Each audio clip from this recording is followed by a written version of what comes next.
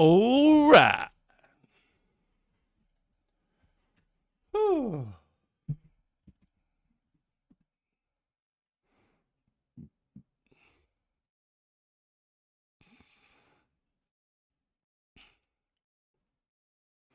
Hello, hello, hello. Wrong John D. Sassy. Hello. All right, let's get things flowing here. I'll spin and go.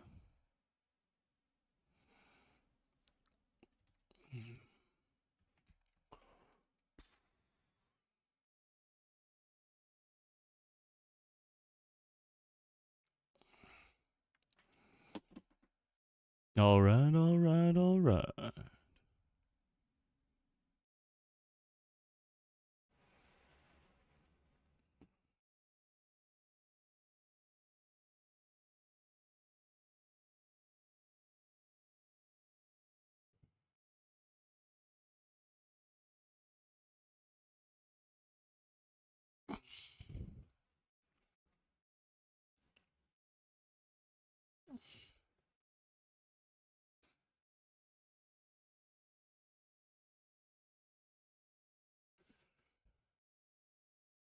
I'll be.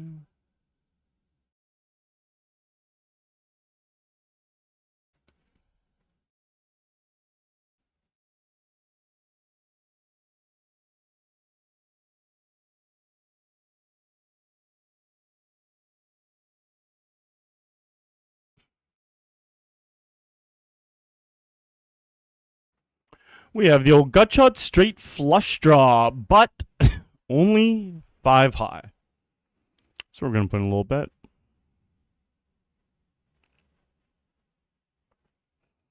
Betting a little bit bigger.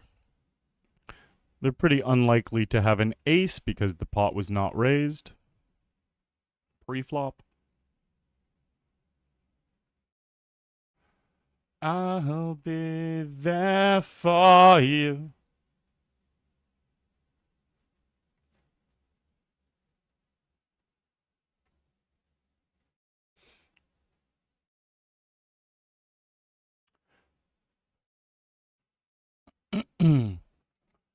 Another heart draw.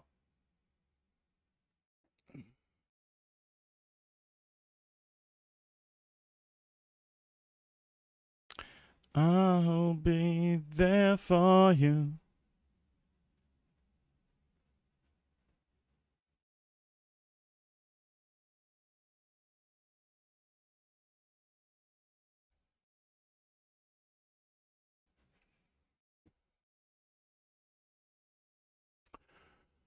Oh, Sunday poker session, guys. You gotta love a good Sunday session.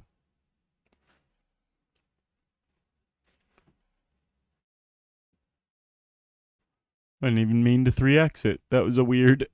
I misclicked the raise button. And then didn't realize I'd clicked... It doesn't... The double click. It was a quick little double click of my finger. Next thing I know, instead of a min raise, it was 3x. They robbed me of a blind.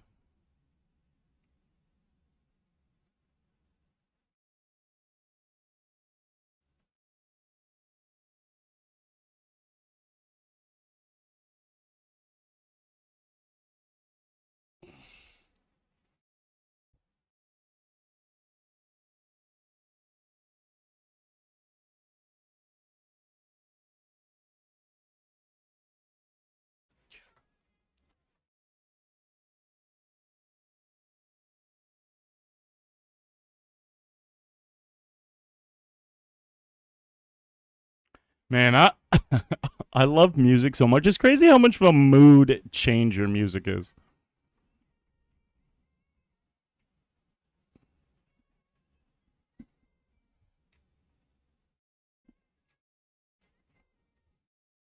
You can go through so many different ranges of emotions just listening to music.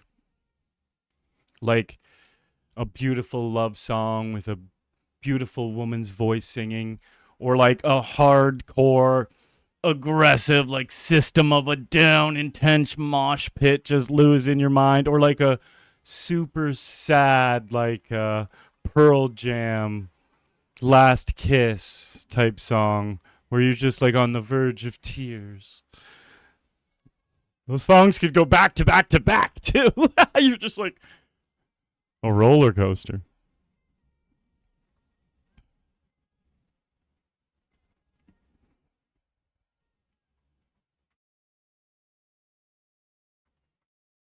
All right, Limpy Dimpy.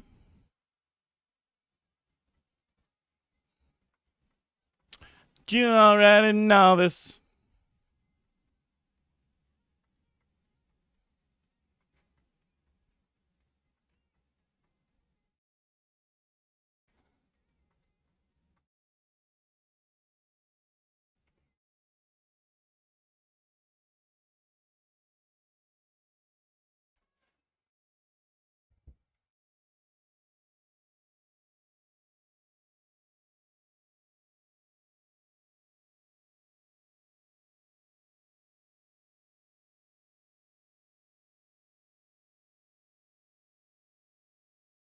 And we won't tell nobody no.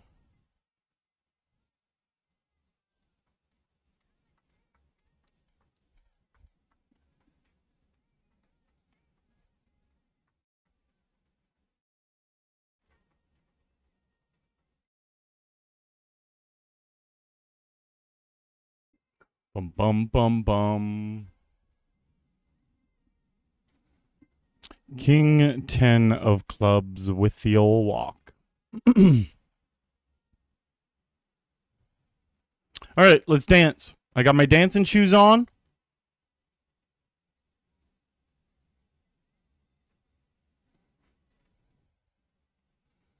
Okay, now we have the lead. All in for 7. No queen, no 10. We need a kinga. Oh. You got there, Phil.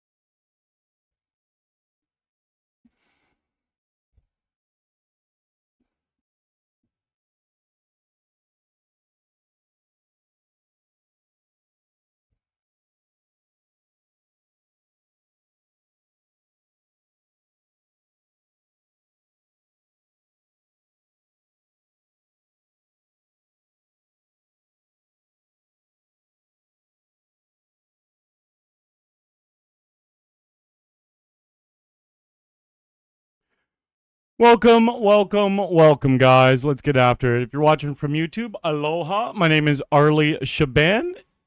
I guess if you're watching from Twitch, my name's Arlie Shaban also.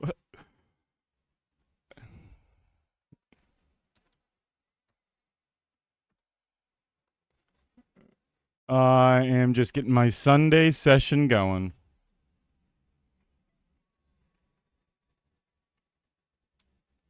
That's the law.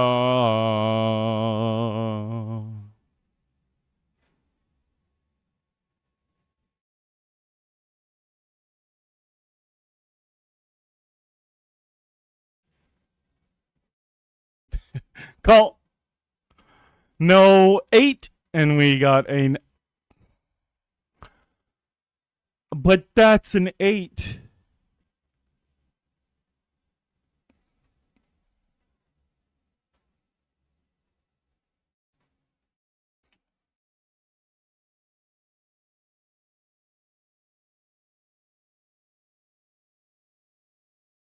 Ah!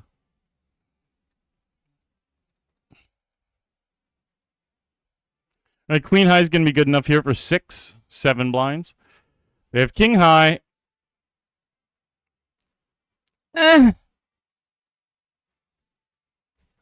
My bird room. Hello. Gambit. Very true. That's suited. I guess we just grip it and rip it. Thank God they folded. All right, no jack, no 9. Ooh, they're open-ended. No 8 or king. This is funny. Whoever has the shortest stack is just winning the all-in right now. Hopefully that's not the case. This hand, though.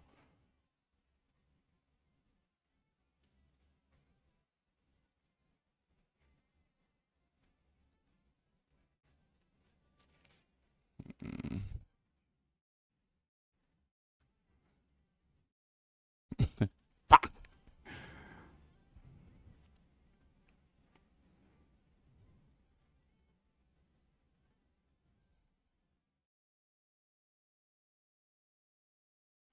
Dance, dance, dance, dance.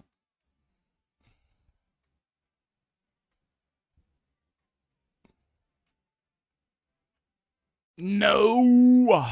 Spinning goes are a gong show, but a gong show that you're just going to have an edge in if the other people taking part in the gong show are making big mistakes. But that doesn't take away from the fact that it's like a chaos gong show. Just like jamming that 10-5 suited. When your head's up with 6 blinds, you just got to like folding 10-7 suited when he jammed for 5. I'm just like, ugh, all those spots are, man.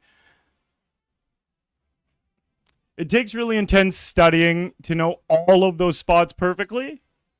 But throughout the years, I've done quite a bit of that studying. So it's nice to just, when you're playing against people who have done none of it, which is a vast majority of the opponents I play on this client, yeah, you're just going to have an edge. But it's a gong show. It's a chaotic, fun gong show. I love spins. I'm a spin guy. I've played so many spins on stream over the last 8 years. So many spins. On the global client, I used to have times where I was doing 10 spins at a time. I even did up to 15. That was so chaotic because I remember that time I literally went heads up in a bunch of them because obviously they're 3-person games. You're going to go heads up. So I'm playing like so many heads up matches at the same time. It was hard to even open up that many, but on the global client, you can pop open 5 at the same time.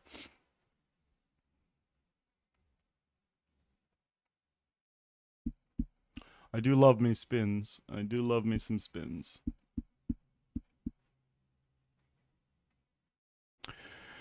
Ace Jack. This guy seemed decent. Like, this guy seemed... Normally, I don't suspect my opponents are regs. Now, he totally might not be. But off that first match, not just because he bit me, because of all his bettings and the things he was doing, he had a lot of reg tendencies. But I don't have any hands on them. So anytime there's someone that I don't have hands on, I never assume they're a reg. I've played so many fucking games, on this client. But they could be a spin and go reg, or they could be a cash reg that is just fucking around in spins today.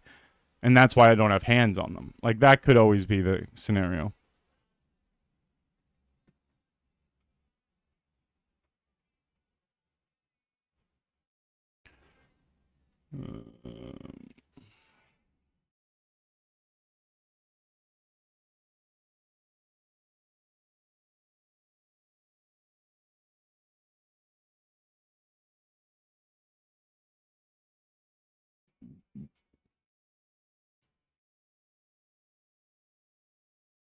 So they don't have many games. I just looked them up on SharkScope.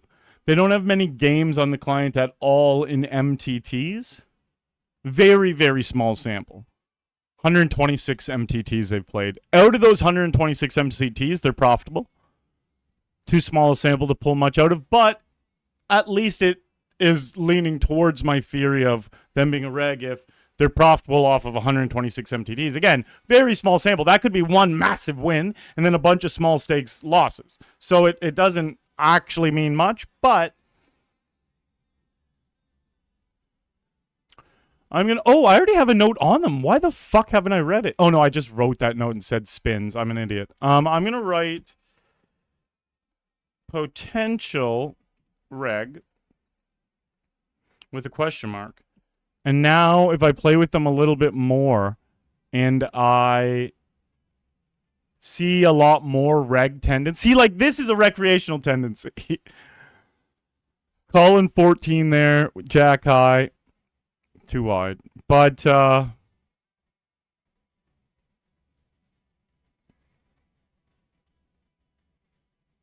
anyways, this guy could be a reg.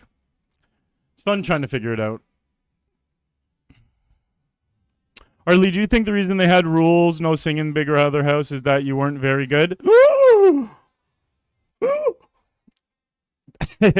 I actually don't even know what the fuck that comment's supposed to mean. I clearly have the voice of an angel. When I open my mouth and I sing, it is the archangels, the choirs, coming through my vocal cords into the world. That's how beautiful the sound that I make when I'm singing is. So I don't know what the fuck you're talking about, Birdroom. Oh, what up, Wee? You're ordering Chinese. That's awesome. Tell us your order. Immediately. Oh, fuck, my alarm went off. I need to throw in my mashed potatoes. I'm making mashed potatoes right now. The water's boiling. I just cut up the potatoes. I literally just need to put them in the boiling water.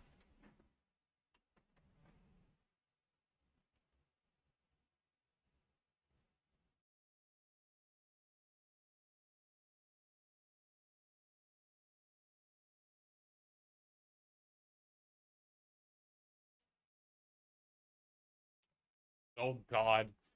The rumors about me are true.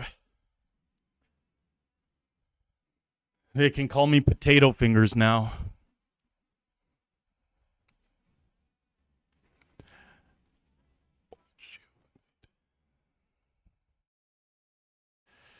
You will watch me fade out.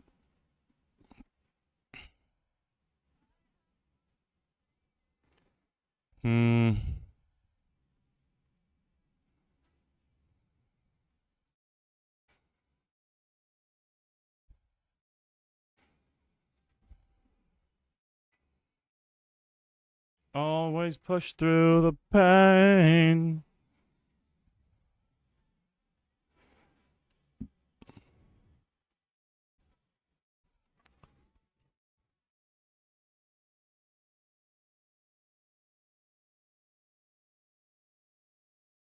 I have the nuts.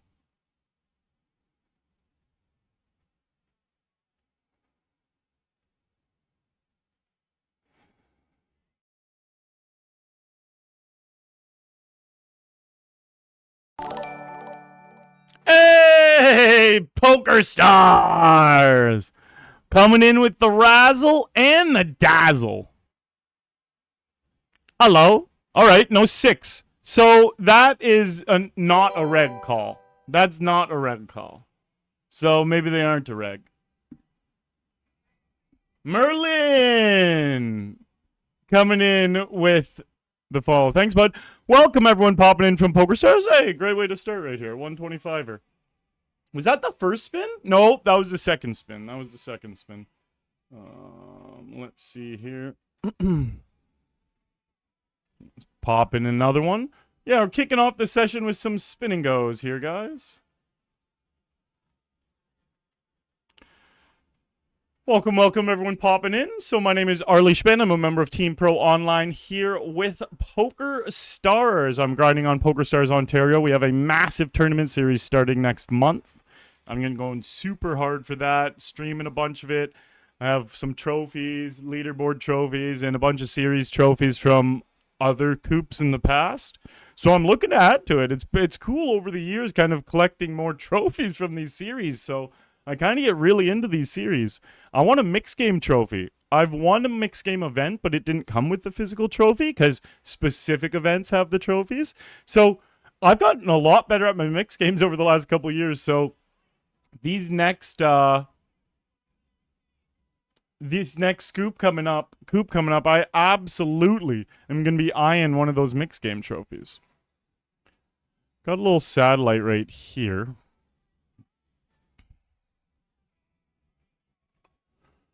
But yeah, just grinding away a bunch, grinding away. So if you enjoy poker content, you want to learn how to crush some small to medium stake players, I can really show how to do that here. In the Ontario client, there's a lot of recreational players. So my play style is really tailored to how to annihilate each of them based off of the huge mistakes that they make. I figure out all their tendencies, make really specific notes on them all, and then exploit them to the max. Like even just this random table, 3 of the 4 people are tagged. Most people on the whole client that I play with, I have tagged at this point. Especially the people who play at all regularly. They don't have to be profitable. They just have to sit with me a little bit and they'll get a tag. So that's something that I can show really well. How to pick apart players' tendencies. Singapore fried rice, curry sauce, and spring rolls. That sounds good either. Exactly, Birdroom. Exactly. All right, it goes check, check.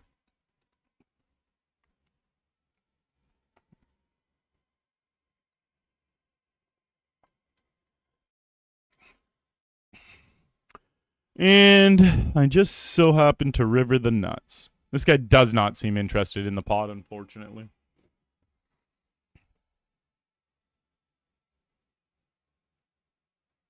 Maybe he rivered a 10? I don't really know what was going on that hand. Ace 9. He just called with ace high. A non-believer. But the thing is, with... Oh, let's see what this spin is. This is what I mean about the player's tendencies, though. So, with a lot of players on this turn, I can lead out. I got the gut shot. He didn't like this flop. But I know this player's tagged red. That's my maniac tag. That means he's a fucking maniac. Those guys I'm not going to take these little stabs against. Because they're a fucking maniac. They don't work as well when you do it against those guys. But against a tight player or against a reg or against most other player types, I'm going to bet right here. But this is just shows like a complete deviation, and it was only because he had a red tag. And then I bet 80% and he calls with ace high, which kind of verifies the... Like, I'm not getting him to fold if I bet small on the turn. Like, I bet big on the river, and he called with ace high with no cards to come. So that's why all those little deviations are just imprinted in my brain on how I play with all these players. When they bet really small on the turn, you know they don't have the 7. Now, if I didn't have the 10, I'd be tempted to bluff here, but my hand's way too good to bluff, so I'm just going to check. Small part of me considered going for value, but a lot of these players are just not going to call light enough. It's like the weight has been lifted. Let's see if we can win our first 2. Oh, I forgot. I lost the first spin. Let's see if we can win 2 spins in a row. I've won, what is it, 5 or 6 spins in a row, I've won a good amount of spins in a row, but I want to beat that streak. Right, he checked it to me, I bet, he raised, and then he checked. Don't talk to me.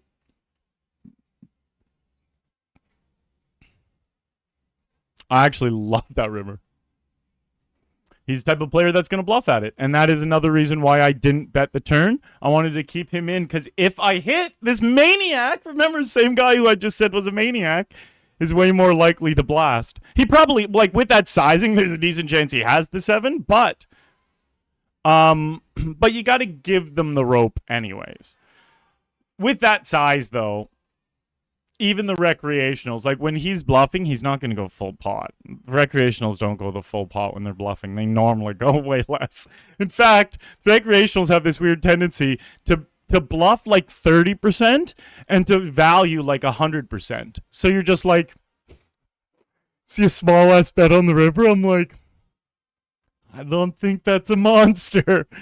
You see a massive pot size bet or over pot on the river? I'm like, are they really fucking bluffing? Again, the regs know how to mix those things properly. The recreationals are so obvious in black and white with how they don't balance or mix it at all that it's great for people who understand how to pick up on it and exploit it.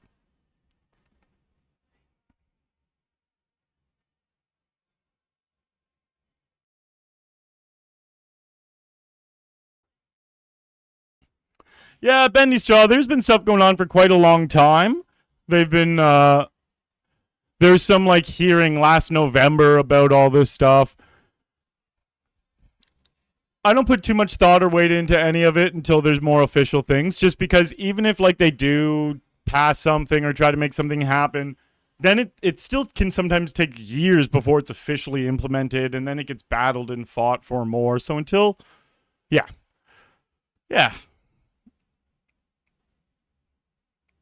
The battle has been going on for quite a while on both sides of that bendy straw when it comes to rejoining the global pool or staying here. There's entities that want us to rejoin the global. There's entities that want us to stay, and they're in court back and forth. Yeah, that's kind of just how it's going, I believe, right now.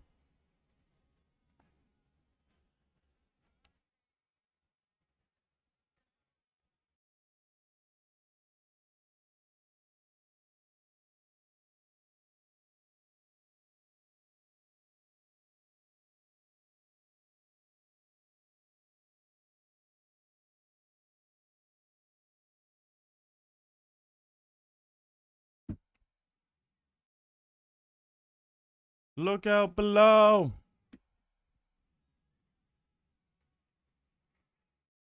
All right, we're ahead. We are no longer ahead. Ooh, we are dead. We went from ahead to dead.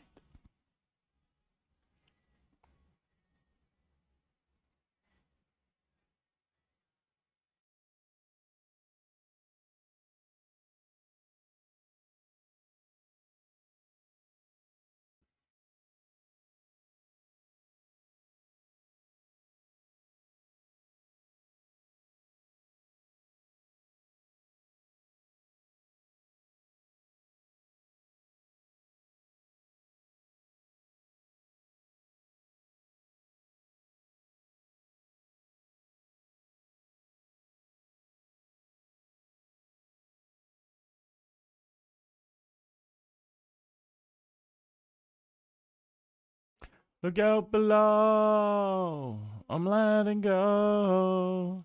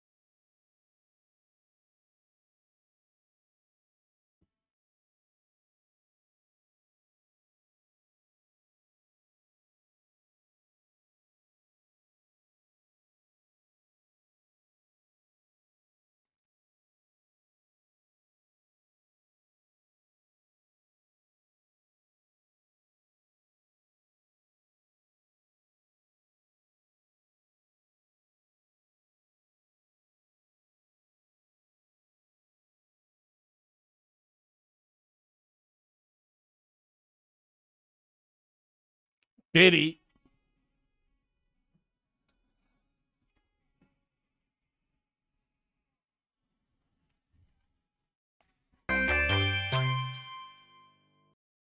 Hey, Raymond. Thank you for dropping the sub on YouTube. Hello, Marcos.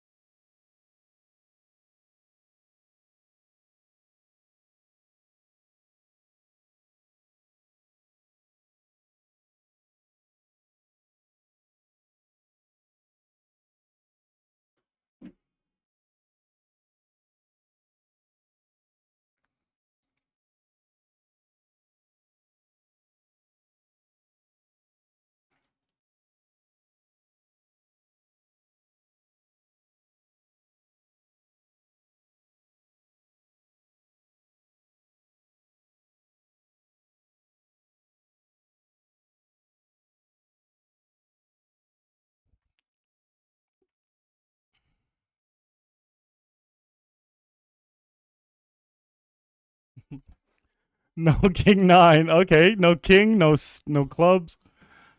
Longa. Chapos. Good evening.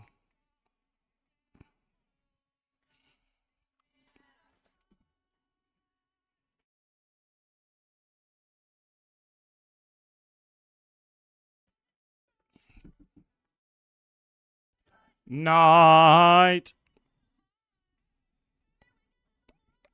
Oh, that was an easy win. Quick and easy. Done in what? How many hands was that? Whoa. Game's not even over. This guy definitely deserves to win after I just totally pre-sallied right in his fucking face. He deserves to win. Like, I clearly am not going to win after what just happened. Heart. I deserve the punishment you guys are about to witness.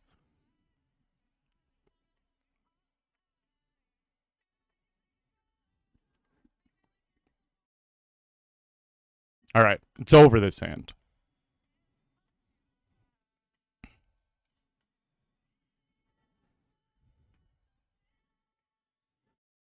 Meet me at a spot.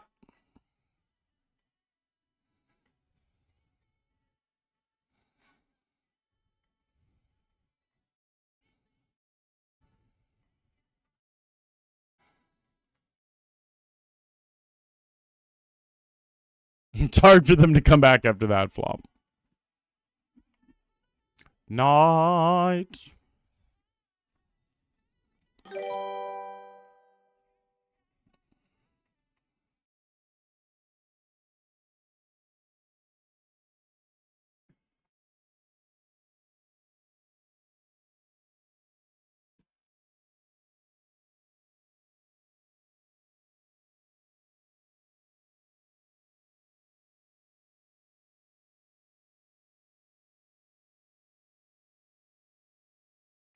Bendy straw, yeah. From all the rumblings I've ever heard is I believe the most likely scenario, definitely don't hold me to this, is Alberta is going to get closed off and maybe Alberta and Ontario get to join. But again, there's dozens of scenarios flying out right now. Out of all the scenarios I've heard, that one kind of makes the most sense to me. Could totally be any of the other scenarios, though. I don't truly know. And I think it'll be like a very long time before we actually find out. Because this talks...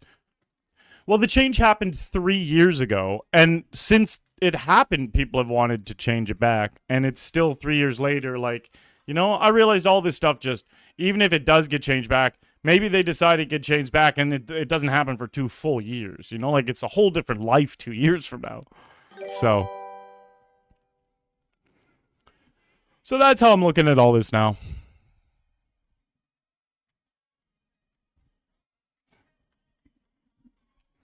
Aye.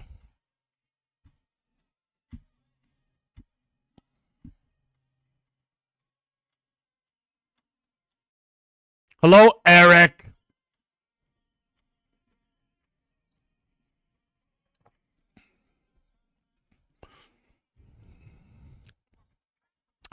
I like that.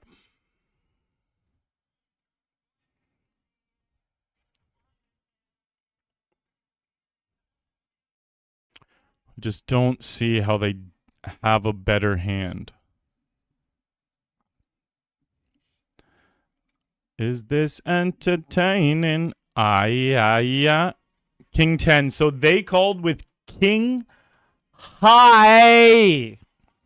They called with King High. So I have them tagged purple. That's a perfect tag for them.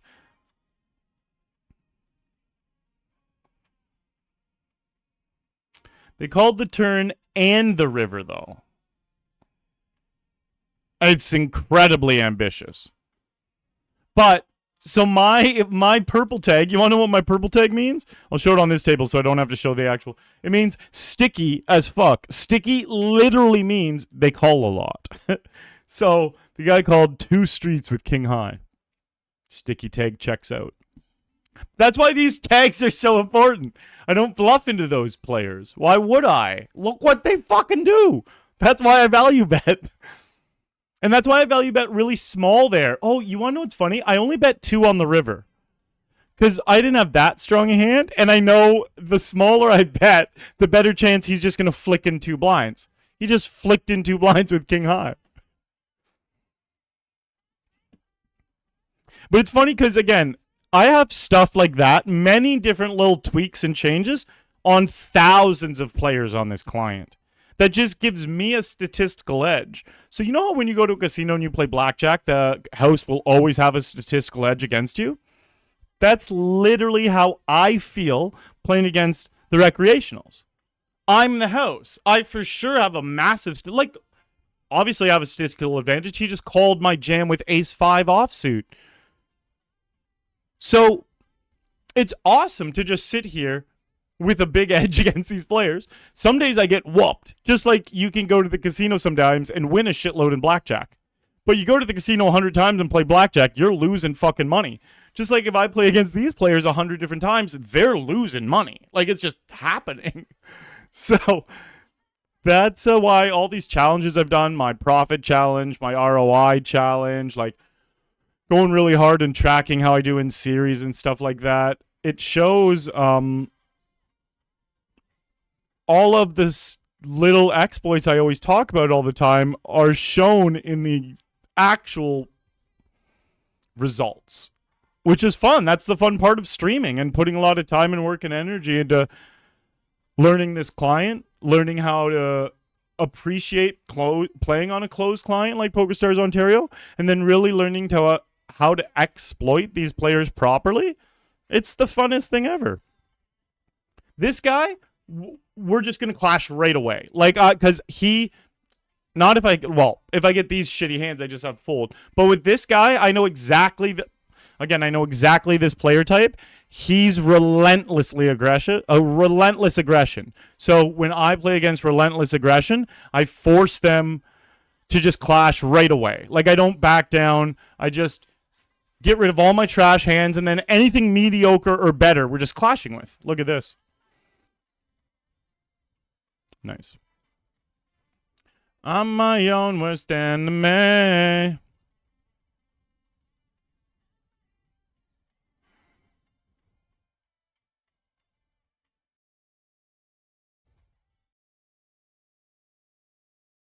On my own worst enemy. Didn't connect at all. On to the next hand. And I can't jam this over his min rate. Oh.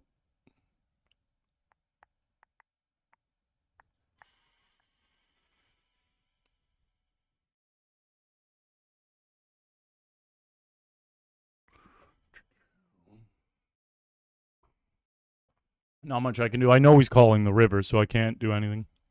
I just have to hit. You have to hit. When you're playing heads up against players like this, you have to hit. Because you can't bluff them off anything. I will never bluff this guy off a hand, but knowing that gives me such a huge edge. But just to say that, I always have to stress, like, it's heads up. He's gonna beat me easily 3 out of 10 times. Every time. No matter how, nothing I can do. Because you can't get it in much better than a 70% favorite. Like, not over and over and over again. Because sometimes it's going to be flipped. Sometimes you're going to be 90%. Like, 70% favorite in a heads up is as best as you could really ask for.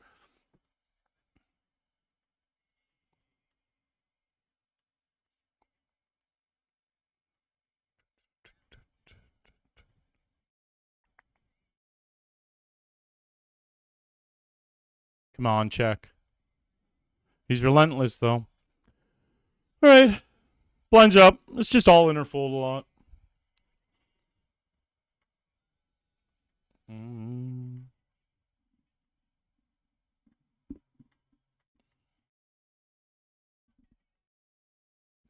I'm in ecstasy.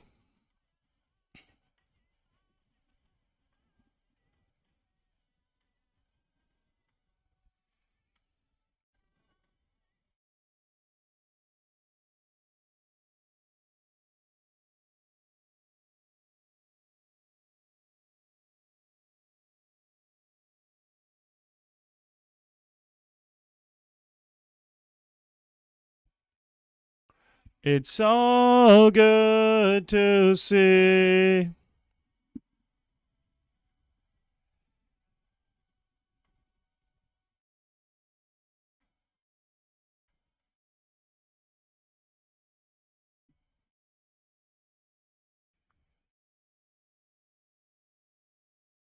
I'm in ecstasy.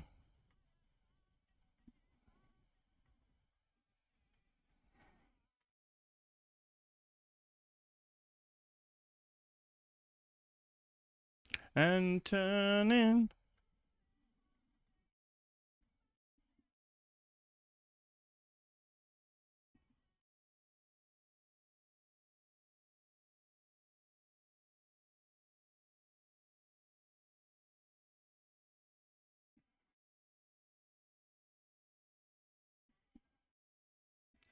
Alive.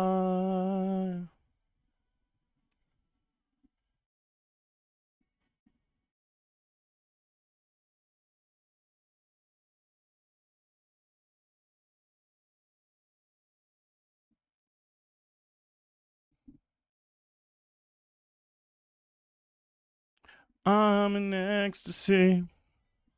I've been really card dead the last 20 hands.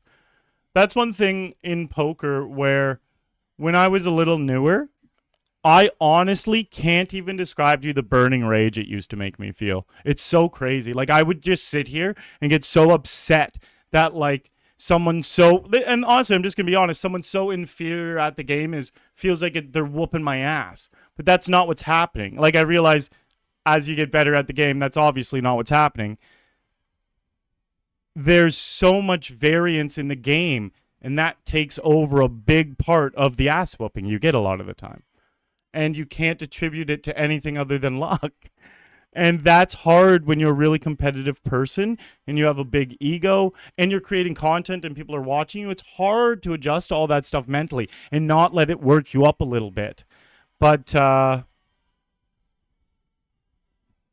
sometimes you just have to slowly lose. Like if he jams, I have to fold. Like you just have to play the game properly no matter what. And sometimes the sequence of cards and the way they come out means you lose for sure. And you just have to accept it.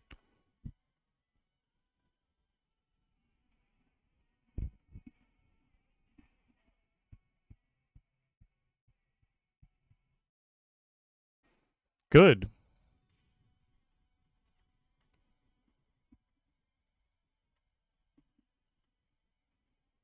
Perfect. And then he calls with King 4.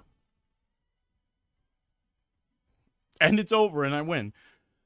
I just had to stay patient. But easily, he could have just won. I got lucky with my 7, but I played good. And the thing is, the 8's hand was a good example. He min-raised, called off King 4 offsuit. Really not the way to do it, but I'm happy I got that win because it's always a wiener play when someone just gets a huge string of cards and takes you down.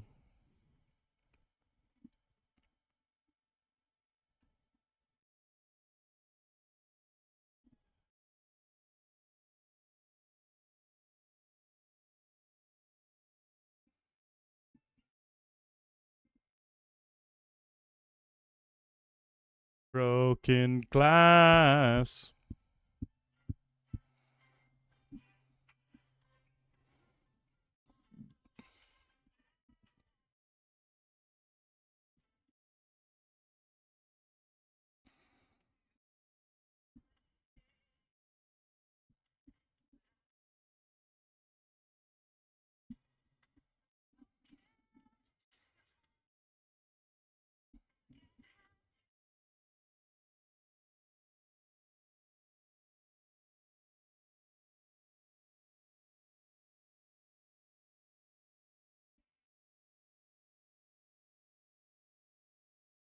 Feels just like I'm walking on broken glass. Broken glass.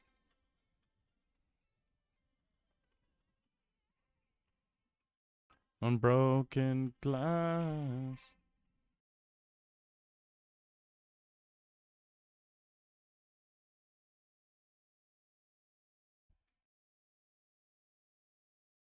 Bum bum bum bum.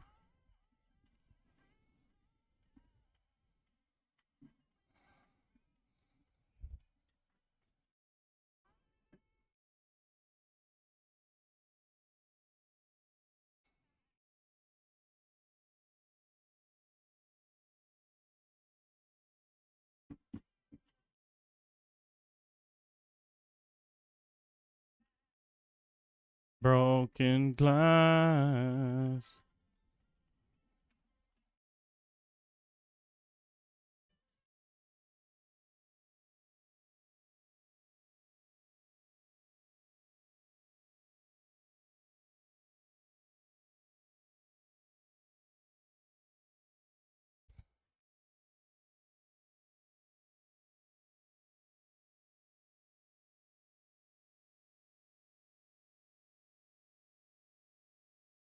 Fold.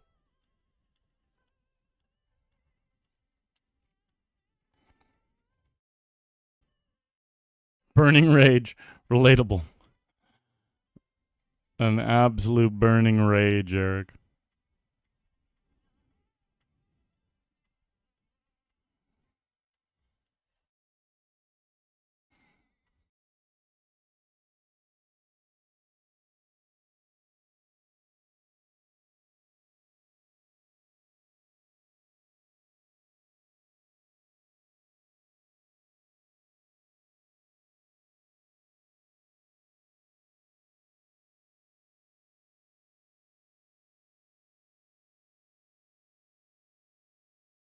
Queeness.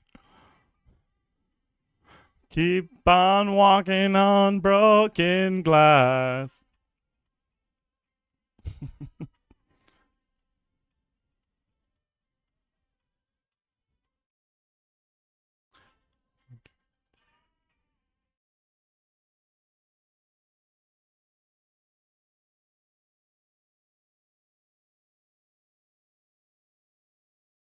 Walking on glass.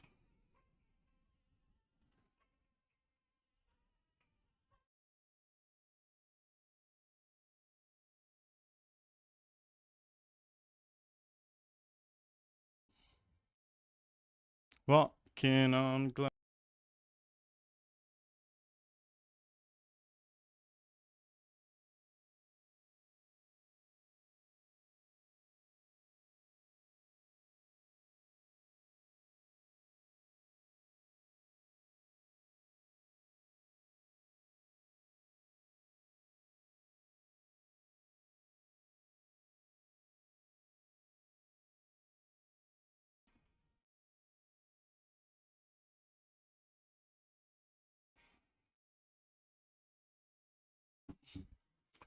Dun-dun-dun-dun.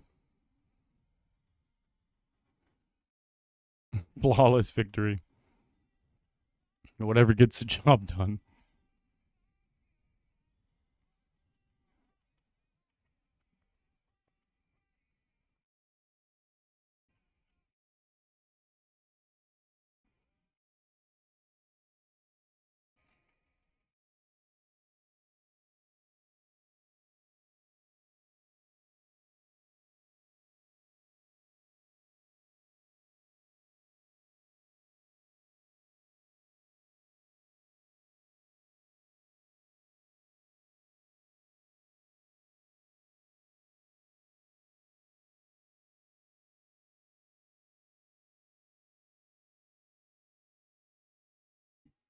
For a while.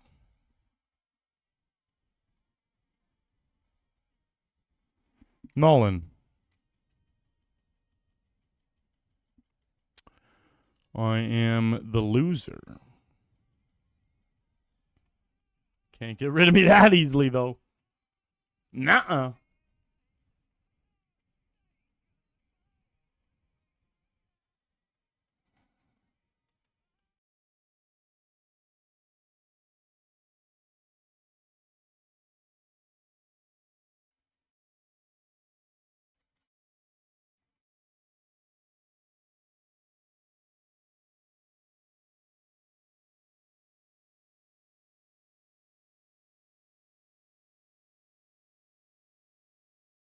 Well, yeah, I got a fucking mashed potatoes at break. I forgot I got mashed potatoes cooking right now.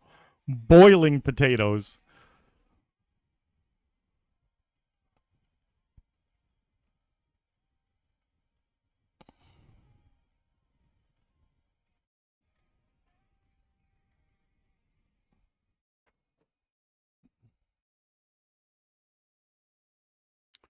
We're all okay until the day we're not.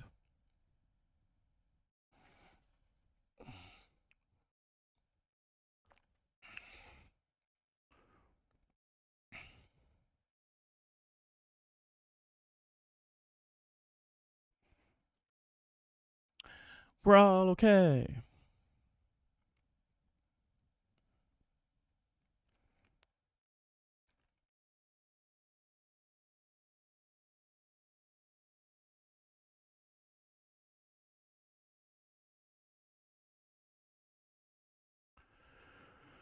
All right, guys, got a break now. I will be back in 5 minutes.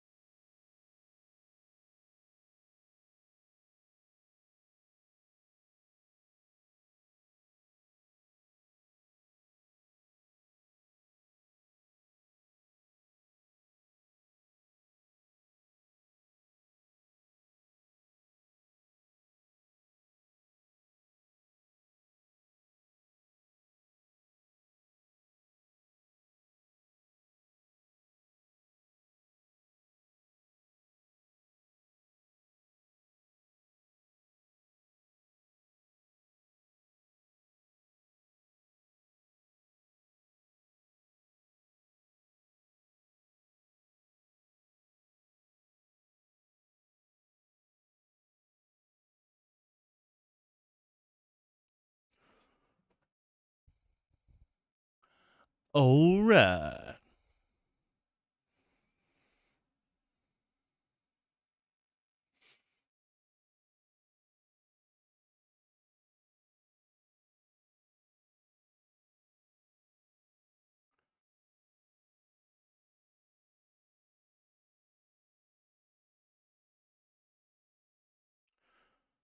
All right, all right, all right.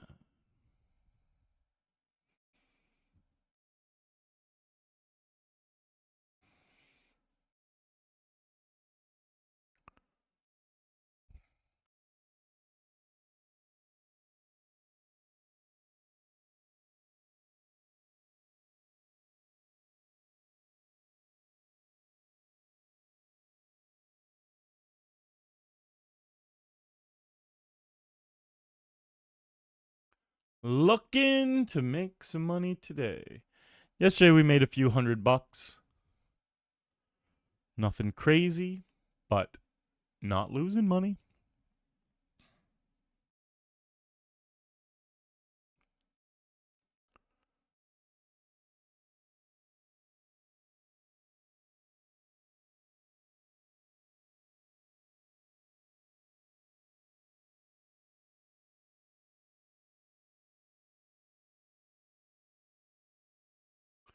Well, well, well.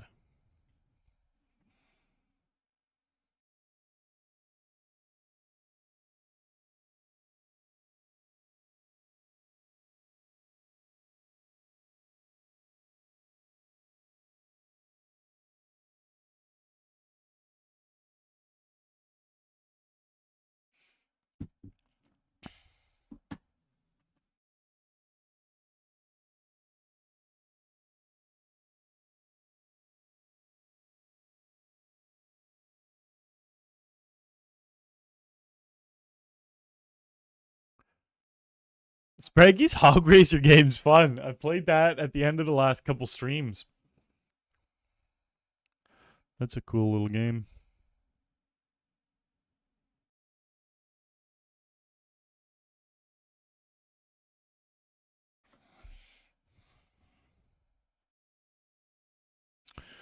Fold.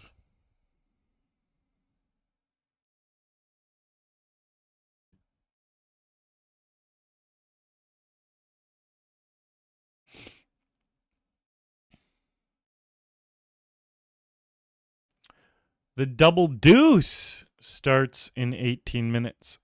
I came third in that yesterday. It was a really wild final hand, actually, for me. I had pocket jacks. One of the guys had pocket queens. And the other guy, I think, had king something, maybe a hand like king 10 suited, king something. And I got eliminated. The king hit something. The queens beat me anyways. I came in last. That hand came third. What a clash! You don't see hands like that often though. Like a 3-way all in with 3 people left. Very rare. And it normally is the kind of situation that you see where the first hand that jams or that goes all in, it's like the short stack kind of standard stuff, like king 10 suited, and then like the other two both have monsters, so it's unavoidable. Like I had Jackson, he had queens. It's just like, oh, it's all going in now. The sickest part of poker is when you're in that scenario, and regardless of which hand you have, just like winning that hand at the end is the best feeling. A 3-way all in, because winning a normal all in feels so good, but winning a 3-way all in, and then especially if you're final 3 of a game, my God, it's a good feeling.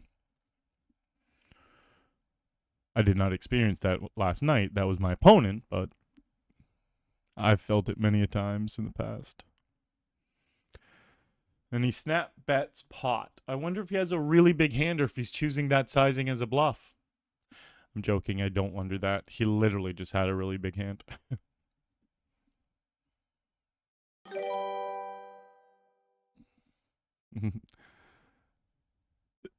That's a good strategy for a goalie, Birdroom.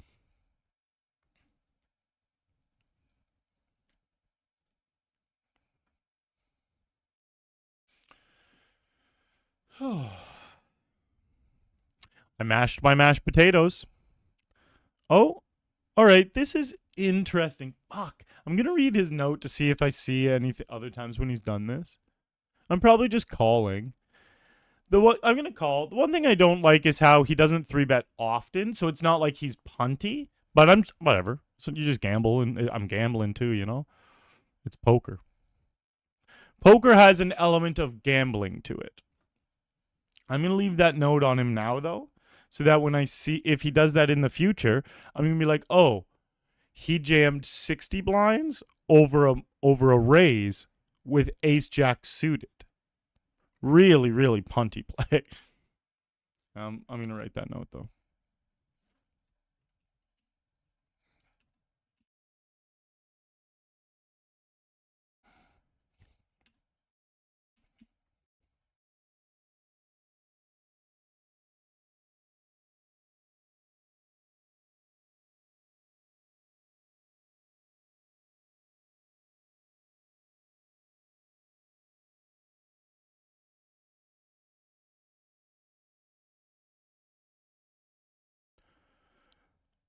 I got in a nice cardio session today, just before the stream. Gambling's bad. Save your money.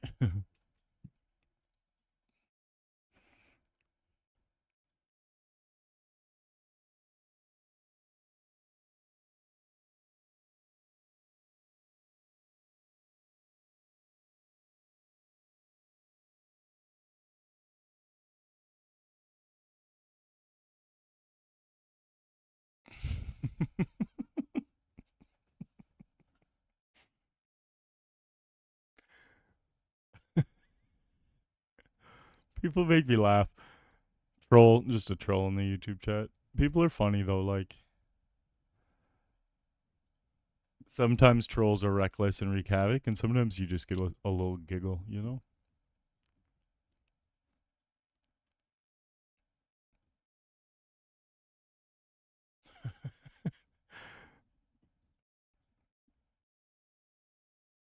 Man, this guy, see, so certain stats jump out at you. Now, again, this is only 555 hands, so it's not the largest sample in the world. But it's 500 hands, you know? It's not nothing. He has a 89% fold the 3-bet.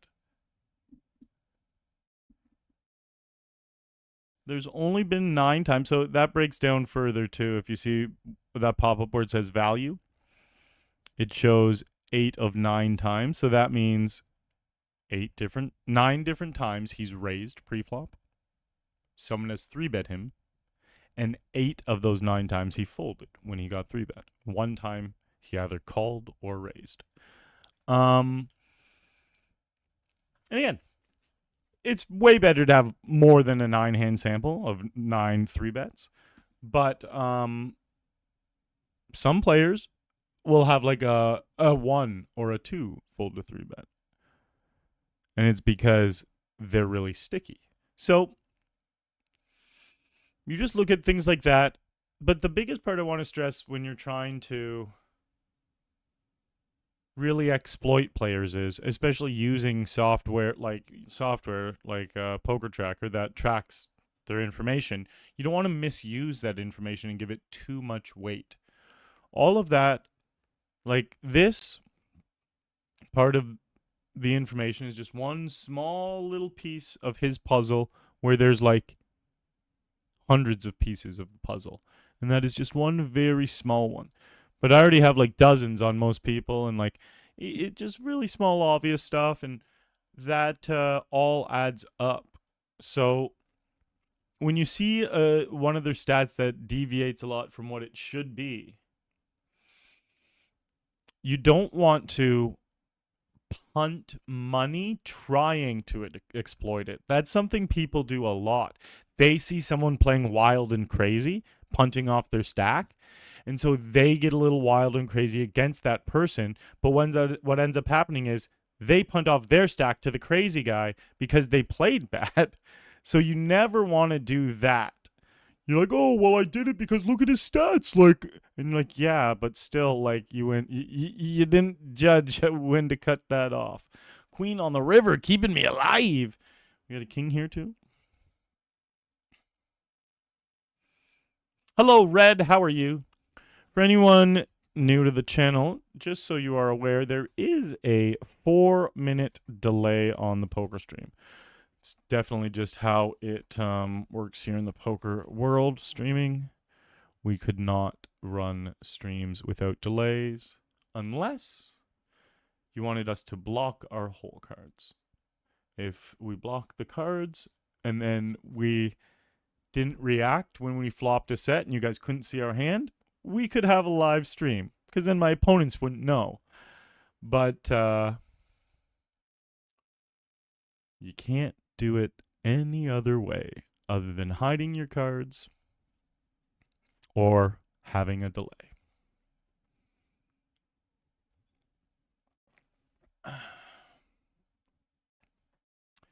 Those are the ways.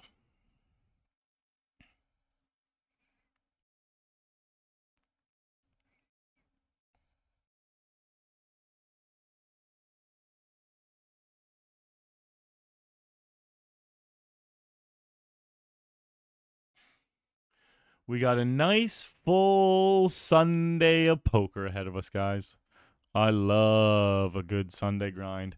I don't always get them in, but I do thoroughly enjoy them. There's some great games on a Sunday. So I'm raising into 2 guys I have tagged as maniacs. Proceed with caution. Like, I proceed with caution in these scenarios. And then here is a really good reg. So it goes 2 maniacs, a really good reg, someone who's untagged and new to, they have probably a newer account because I don't have hands with them. And then 2 recreationals. This guy really tight on his 3-bet. This guy a little bit tight on his 3-bet.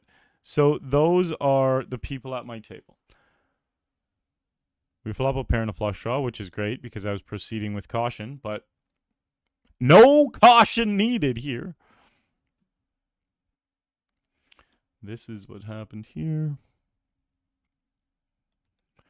And then I'm just going to full pot it.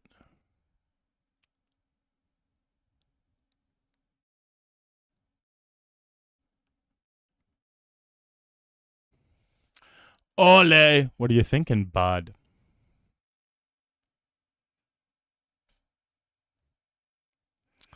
All right, one of the worst rivers, and then he snap leads out pretty decent. I can't fold here, but honestly, it's not a great spot. The quick action and the size is going to be a king. I actually just can't fold. I'm not even considering folding. It's just not a spot I can fold, but I'm just talking about, like, I know I'm going to lose here a chunk. It's just a scenario where it's a cold deck when they have the king. Nice. He's a maniac, though. So again, I was just talking that out. I wasn't using any time to think about folding. I was very clear about that one because against a maniac, it's torching money if you're folding there. But he did the exact thing that most recreationals do when they hit monsters. But that's why these maniacs, I have to tag them as maniacs so I know for sure that they're capable of chaos. They're capable of the stuff that I don't think regular yellow tag. So a regular yellow tag, I'm going to fold that river. I actually am folding that river probably 100% of the time to a yellow tag. I'll say like 80 to 100% of the time. There's some reasons why maybe I wouldn't. But yeah, the maniacs, you can't give them the benefit of the doubt. You just accept coolers against them because way more often they'll have punts.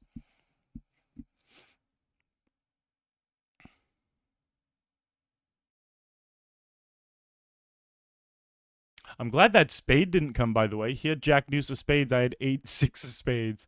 We had a flush draw. That fucking spade came. I was toasted. That's interesting that he snap bet 75 or 80% pot on the river with a bluff. I'm going to write that note on him. I'm going to stop telling you guys exactly what notes I'm writing. Today I've been breaking down things a little bit more, but it's like the reason why I can't do this every stream and break down exactly what I'm picking up on each player is a bunch of them watch. And literally I just give away the exact secrets of how I beat them in like a detailed, almost braggadocious fashion because I'm streaming and explaining it. But it's like they can fully use that against me. I give them the formula literally of how to beat me. So all I'm doing is praying they're not watching when I do that. I'm like, my God. Because some of these people I've figured out over years as well, too, you know? And if my notes got exposed, which sometimes I show them, but like most of the time I don't. Especially like if some of the players' notes got exposed that I've done a lot of detailed work on, and they saw their own note, I would be fucked. Like I couldn't imagine if I got to read my notes that a bunch of people have on me. And imagine they didn't know I saw those notes. So that's why I have to hold my tongue a bunch when explaining this stuff. But let me write this note. Let me click off and write it.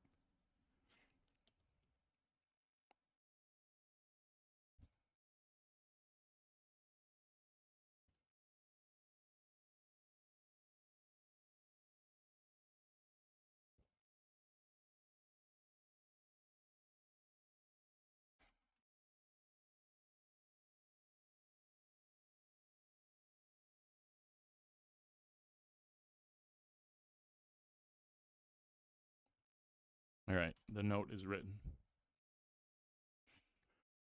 But yeah, anytime, because there's so much fun, cool stuff I pick up all the time on these players. And I do break down a lot of it. But there's other times where I'm like, I can't fucking say this. Like, especially if I know someone watches, I'm like, oh, it's fun to like explain my thought process. But a lot of the time, I just have to fucking keep it in there because I'm like, this guy is going to railroad me with this information if I put it out there. I'm sure there's been so many regs that have watched my stream and heard me walked with aces. This happened yesterday too, and have heard me say shit and then completely flipped based off of what I've said. The regs can use it so much more against me than the recreationals can, but I still wouldn't want the recreational to know like specific things.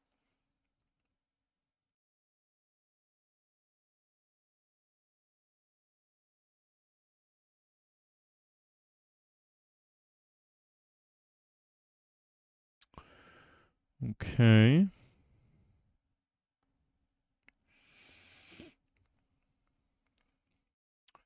I guess I should.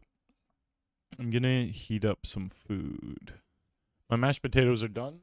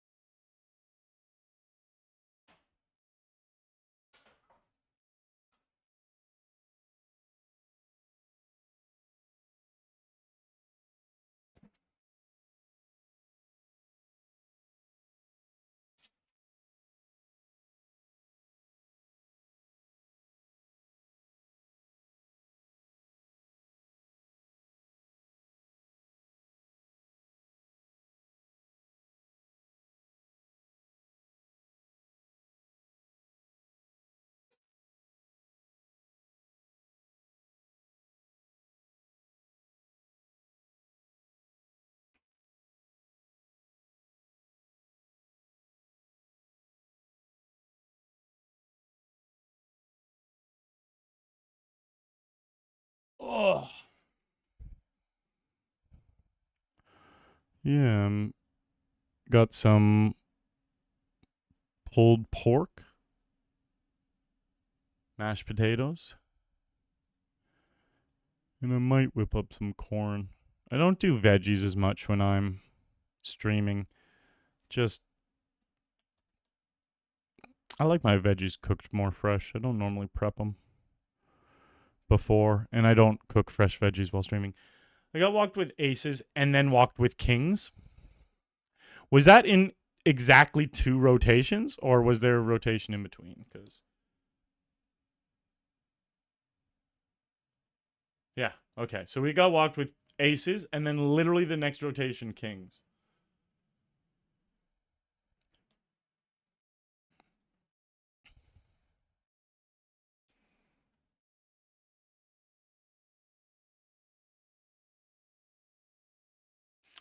Red, very cool. Yes, back in the day, the famous Lex host. That link is still in chat.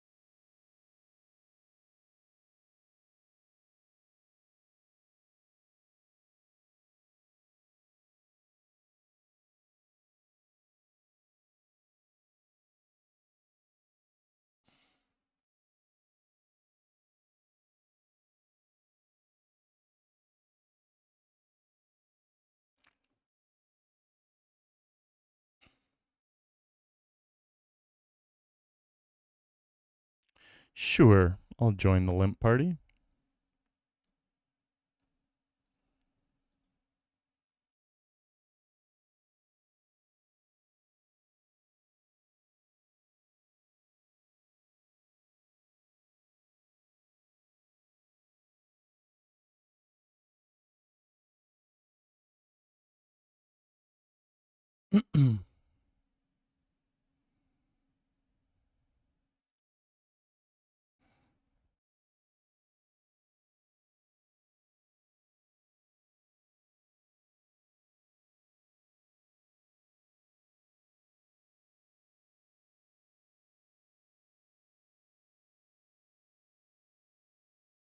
Little Jack on the turn in a big old family pot. I also still have that gut shot.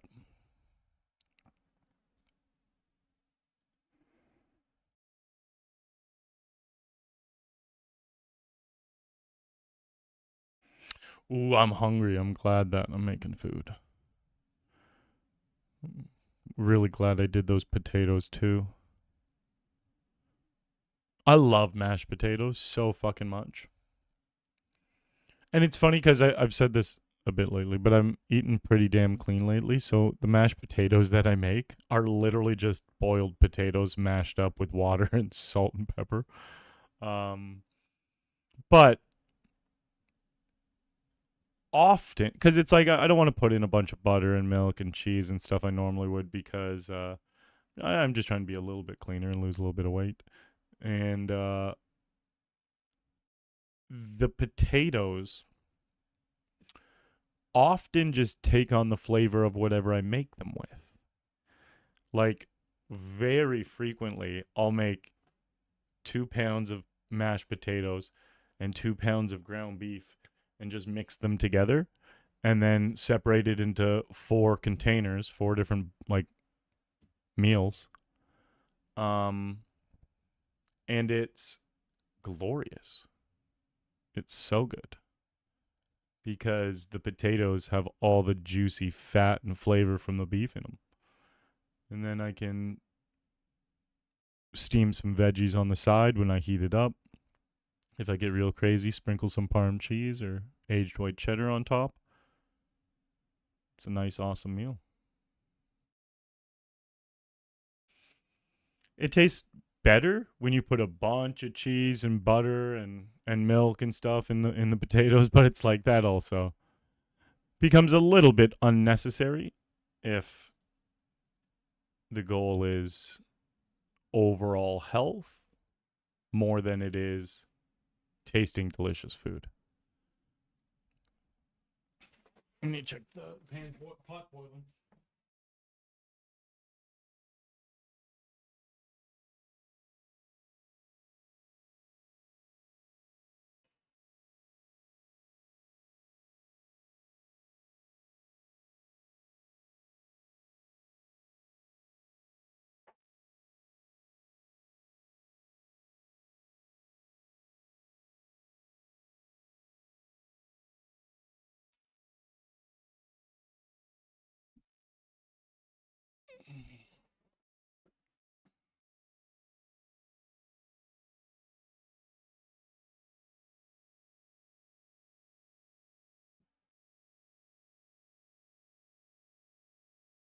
Oh, okay, I got you, Birdman.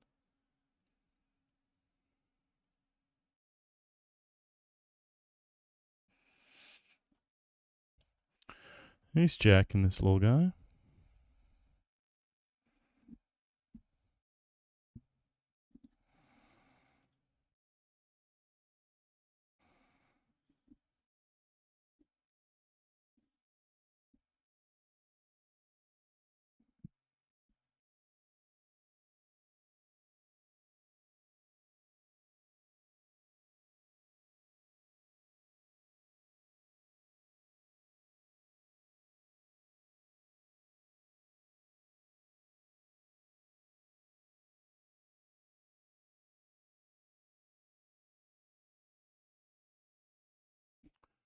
Golden.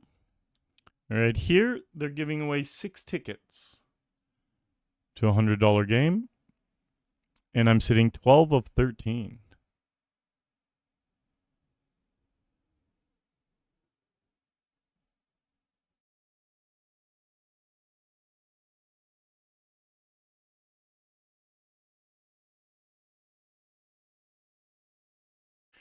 Vindozer.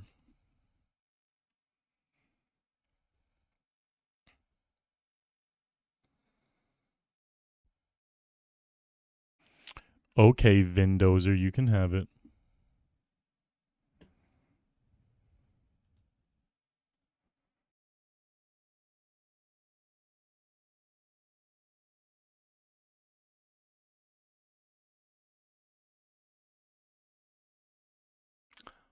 I'm all in.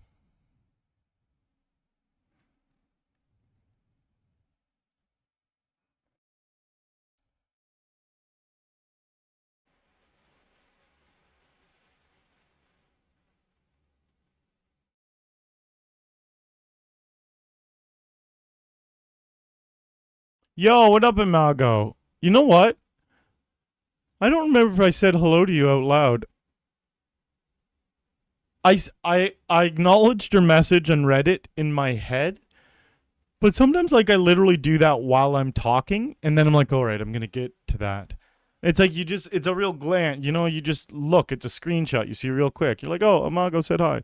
And then I'm talking, and then I'm like, and then I just clicked in, what was it, 20 minutes later, where I'm like, wait a minute. I don't think and maybe I did, maybe I'm an idiot and I did acknowledge you out loud. That stuff I can forget sometimes too. But anyways, I just wanted to say what's up. Good to see you. And I wonder if I acknowledged you out louder or it just in my head. Jack! Get out of here, Alex! Goodbye, Alex.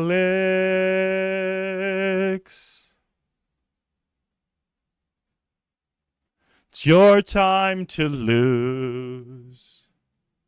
You shouldn't have called my all in. And now you are gone.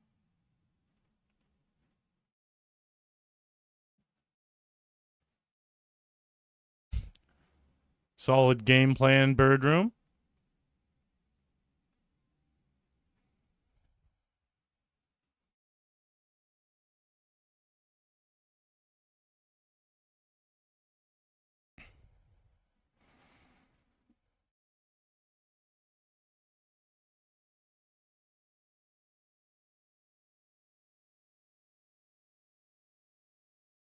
Yeah, the air show's been in Toronto all weekend, and it's literally right over where I live.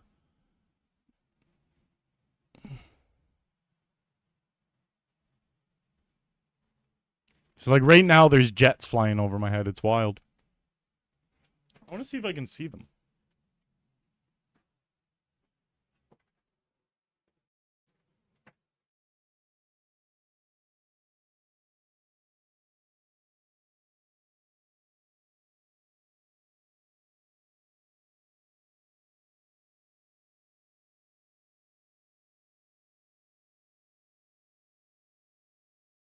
No, I'm kind of in between two buildings. You guys probably...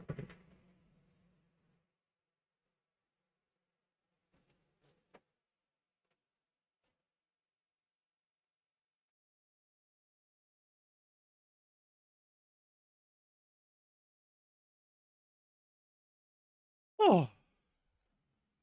You guys probably couldn't hear that because the mic has suppressors and noise gates on it and stuff, but it's loud as shit.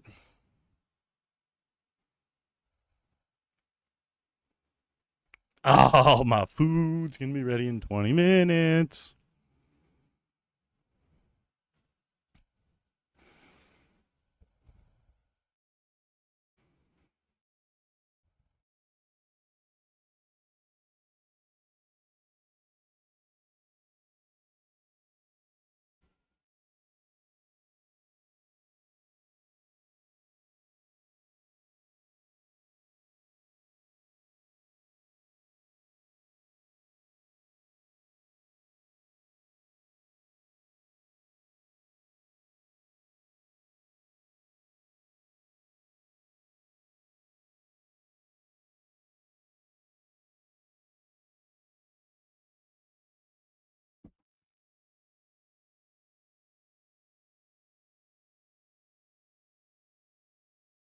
Fours. Okay.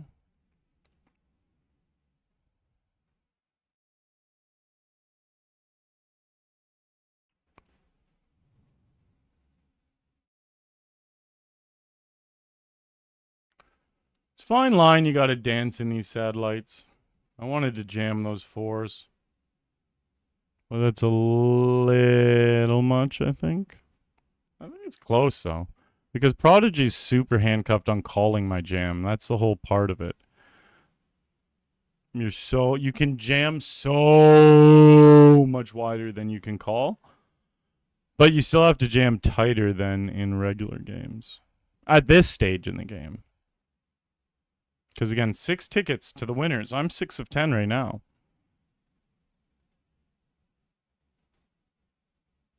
If everything just played out as it should and the short stacks busted one after the next, I would get the same prize as everyone else in the top 6.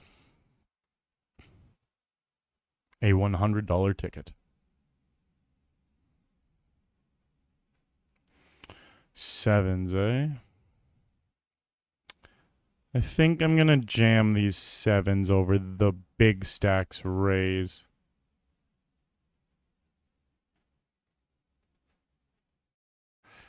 Oh, not going to. I would jam over anyone else's raise. I'm just not going to do it over the big... I hate that the big stack's to my left. It actually... One of my whole strategies in these is normally I can bully the fuck out of this guy near these bubbles. But when the big stack is a competent enough guy, I just actually can't bully him the way I would a short stack.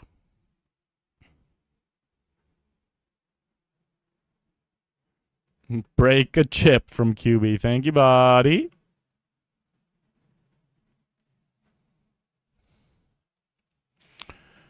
Okay.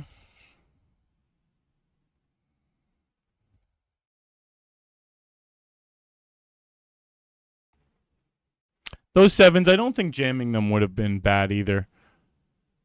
I think that's like the 6s and 7s are where I'm a little cuspy. 8s and 9s, I'm literally just going to jam. 6, 7s, 5s, I'm like, oh, I guess I'd probably let them go. 4s, 3, 2s, it's like, yeah, I can fold.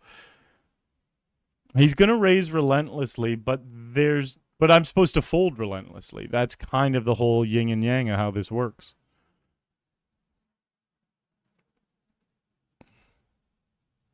All right. Tens is good because there's no him to act before me.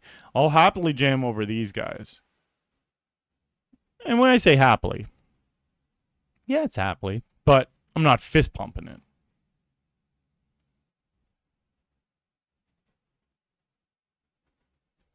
But I'll happily do it.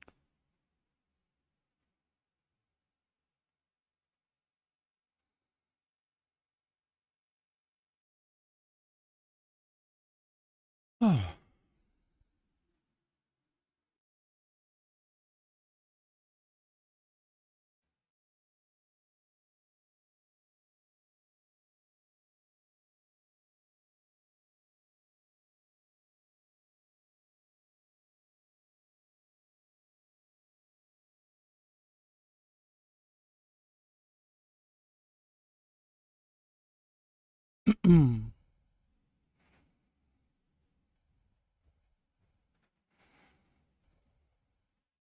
Six of 10.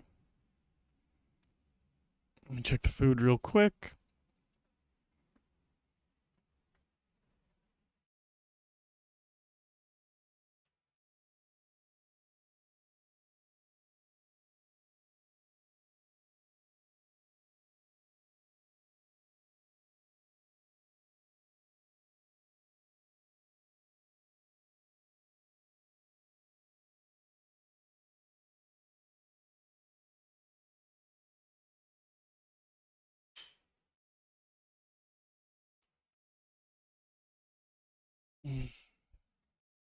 Tempted to rejam here.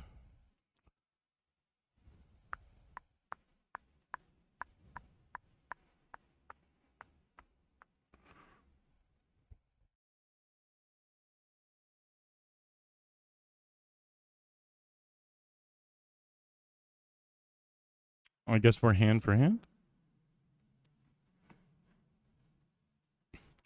All right. These jacks are going in. Really don't want to see a little Rue jam. It would be so much better if I get to jam. But it was a spot where we weren't folding and we were just going to take our stand.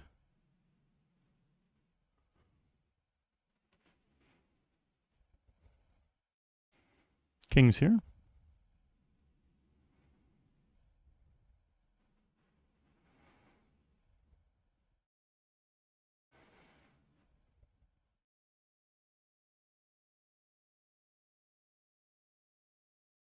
Oh, he donk bet.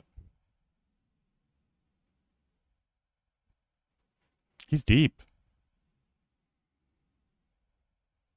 Not one of the turns you want to see. He definitely likes donk betting straight draws like Jack 9.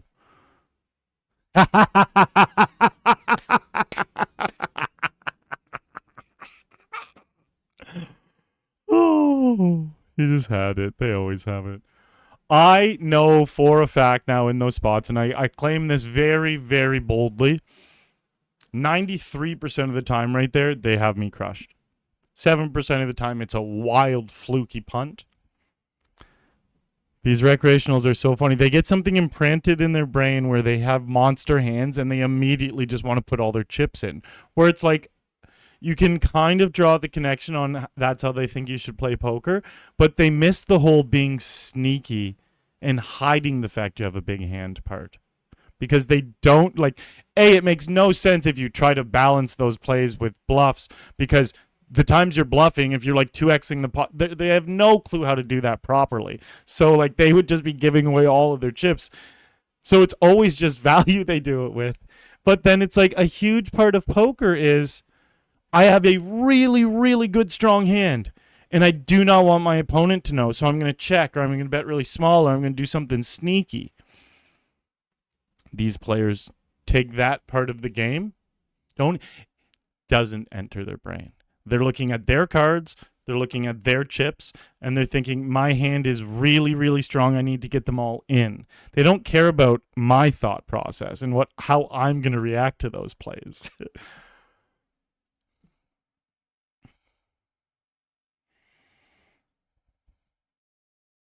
And when it is the 7% of the time, when it is just a punt, they get tagged a maniac, and I make a specific note on them. And we saw a guy earlier. And then I explained how this is a spot I would normally fold, but I'm going to call. And then I called, and he was a maniac. I'm like, that's why I called. So it's like, until these players get exposed to me that is somehow one of those 7% wild, crazy punts, and it's not just super value, I will always think it's super value. And then if it ever gets exposed one time that I was wrong, then they get a note, and forever I'll be able to judge them differently when they make that bet. So that is just, again, another example of that really big bet that these recreationals seem to love to do, and it either goes pot, 1.5 pot, or they just jam all in for however many they have. Sometimes 2 or 3 times pot, 4 times pot. They just put all their chips in because they're like, my hand can't get better. Insert chips to center. That's how I make so much money playing poker, though, is when my opponents have that type of thought process. And I'm just like, cool. Well, I know how to make money off that. Can everyone have that thought process? So we actually don't get a ticket. Very sad. You just lose a flip and you're out. Poker.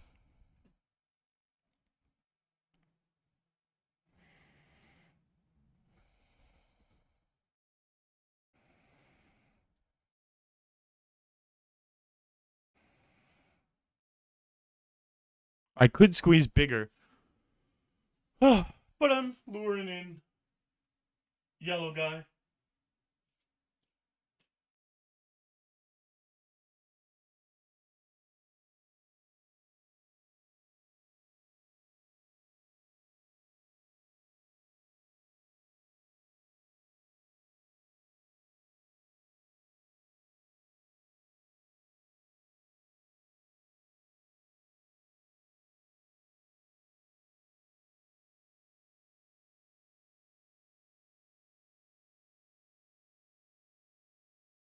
I was in the middle of this hand?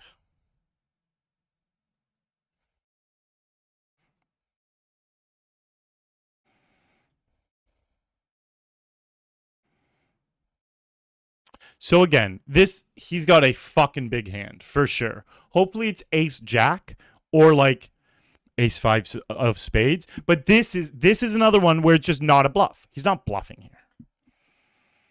93% sure of it. If he's a 7%, he gets tagged. Ace jack called it fucking perfectly. Doesn't matter that he hit. That is the part of poker that you take out of your brain completely. How about these fucking reads, though? I know exactly what these players are doing. That min-click raise. I said, he definitely has a monster. I took aces and kings out probably, though, because of the pre-flop action. He didn't pop it up more. So, yeah. I just have so many of those scenarios where I say something or feel something or have notes on something or have an instinct about something, and then it gets immediately validated, and I'm like, cool, this is right. The way I'm thinking and playing about this game is correct. And then just consistently making money for years and years helps validate those thoughts as well.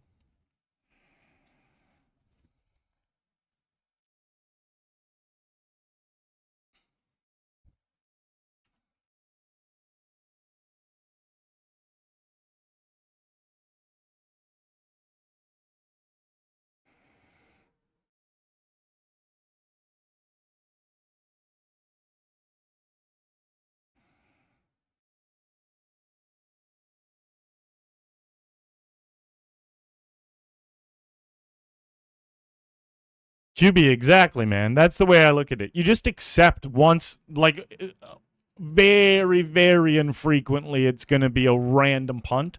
And, like, almost always, it's exactly what I just said. Oh, that min-click raise, probably ace jack or something like that. Like,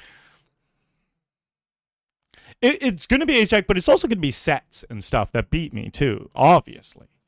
It's just, I'm like, hope it's ace jack, because that's a hand that makes perfect sense. That would do that I still beat. That's in his range. All in here on the stone bubble.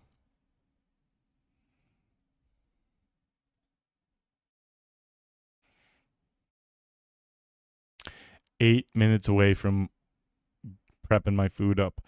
Yeah, I'm going to get some corn with it too. And then I'm just going to mix together the pulled pork, the potatoes, and the corn. Just eat it like a slop bowl.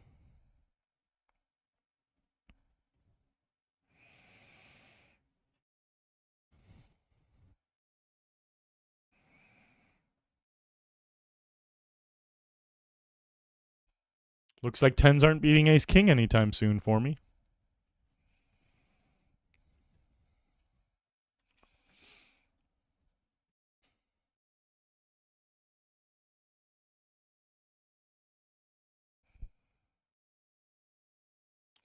So yeah, I won the double, or I came third in the double deuce yesterday.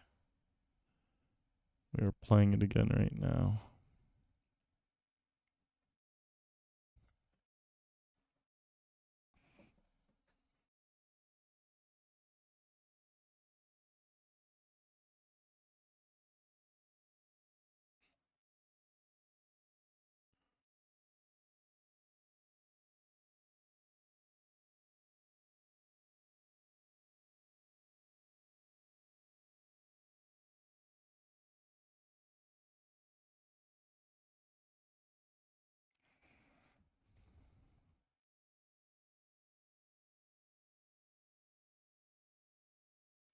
And the excitement you can feel just before you're about to eat a tasty meal.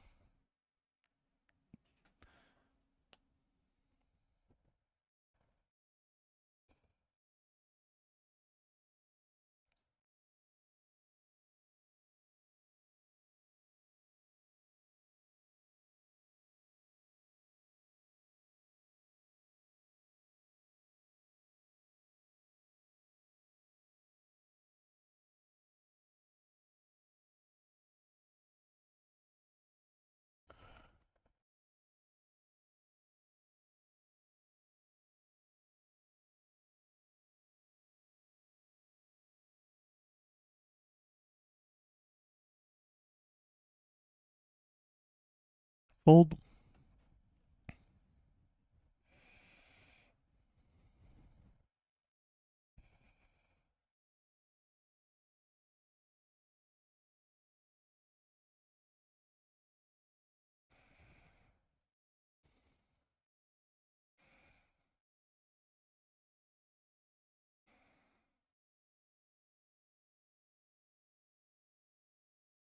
Tens are just getting mucked up all over the place by ace king.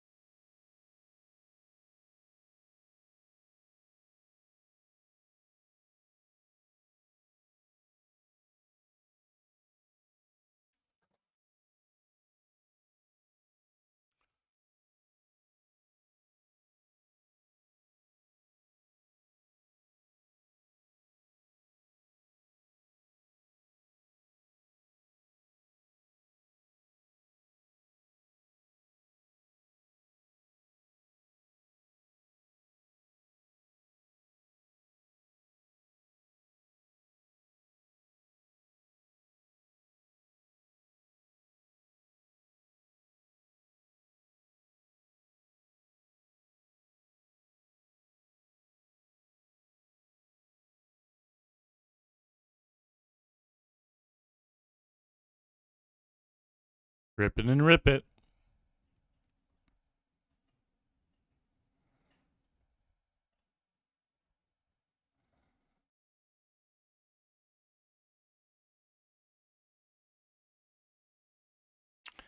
Sigh.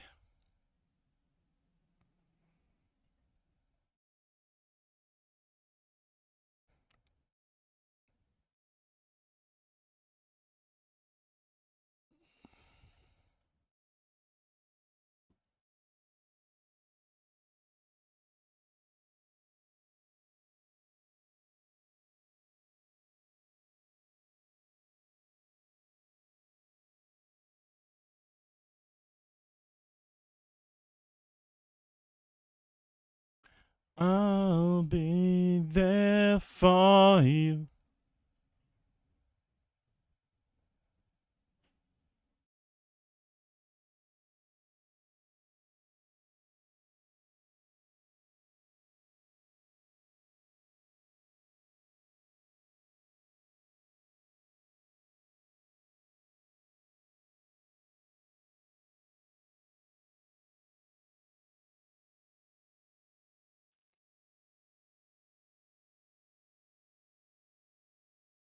Pulled pork, mashed potatoes, and corn.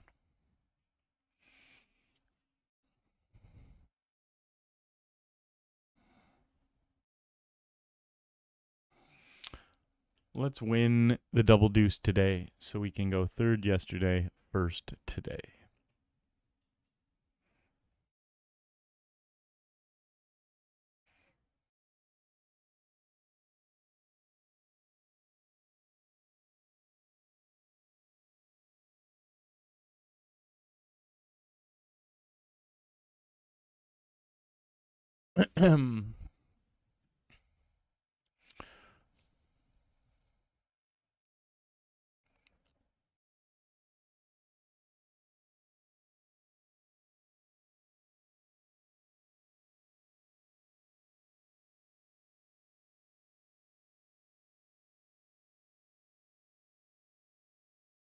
I'll be there for you.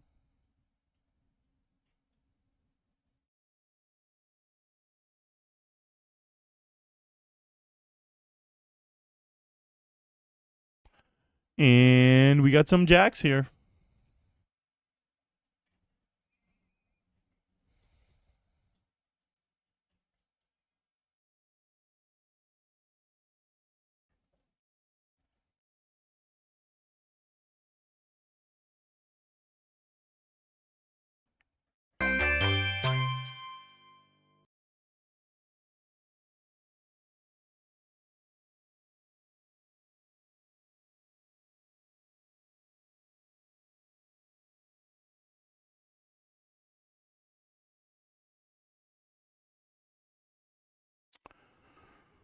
We do like seeing a 9 high flop.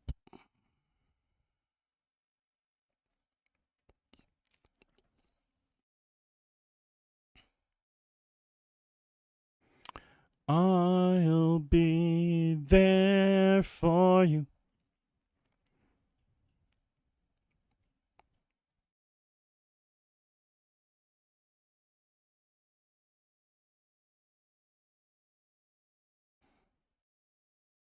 All right, it's break. I'm grabbing some food. I'll be back with a nice bit of food to eat.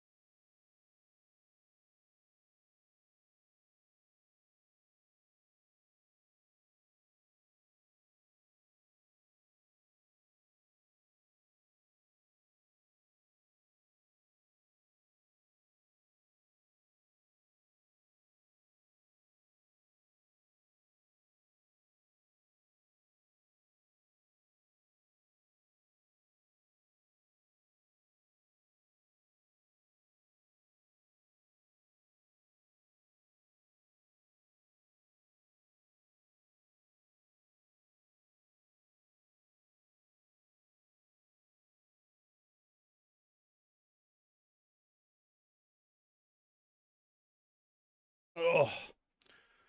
All right. My food is ready.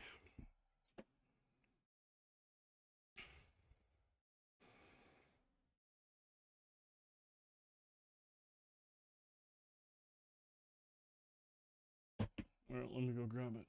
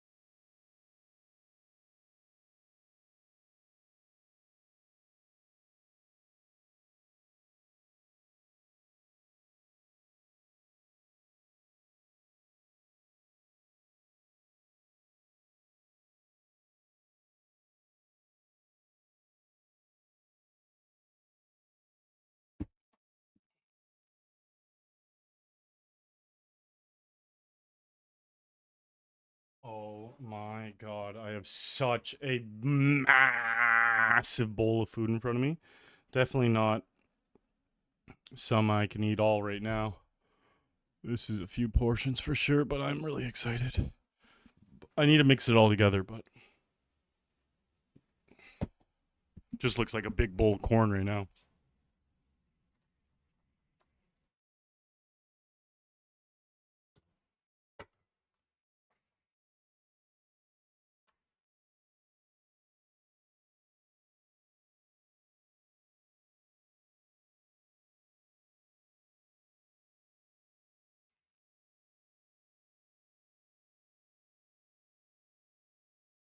Oh, that's unreal, QB.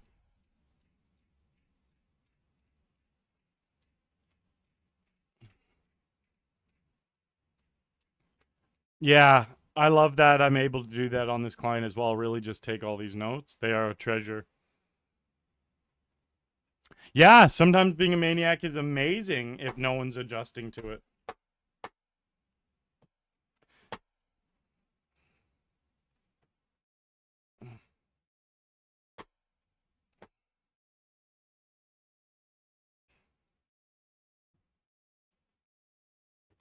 All right, so now it just looks like a big bowl of corn with a little bit of pulled pork and mashed potatoes.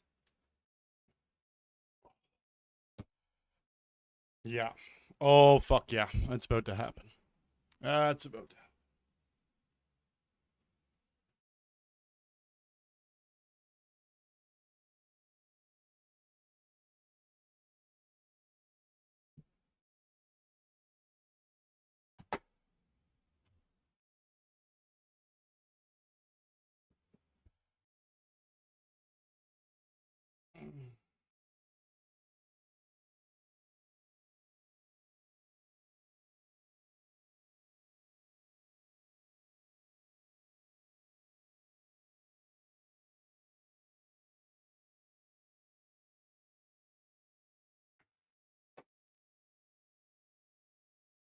I'm so devastated. It needs to be a teeny bit warmer.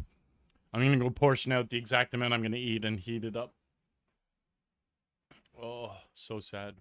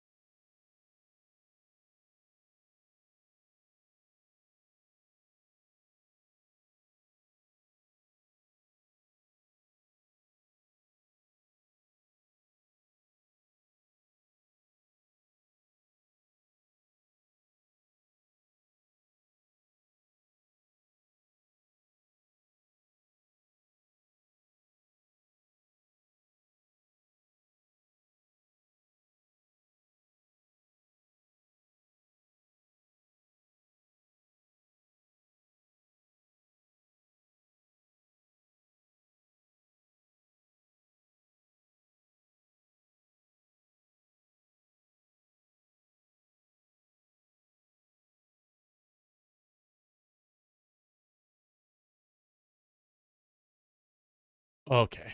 2 more minutes and my food's ready.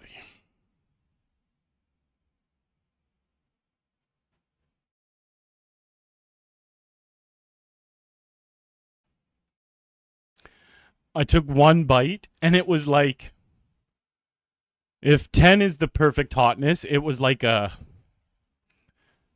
5 out of 10. I'm like, ugh.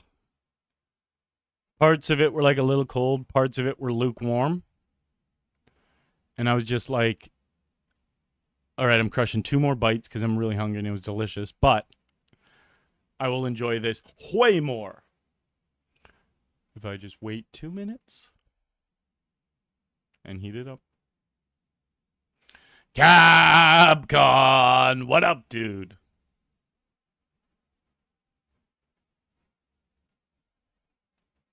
What is up, my dude?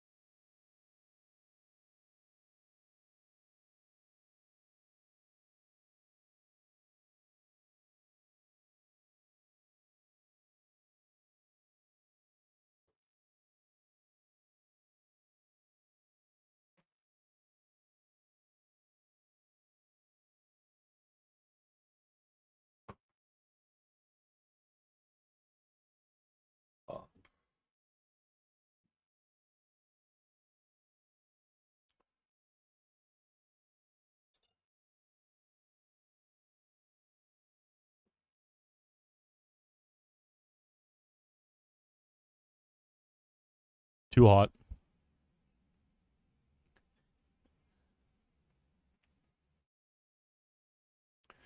No, it's perfect. It is perfect.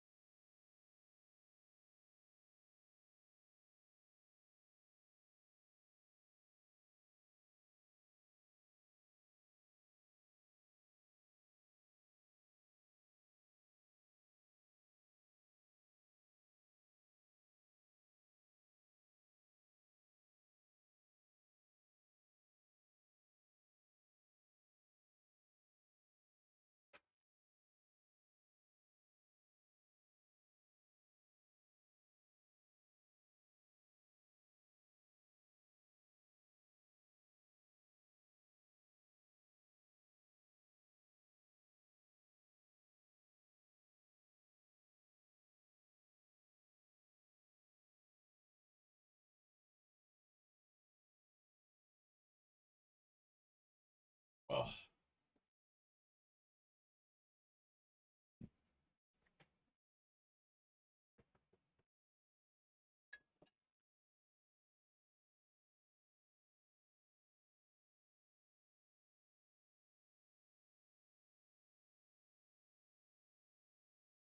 Oh, that's a beat there, QB for sure. So annoying as a short stack.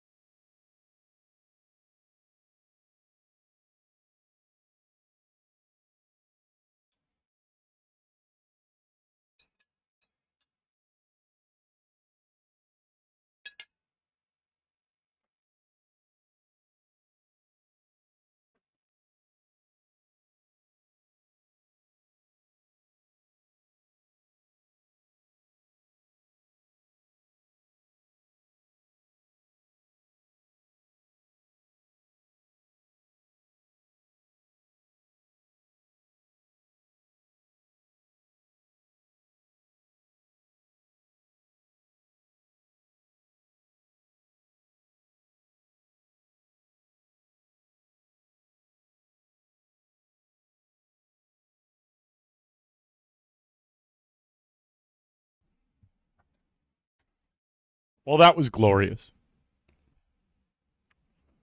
I don't know if I was muted there for a bit.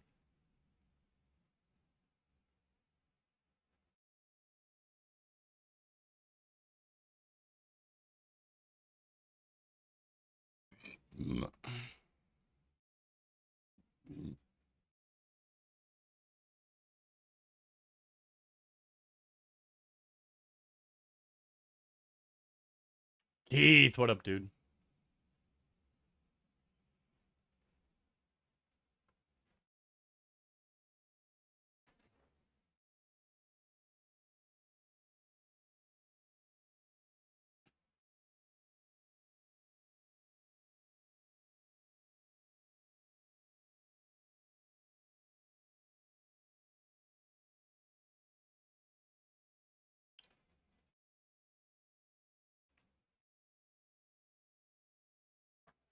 I'm not sure, Keith.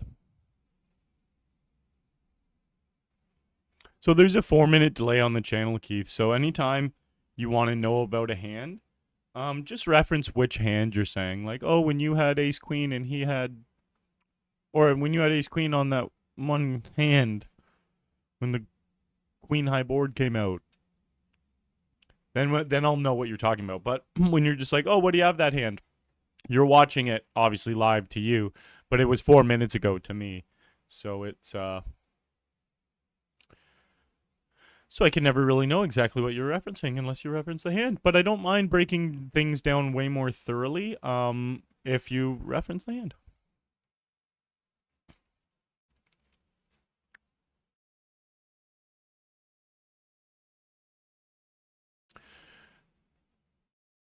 That is pretty fun. Poker, poker, poker.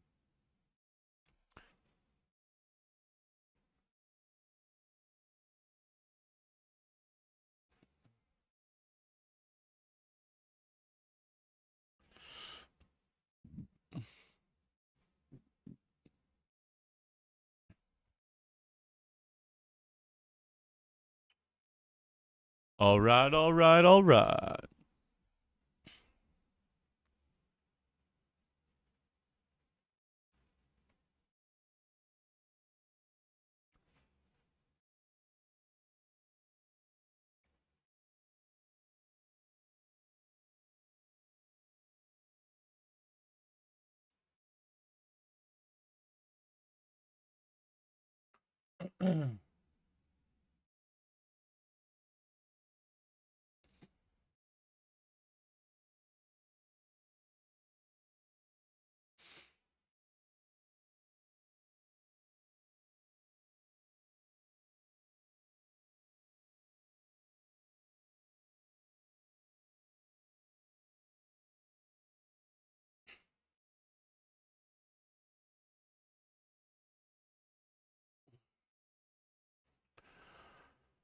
I feel like last year and into this year, I put an incredible amount of work into studying, getting coaching every week for a long time, improving my game, going through BBZ stuff, going through a lot of GTO Wizard stuff. So I spent a lot of time doing that for quite a long period of time. And how it always works with me in my poker game is I'll do that for months or like years. Normally like a year or so. And then like I'll level up my game so incredibly because of how dedicated I get to improving it. And then I take my foot off the gas. I don't want, and I can burn myself out with studying straight up, especially with all the content, streaming, and poker. So it's like, then I take my foot off the gas hardcore with the studying for a while. And I still obviously study little bits and dabble, but I've pulled back way more this year than last year. And now I truly feel like over the last 6 months or so, maybe last 6 months, last year, my game's really leveled up again. But I think it's because of the hardcore studying I did.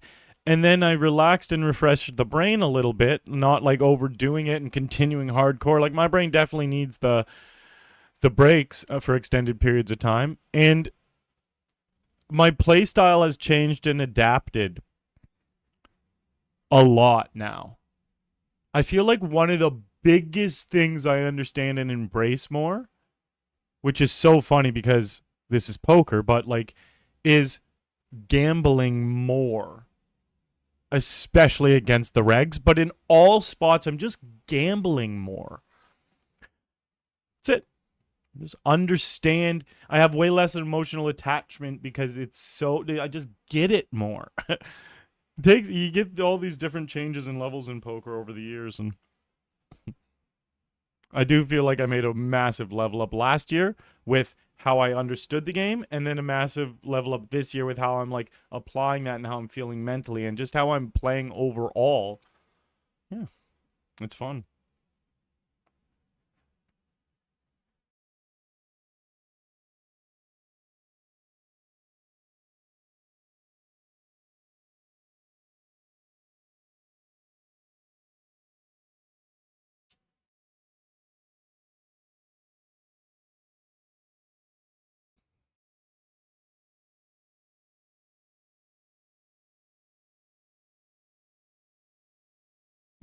Yeah, we'll call for the booty.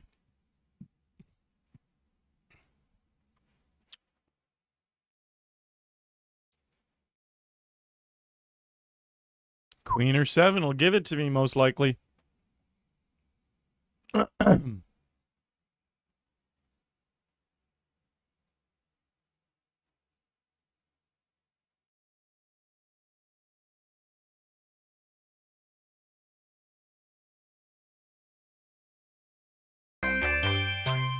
You're the man, QB. Yo, Leos dropping the YouTube sub. My guy. Thank you.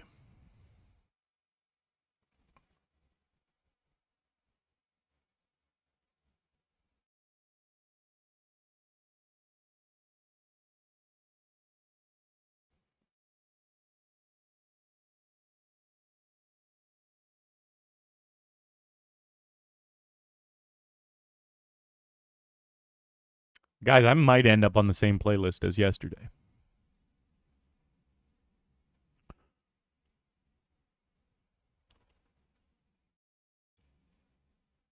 Yo, what up, Jess?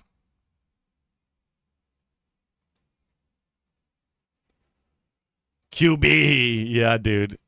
Reference hand and position and action to get the best answer. Very well said.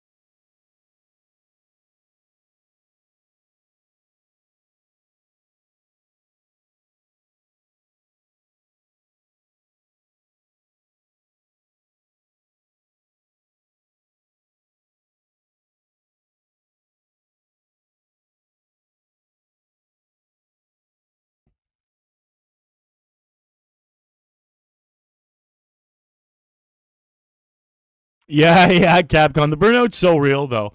Like, and the thing with poker and studying poker is it's not cookie cutter one size fits all. And don't let anyone ever fucking tell you that either. Like, it's different strokes for different folks, big time.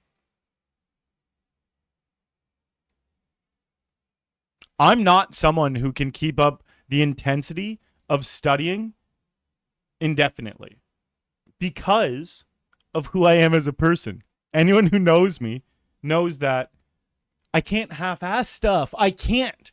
I can't. I get so obsessive that when I really try to improve with my studying, I take it so seriously. Like I'm getting a bunch of coaching, I'm running a bunch of hands, I'm talking to my friend, like I'm doing everything. And then I take a break. I literally just take a break where I'm barely doing any shit because my brain needs a complete reset. It's like, oh, nice. I have to stop now. I'm not someone who's just going to consistently do like, and people are like, oh, find like more happy medium. Instead of going so hardcore, why don't you just level it out and consistently study? That's not how my brain works. That's not how I function. I could do that. I would be way more successful doing it this way though, because when I have the passion and the hunger is when I learn more. Like when like on a random Tuesday at 1 p.m, I'm looking up stuff because I'm genuinely curious of just how to play these spots. That's when the obsession is going to get me so much better. When you're forcing it, which I could do, you're just not going to get the same amount of value out of it. So when I feel the natural urges, I give into them and I can study fucking 8 hours a day, day after day, like really just give into it. Or especially when I was trying to go full time. Or I just turn that switch off and I'm like, okay, I packed in a lot of fucking shit. I'm starting to hate studying. Like I'm gonna puke if I think about studying again. And then I stop for a bit. Completely put the brakes on.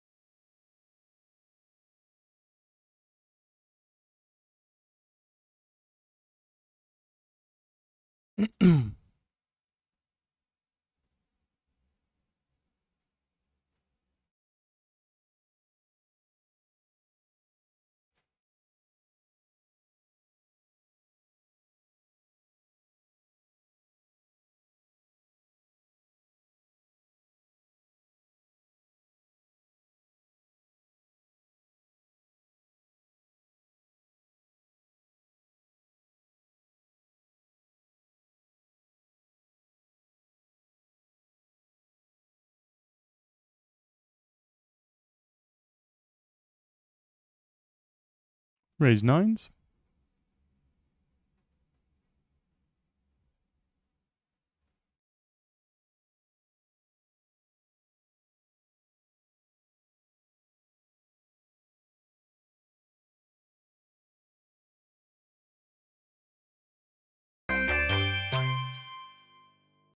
Timothy Daggle dropping that YouTube sub. Thank you, Timothy Daggle. Thank you very much. That is what I like to say. Muchos apreciados.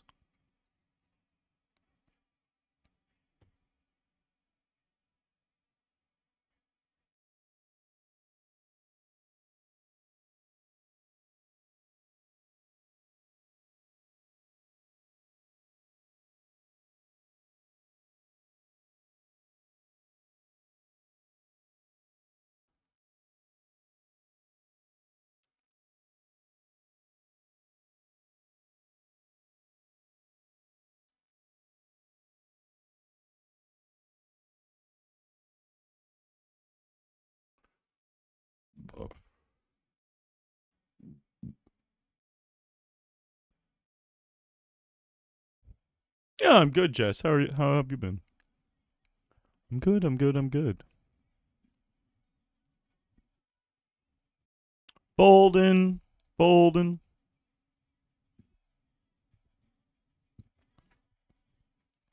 Oh, I think we got to do the new playlist that I've been playing lately. It's too good, isn't it? I got to do it. You can't stop me, guys. You can't fucking stop me. It's happening. Oh my god, it's happening. Oh, should I just start it with... I should just start it right here. I really should just start it right here.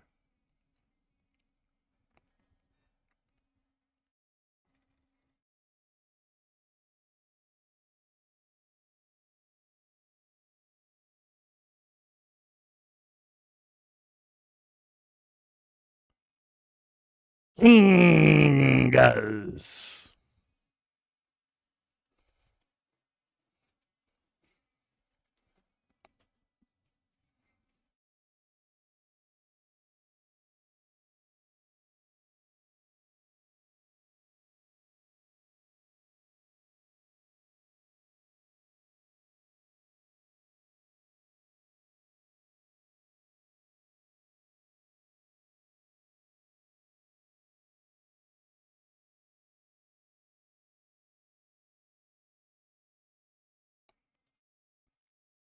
Two kings. Fuck this song. Get it in my ears.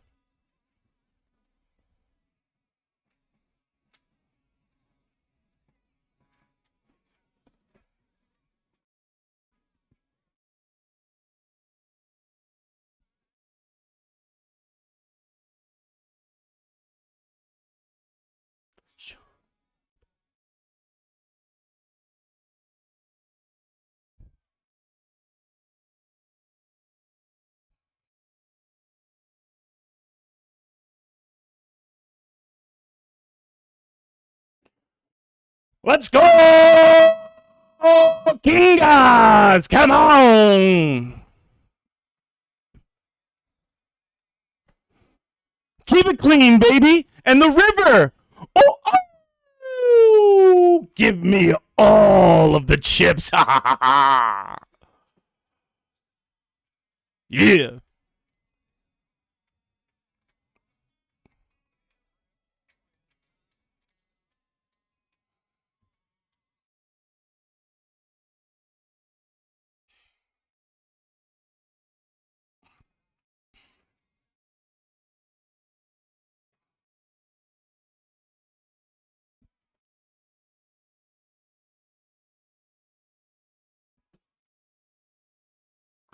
Time.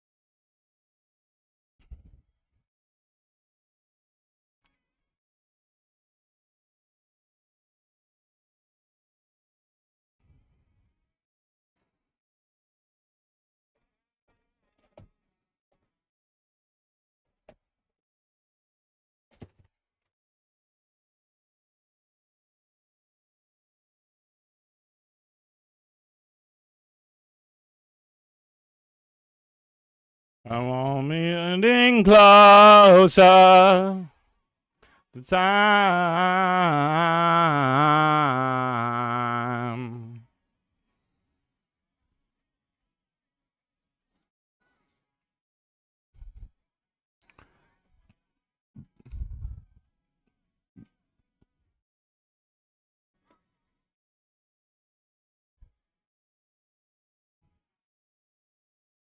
Mama, I'm bound to fly.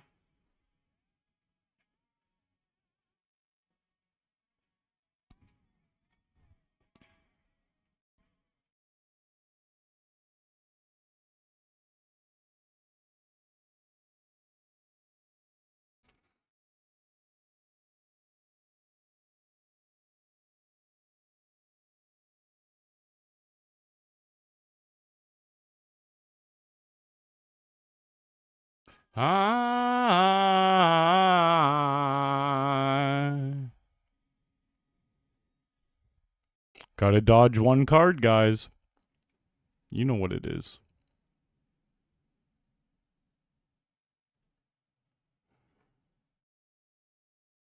Get in my fucking earlobes, Gordon. Gordy boy. Gordon Lightfoot. Come on.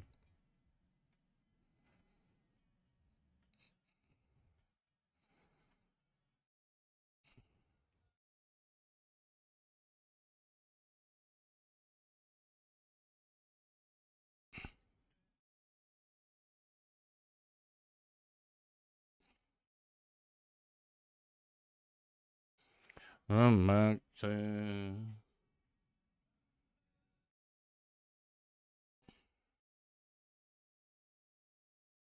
back, bum bound.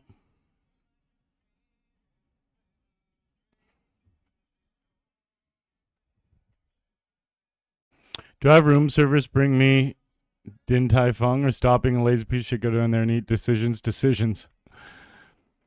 Capcom, it's so funny, bro, because I am polar opposites sometimes on my trips. Where, like, there's genuine times where I will not eat out of my room. It's nonstop room service over and over and over. And it's disgusting how much I spend. And then there's other times where I will not order room service one time. And it's only out. I'm such an all or nothing person. It's so fucking weird. Actually, fuck it. I don't think it's weird. I embrace who I am. And I make it actually my superpower. Because I go super all in on things in life that make me successful. But it happens in weird other parts that aren't like beneficial or like detrimental. It's just like, why am I all in on stuff like that? I don't know. My brain's just wired like that. That's why, again, with the studying, I'm not going to like, oh, why don't you just study a little bit all the time? It's like, no, I'm all and then nothing. When I wanted to go full time as a poker player and streamer, my parents were like, Arlie, why don't you just try doing it part-time first? And I'm like, first of all, like, I understand the parently advice, but I looked my parents in the eyes and I was like, do you not fucking, well, I don't know what I would, it's like, do you not know me? Do you not know how my brain works? You want me to try to do this part-time? It's, I was like, I can't even comprehend wanting something really, really bad and then just giving it part of my time. Like, what? How are you going to make it work if you're only giving it part of your time? That's how my brain works.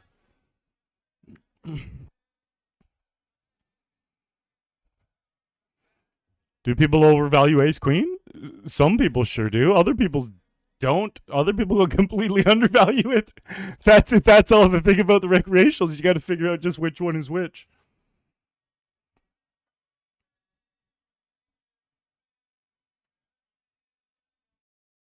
Losing again.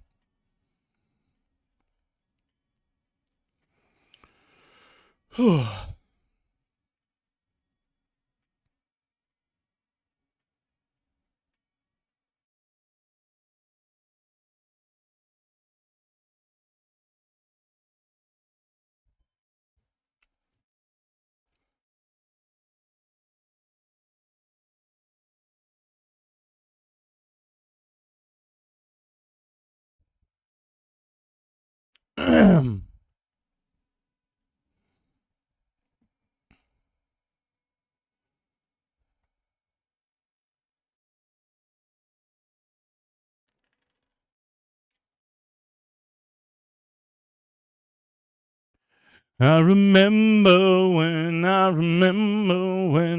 was.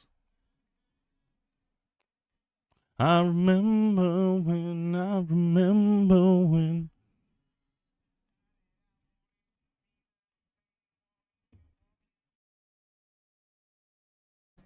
Diamonds. I love that I'm chip leading this bitch again. We started with 22,000 chips. I'm already up to 152. We came third in this game yesterday. This game only runs on Saturday and Sunday. Let's go third then first, please.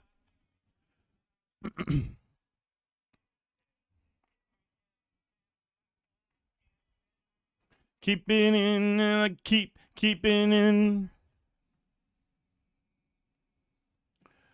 I just be the silent type. Be.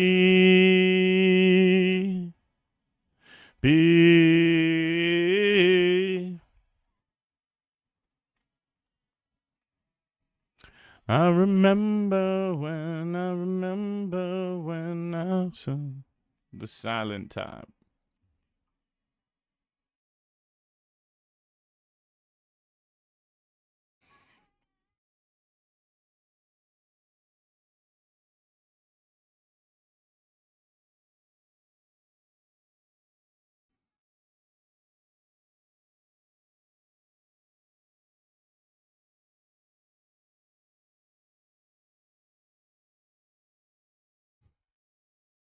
What to do?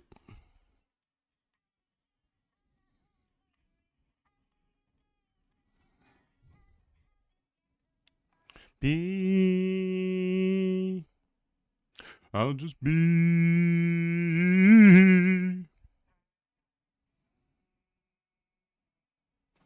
No.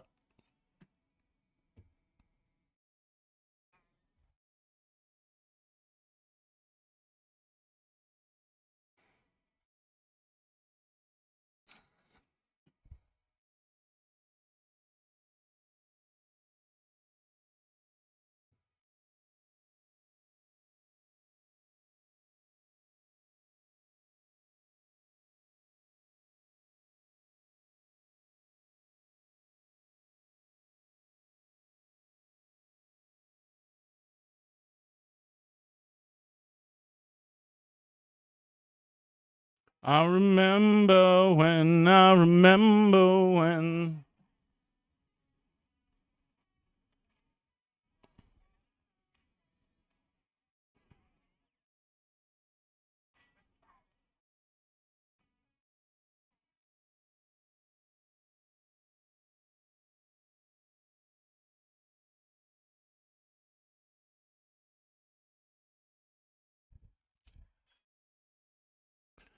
You right? I'm calling off with room service. All in, can't lose. The thing is, I totally get both sides of it. It's like if you were like, I'm going all in on room service, I get it. And you're saying if you're going and never doing it and just going out and about, I get it, man. Both of them are very enticing options. Just depends on my mood, really. Sometimes I'm more about cocooning out after like the grind, and other times I'm more about like being social and yeah. It could also depend if I'm getting my ass lit up in poker or if I'm running over people. Like, who knows? Sometimes I'm beat down and tired and jet lagged on the other side of the world. I just want to tuck in alone. Other times I'm out and about and active. You know, it's like no rhyme or reason. Never stumble.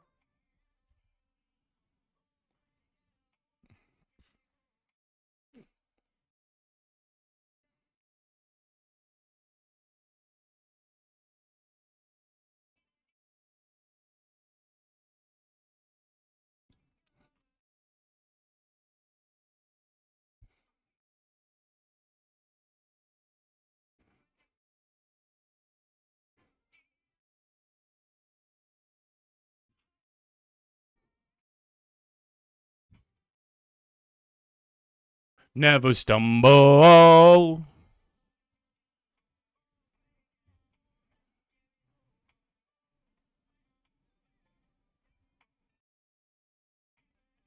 Never stumble.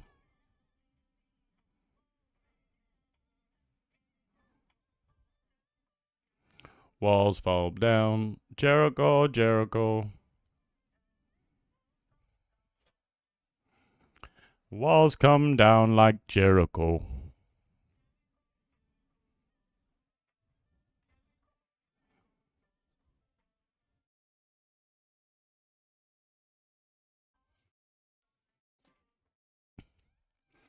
I'm 7 off of the money up here.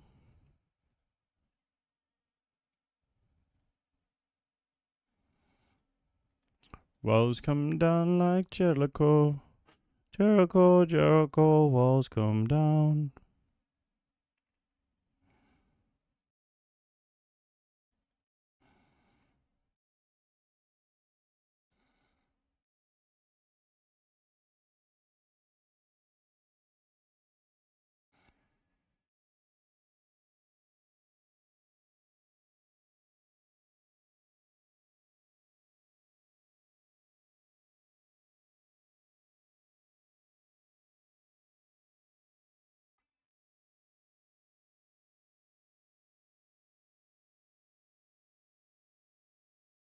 Interesting river.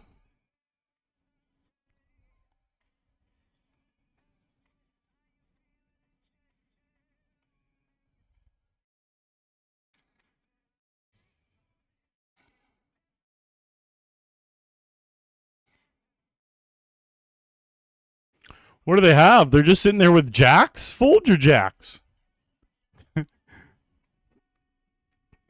Oh my god, I'm an animal. Call your ace 9 suited and fold your jacks. How about that? Oh my god, I'm an animal.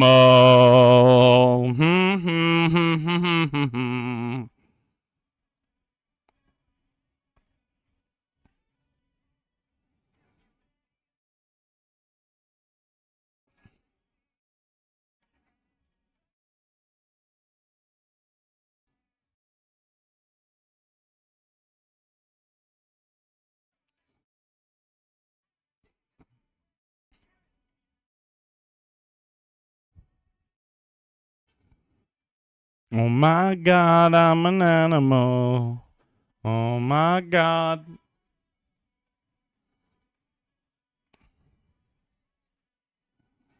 Harmony! I love seeing you in general. My way back to you. Oh my god, I'm an animal.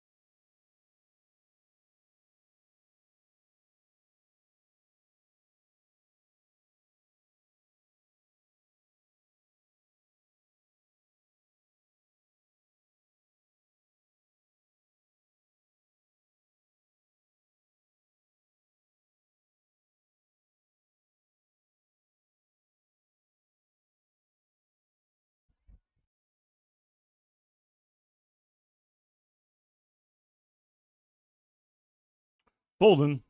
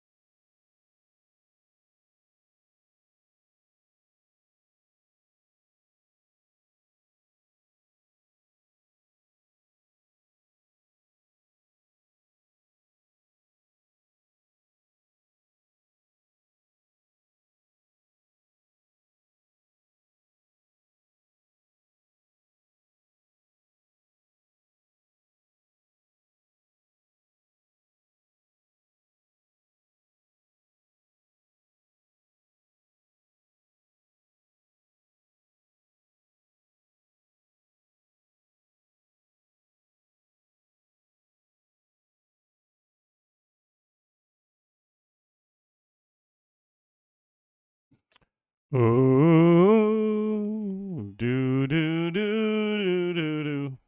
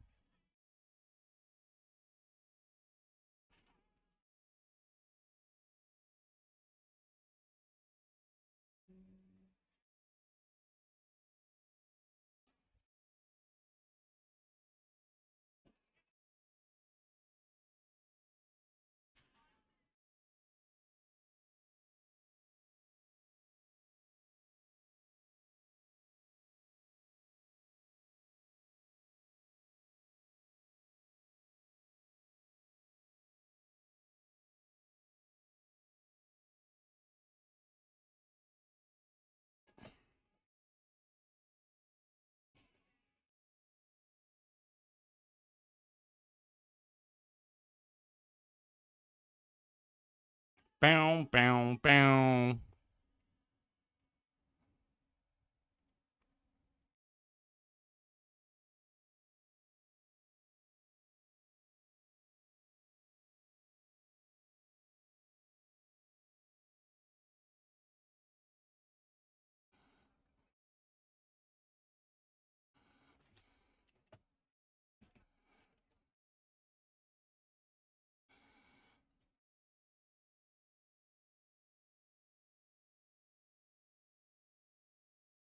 I am.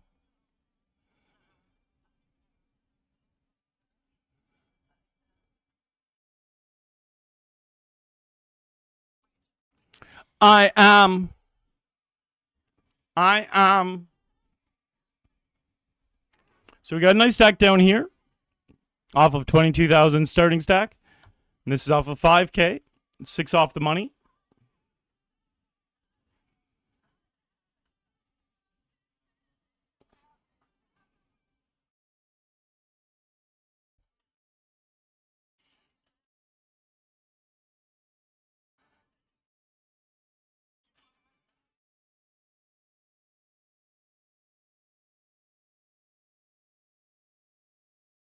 All right, quick break, guys. I shall be back.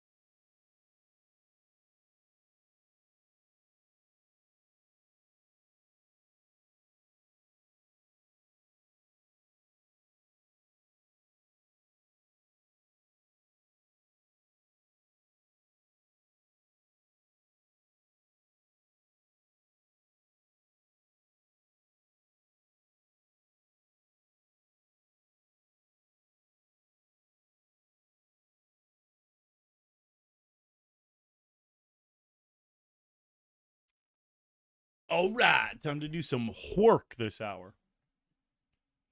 Yeah, exactly, Eric. The through L and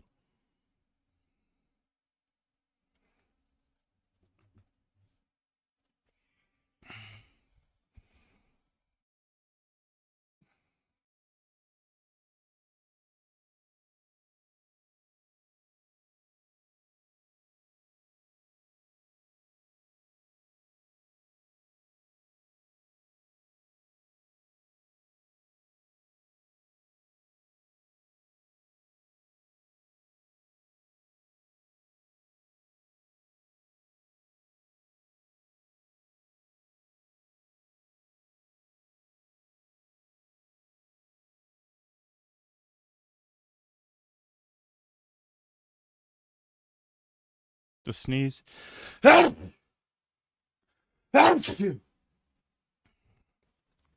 swear, my sneezes are so crazy powerful. It's like they're trying to kill me.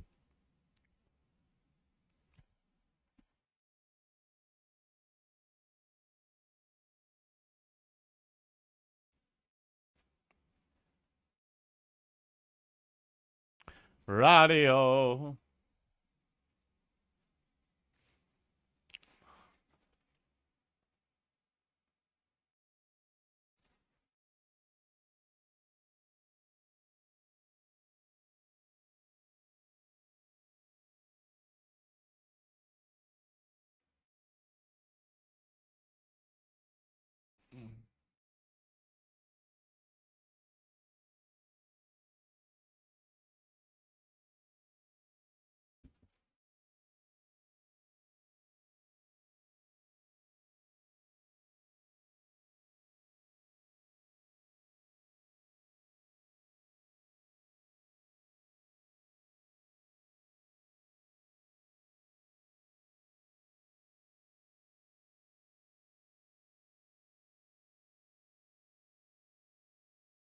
Just in case, never know. Eh,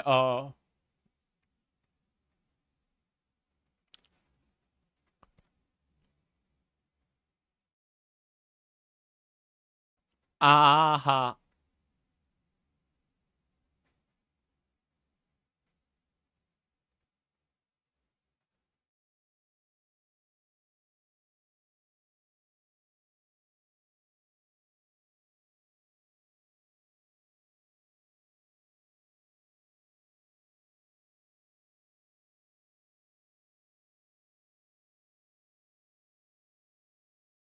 Ah.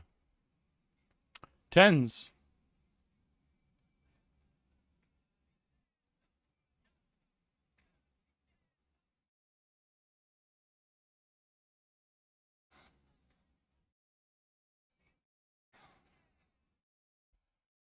I win.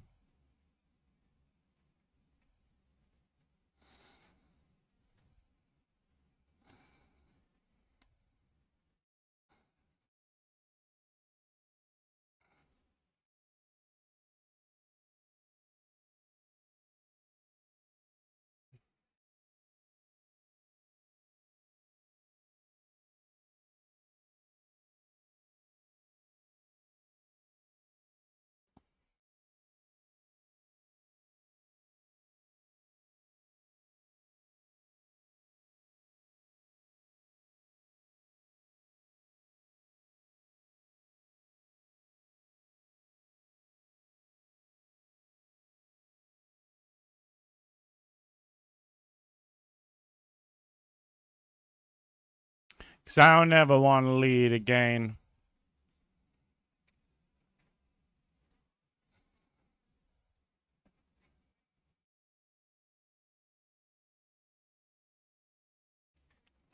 So we are 2 of 46, top 15 paid. Yesterday, when I came third, only 9 got paid. So definitely bigger field today.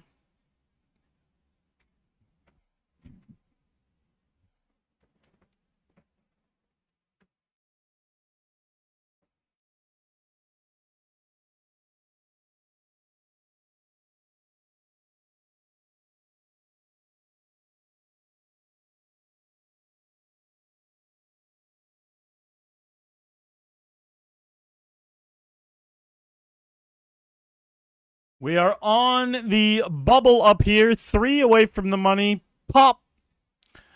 And you can actually pop the bubbles.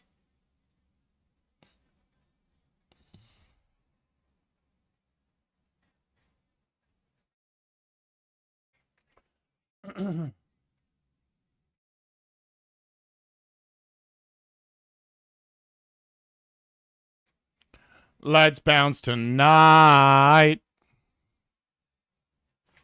We'll come through the side.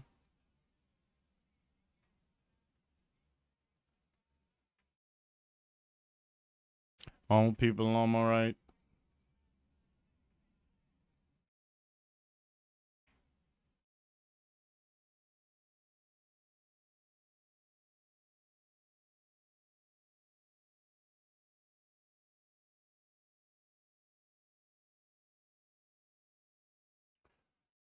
Okay.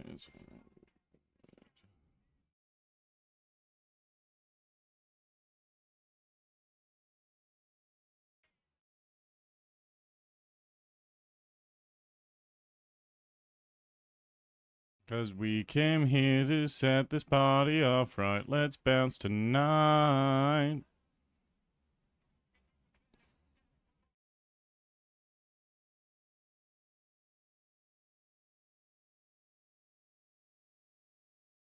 Bubble, bubble, bubble. We are on the bubble.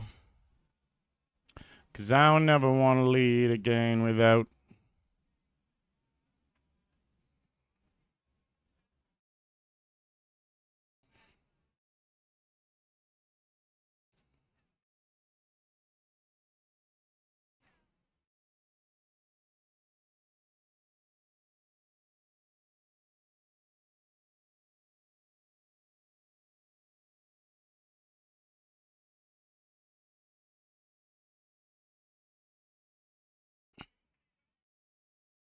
Set this party off right. Let's bounce tonight.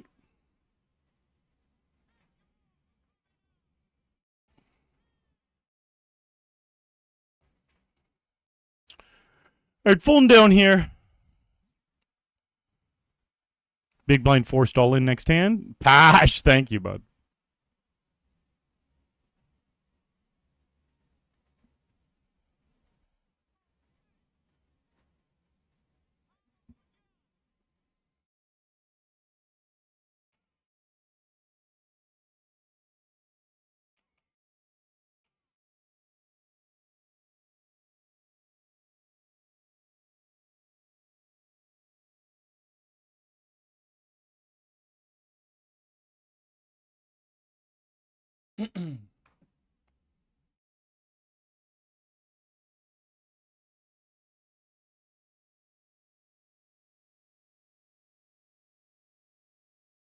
Folding.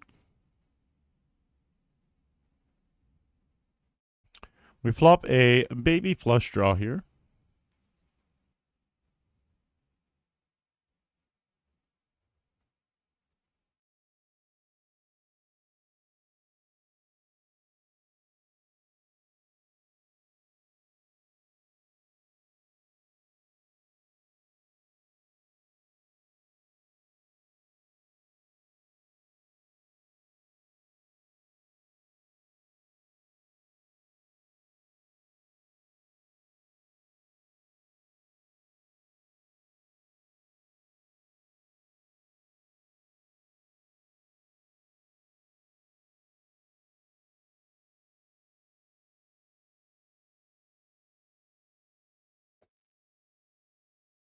The wonder of the world is gone and all for show.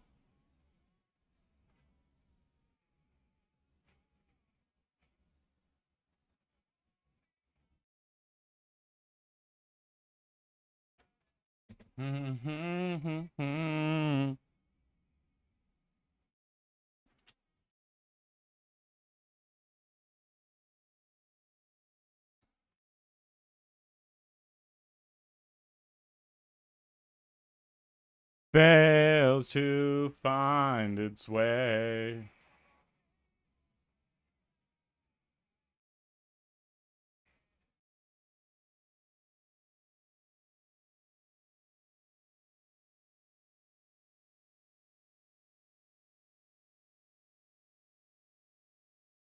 Give me what I could never ask for.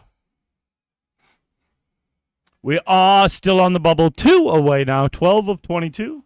Give me the drug you know I'm after. PokerStars double raid. Thank you very much. How's the spinning go? Championship. What a cool championship, man. When everybody wants you.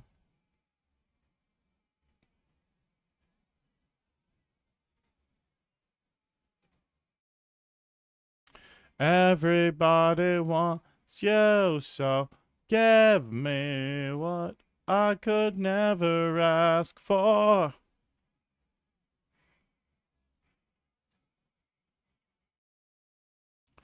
Give me the drug you know I'm after. Raksha, hello again.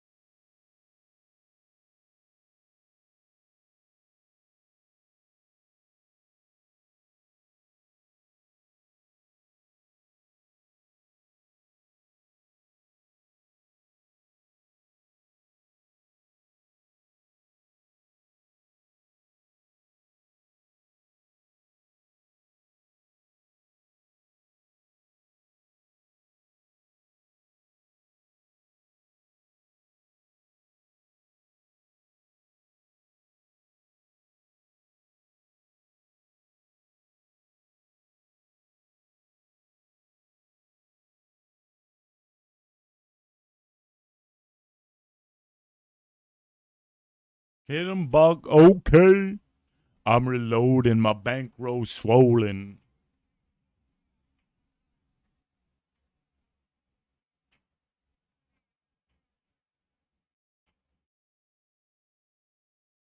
I'm riding presidential.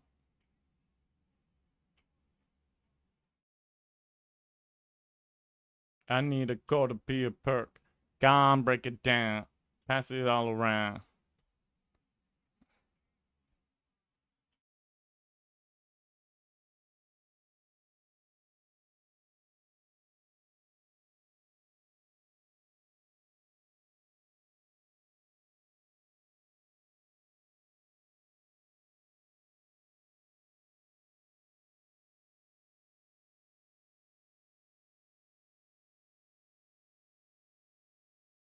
It's okay. It's okay.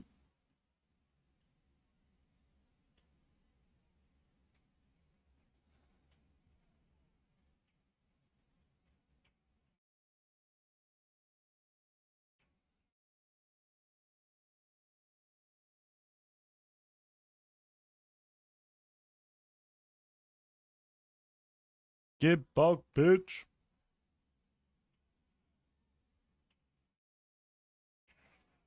I'm the quarterback.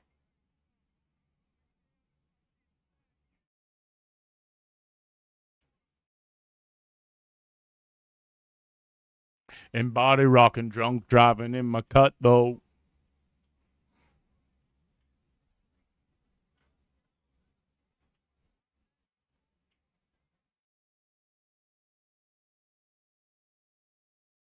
Fuck what you heard.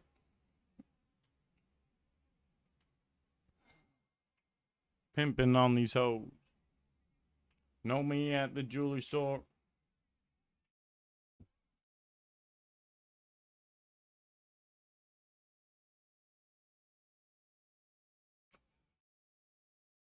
But I got my tech, though.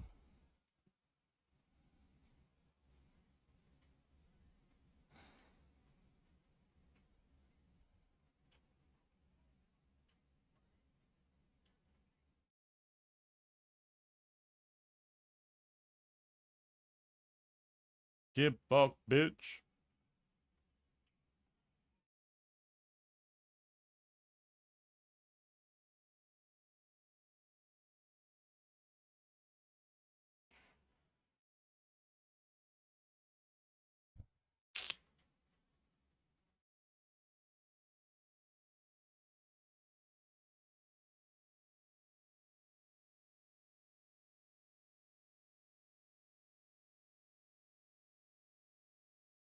Bow, bow, bow, bow, bow, bow, bow. Raise blind on blind, take it down, queen jack, and we are seeing a flop with king queen of clubs.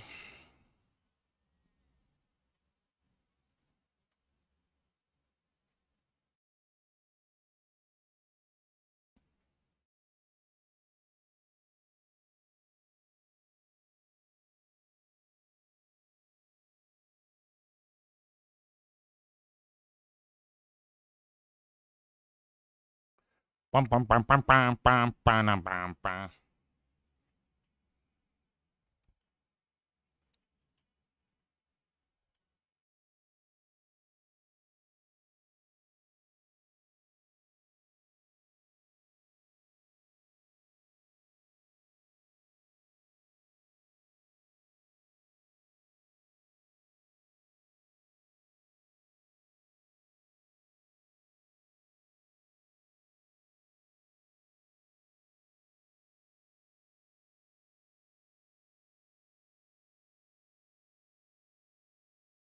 Four shots of liquor. We are one off the money. Now that big floppy only has 9. Oh, well, we were still one off the money. But big floppy is now incredibly vulnerable. And with a name like Big Floppy, it is not surprising that they're vulnerable.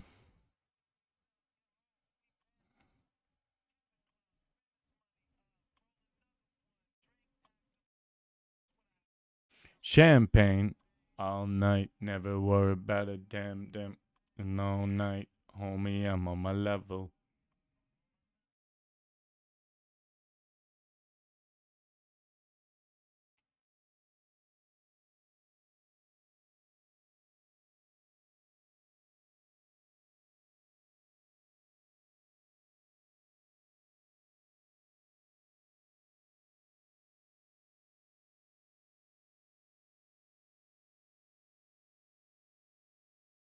See her on the TV.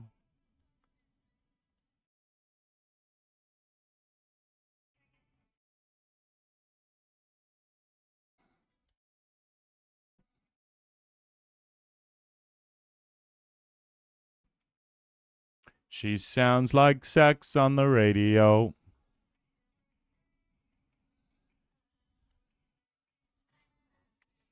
Oh.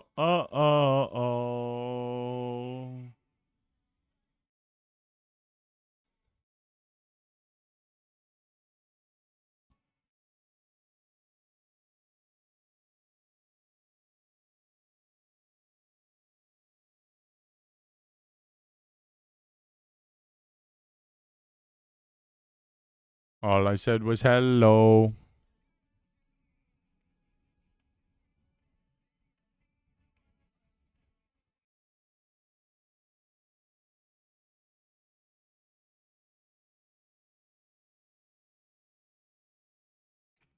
She sounds like sex on the radio.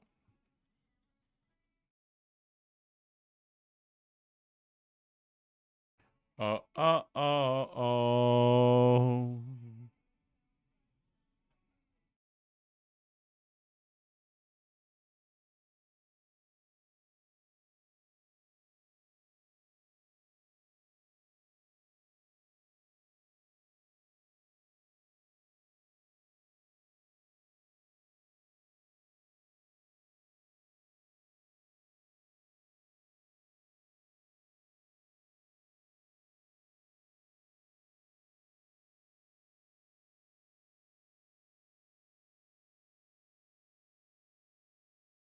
Oh. Folding.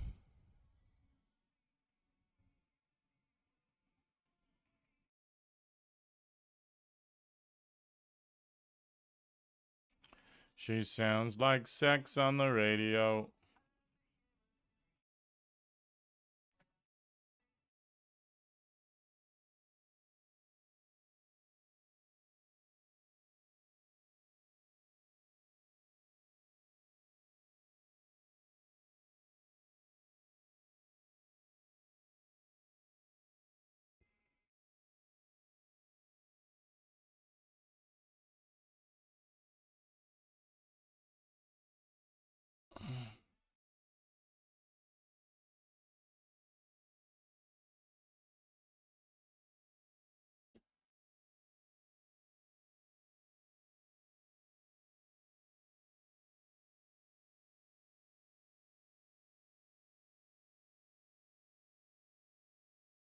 You says sit down and starts to talk.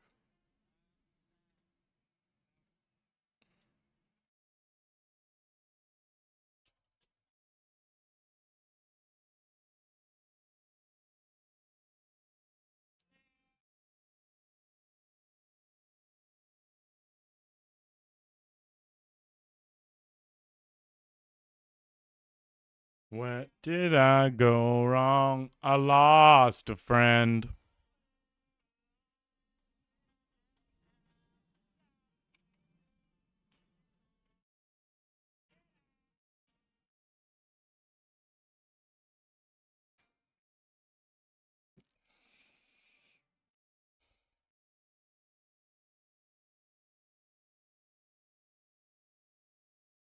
After all.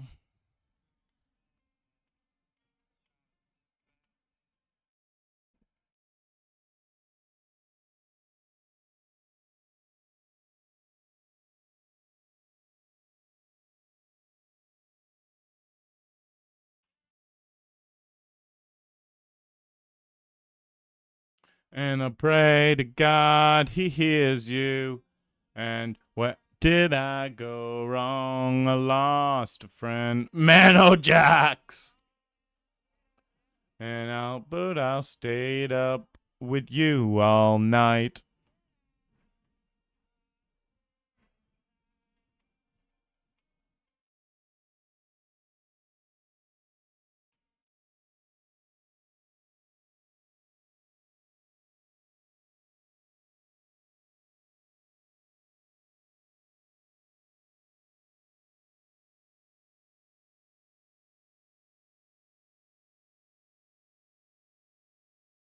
You will do one of two things. You will admit to everything. Or you'll say he's just not the same. And you'll begin to wonder why you came. Where did I go wrong? I lost a friend. That I'll stayed up with you all night. Fuck, man, having allergies is so weird. The inside of my nose is just different now after 36 years. It's like the Sahara Desert up there all the time. And itchy.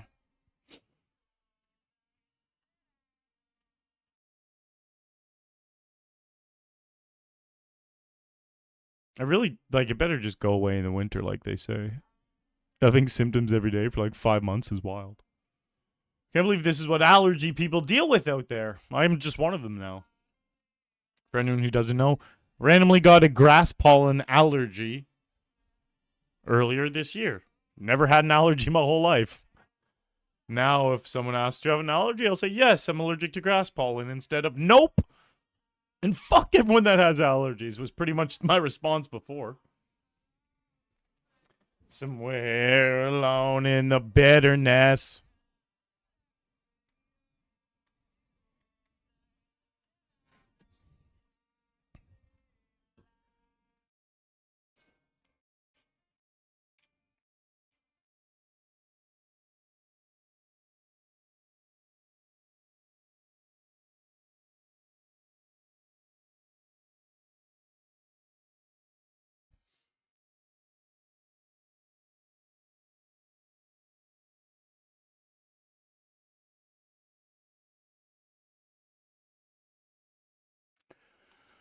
Where did I go wrong? I lost a friend.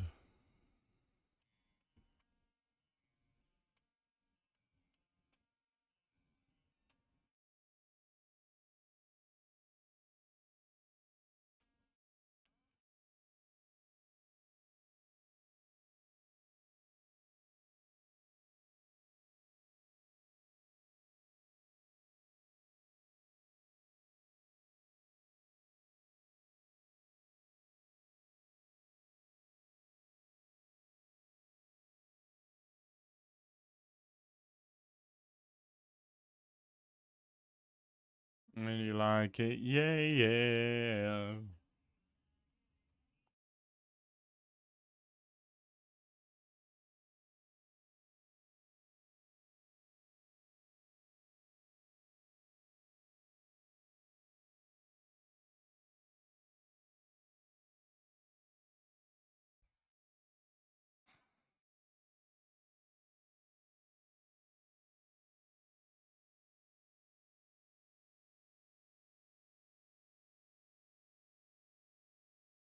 Listening to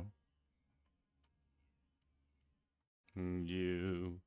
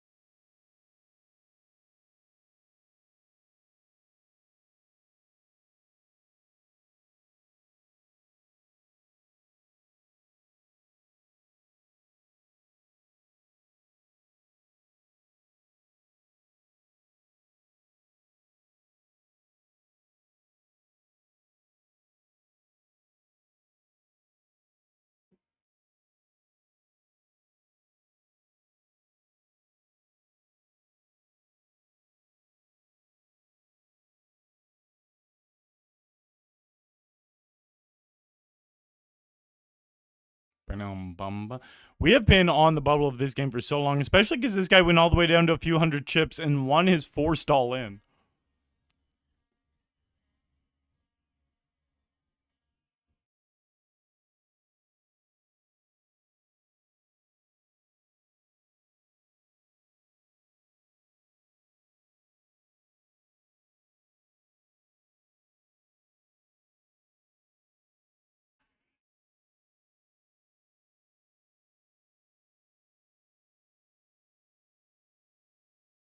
Listen to. For listening to. Yo.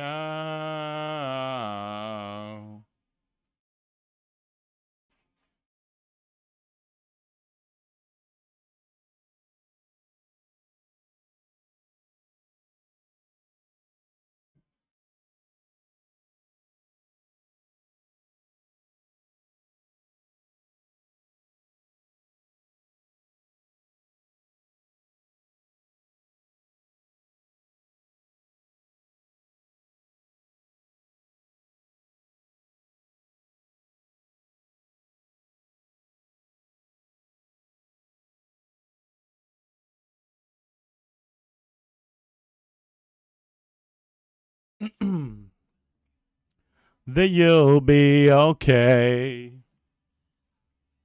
Man, Our Lady Peace has some really good songs. Taking mental note there, my bird room.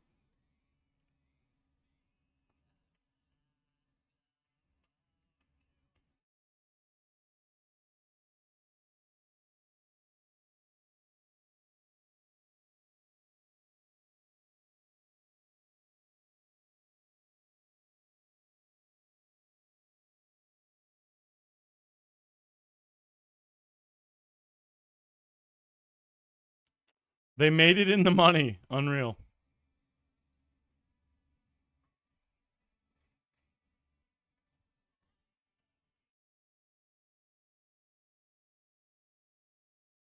Lost in.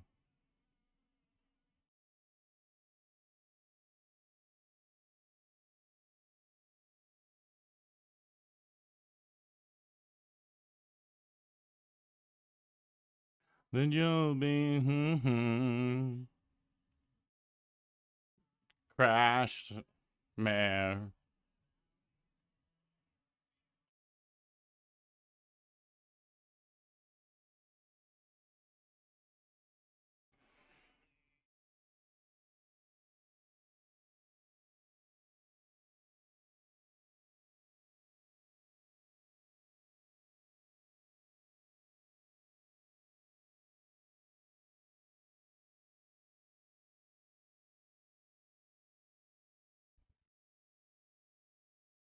Like a machine. I'll skiddly skip. Was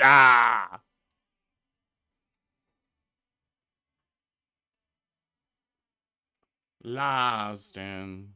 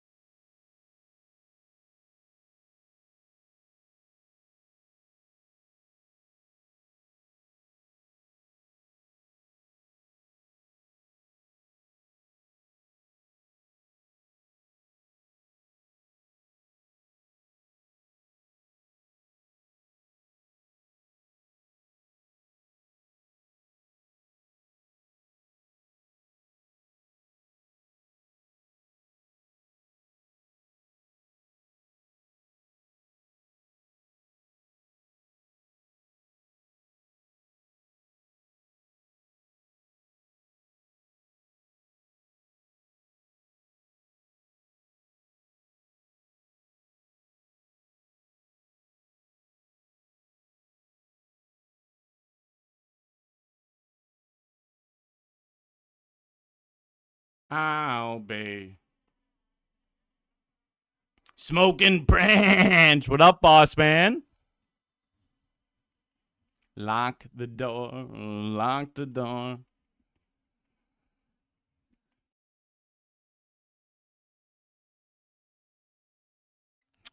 And it's good to know that you'll be okay.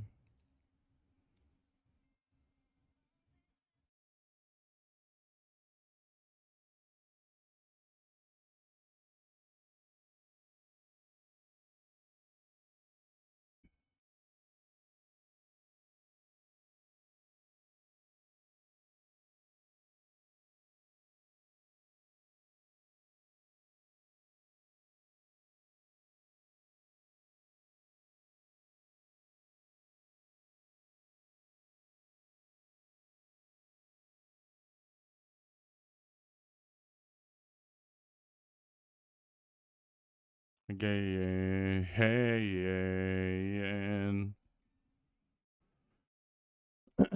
Ace Jack.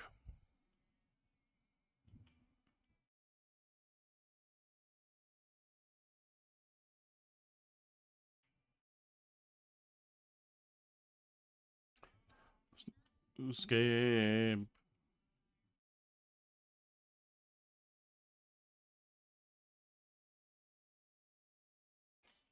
Go there.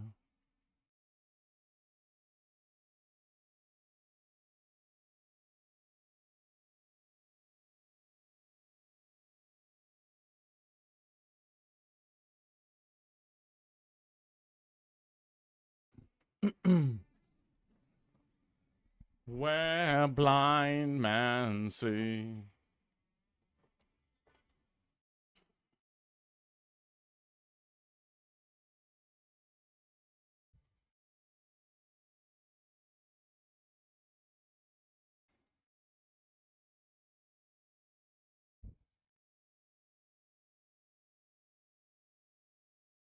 Oh, that's cool. The original cleaver.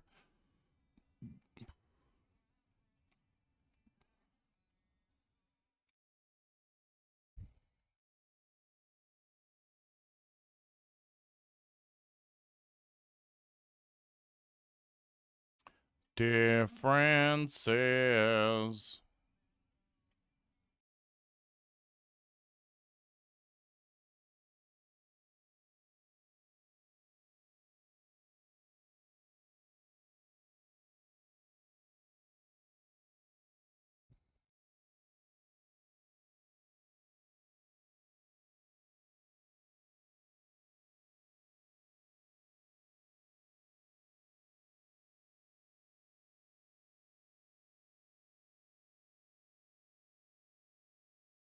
Can you take me higher?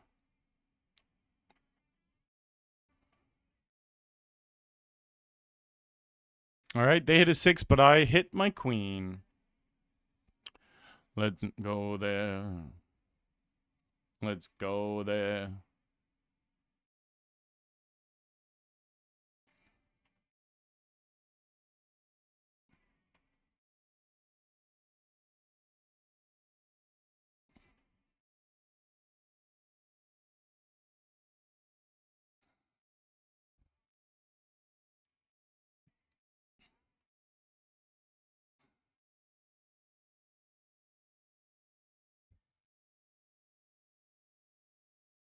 Mm-hmm.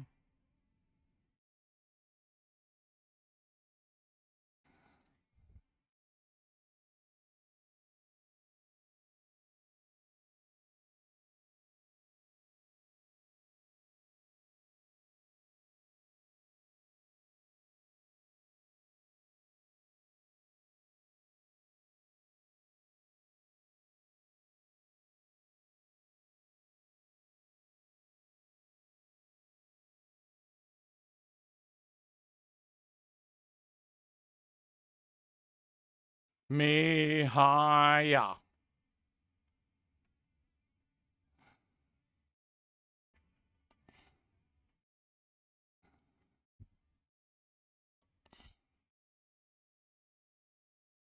All in here.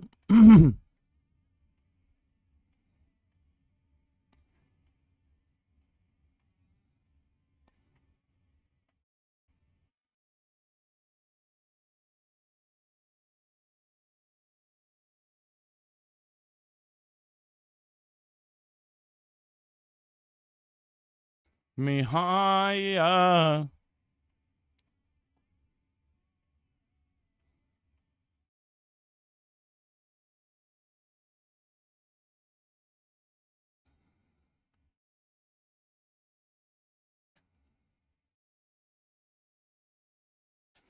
Let's make our escape.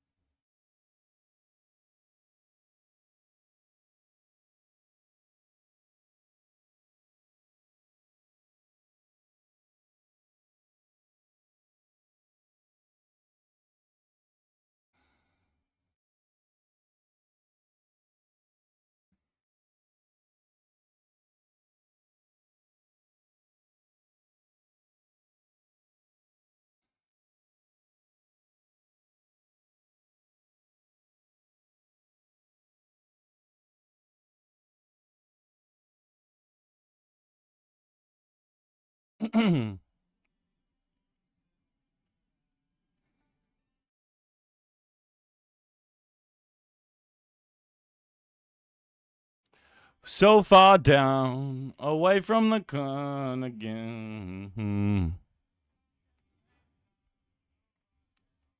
Away from the sun again. Away from the sun again.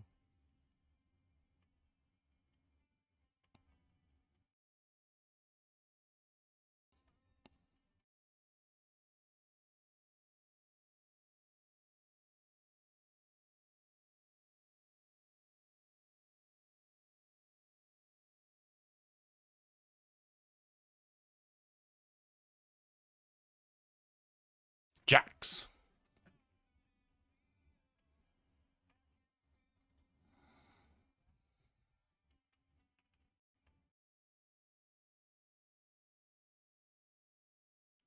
So far down, away from the sun again.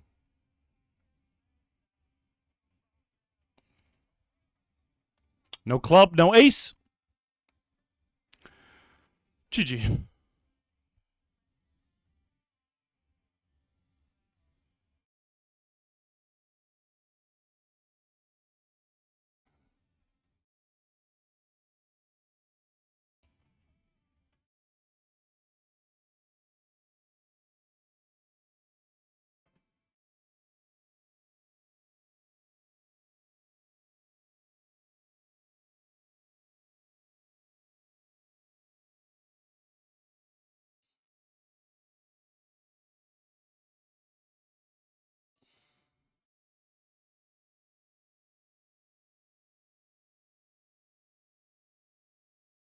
So far down.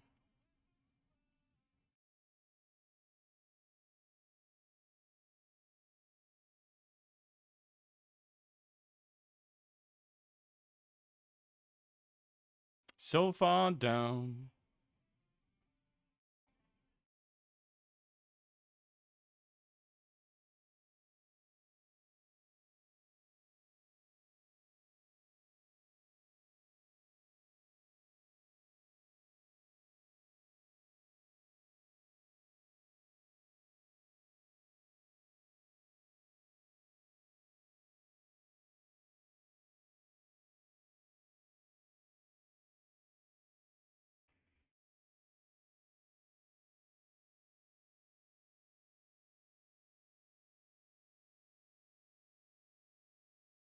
Away from the sun again.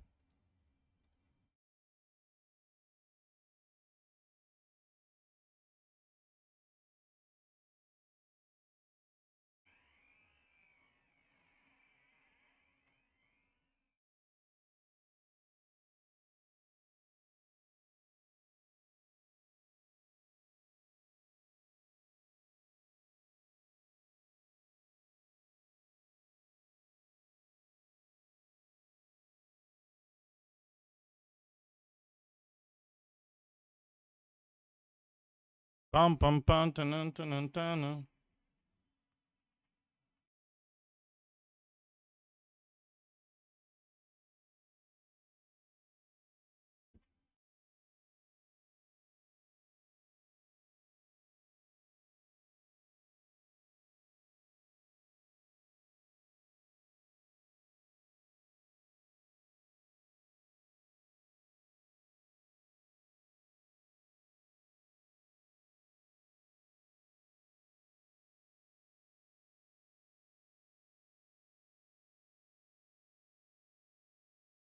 Whoa, whoa.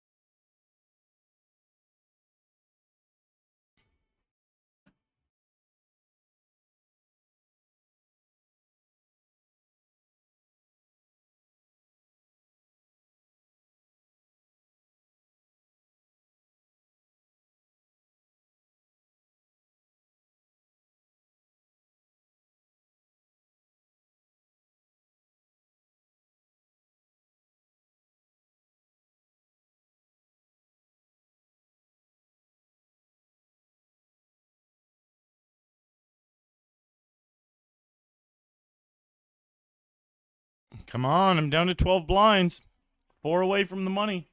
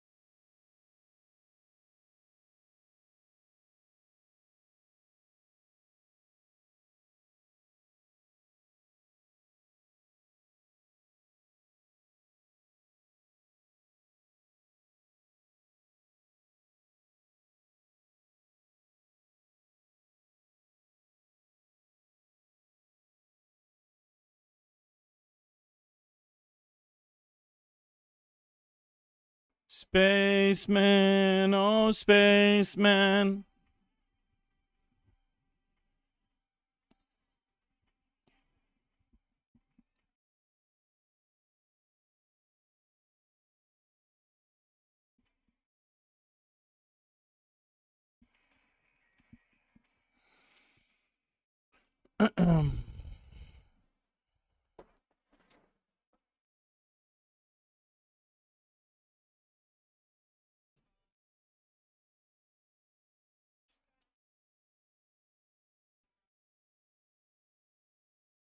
She's antisocial. What up, BNK? I'm from Toronto, Ontario, Canada, buddy.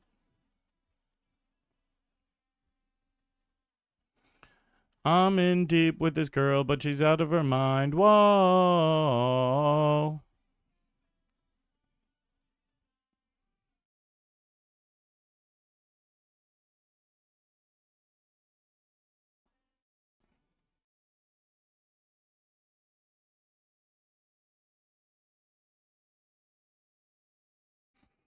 We don't need something to live for, yeah.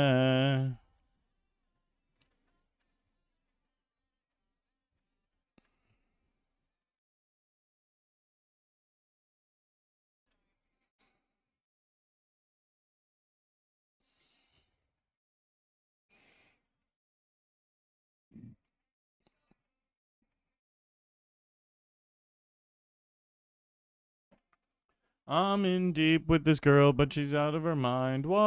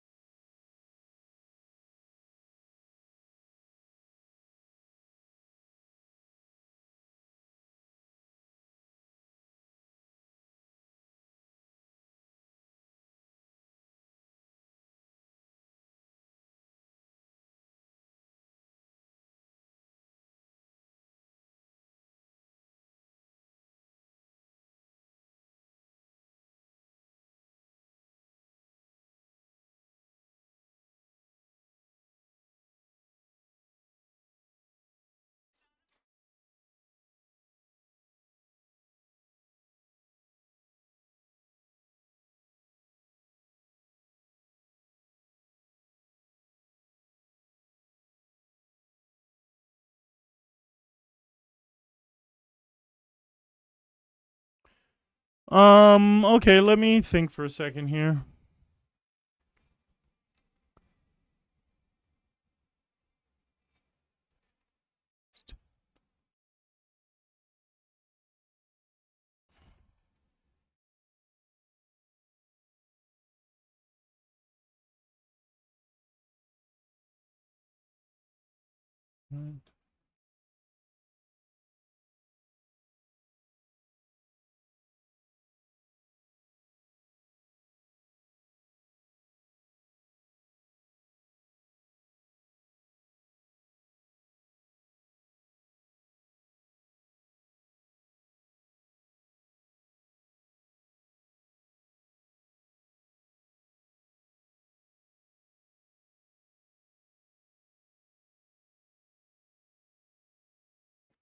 Was a seat at the table.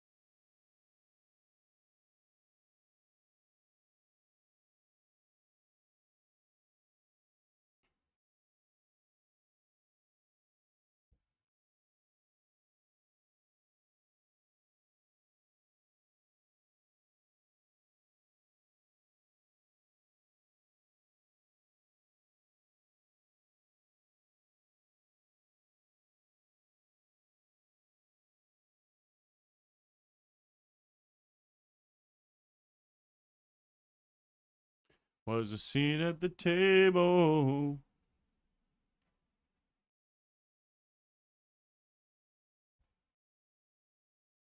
Hey, hey, hey, hey, hey, hey, hey.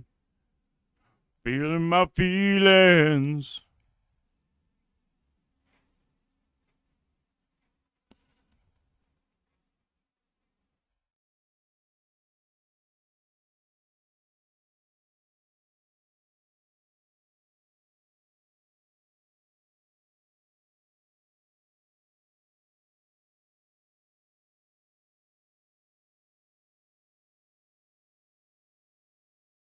All I needed was a seat at the table.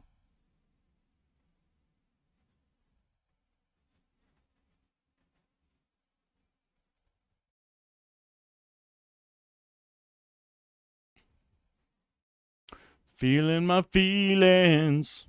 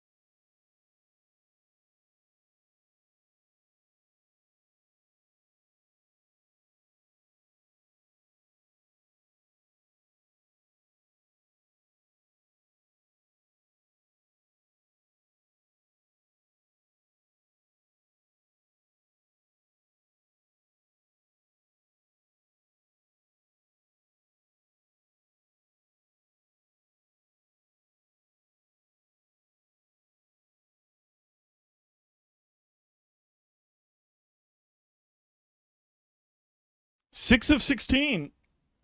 We got a nice spot here. Came third yesterday. Ah.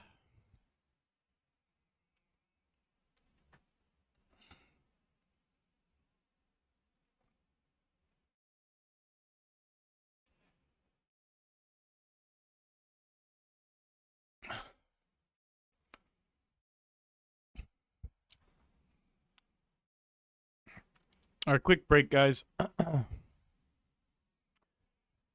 Come back and win this biatch.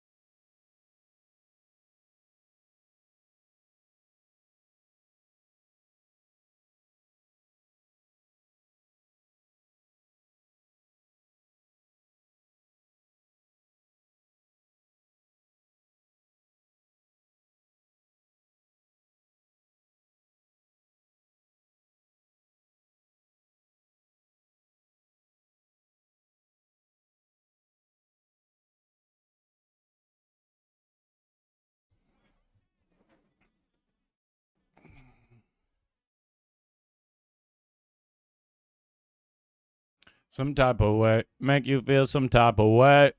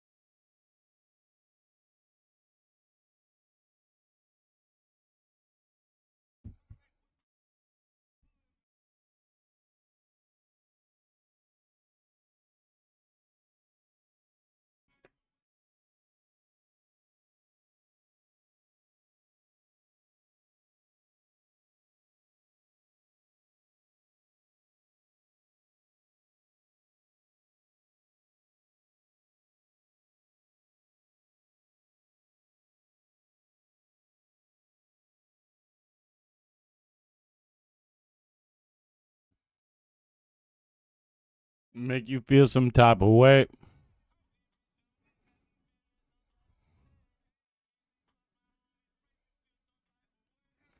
Some type of way. Make you feel some type of way.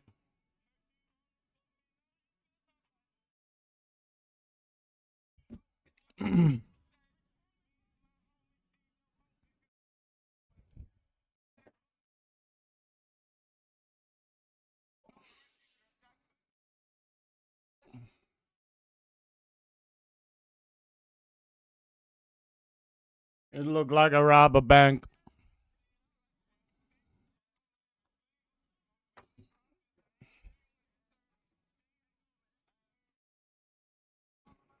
Um.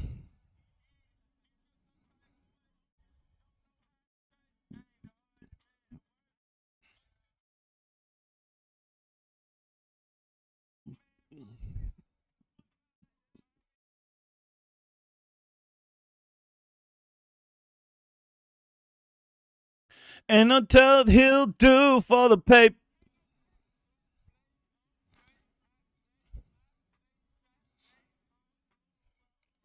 I dropped top of my whip.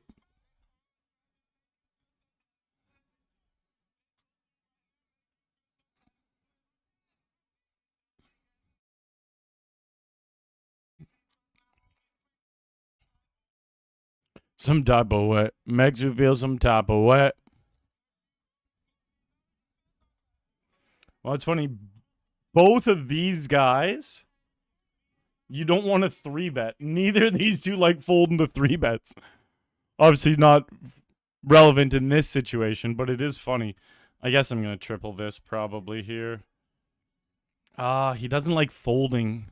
You know what? I'm not going to. I'm going to backtrack a bit. That's beautiful that we just checked into it.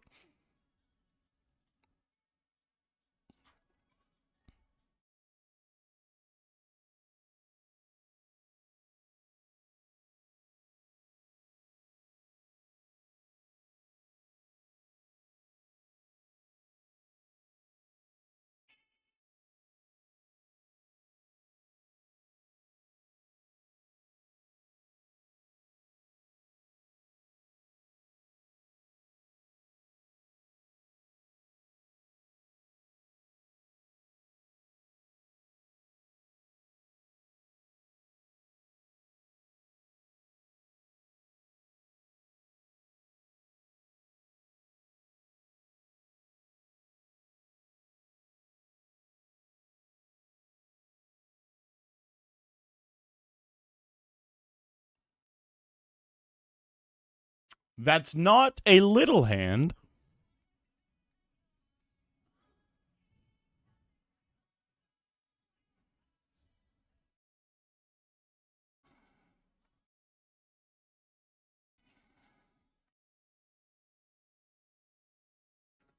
Here we go. Good luck.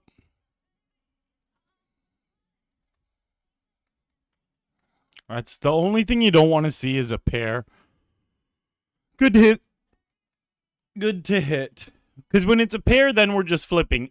Any other hand I'm a favorite against, and there can be a lot of hands that aren't pairs there that jam for 9. Then you see a pair, you're like, fuck, it's a flip. Then you hit, and you're like, you know?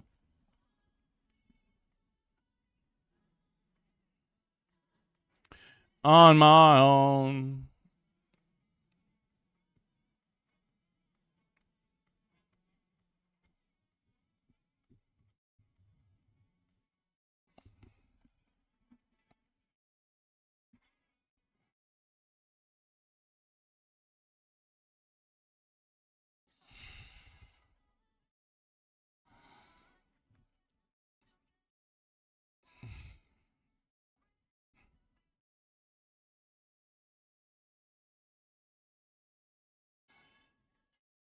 You can definitely call in that spot sometimes, just depending on who's jamming and how aggressive they are with their 3-bets. It's all it comes down to. Like, I look down and he has, like, and this is just very rough. This isn't exactly how it works. But just a rough, like, way I would go about looking at it personally is it's like, I look down, I have a couple thousand hands on this guy. So that means I can trust the VPIP and the 3-bet, like, quite a bit. So then I see he has a 6-3-bet. I'm like, okay, no chance I'm calling with ace-9. If I look down and everything else was the same, but his 3-bet was like 10, then I'm calling for sure. If it's a 9, it gets dicey. If it's an 11, 12, I'm happy calling with ace-9 offsuit. It's all just about how often they're 3-betting. And obviously, like, you get more detailed by clicking into it and seeing what positions they're 3-betting from. Like, this is, you really should be clicking in and looking at the more detailed information. I don't do that as frequently, honestly, more because it's not ideal for streaming. It's just a little too much going on sometimes. But, like, when I'm playing off stream, I dig into this stuff a lot more. Why isn't it disappearing? It stayed up an extra second there.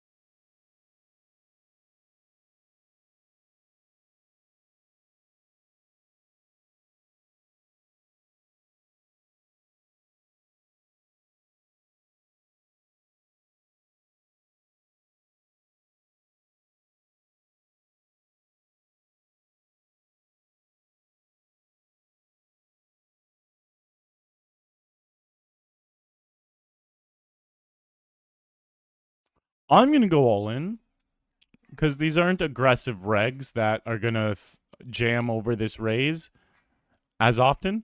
These are guys who are going to get a little bit more lost and confused with how to call off against this type of jam. That's why I jam in spots like this. Again, it's a little unorthodox, a little different. But for sure, I've noticed in the long run, stuff like this makes a difference.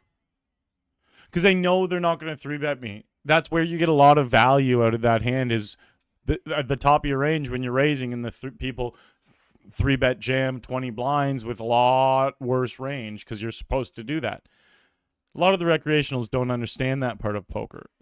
They don't 3-bet jam 20 blinds with that wide range you're supposed to. They just do it with the good hands. So when I get really good hands, I'm not going to get paid by all those shitty hands jamming 20 blinds on me trying to steal. So I just jam it myself, and I put their better hands that were just going to flat in really awkward positions where pre-flop, okay, they'd be happy flatting 2 blinds with ace-jack suited. What do they do when I jam 20 blinds? Probably just call and give it to me.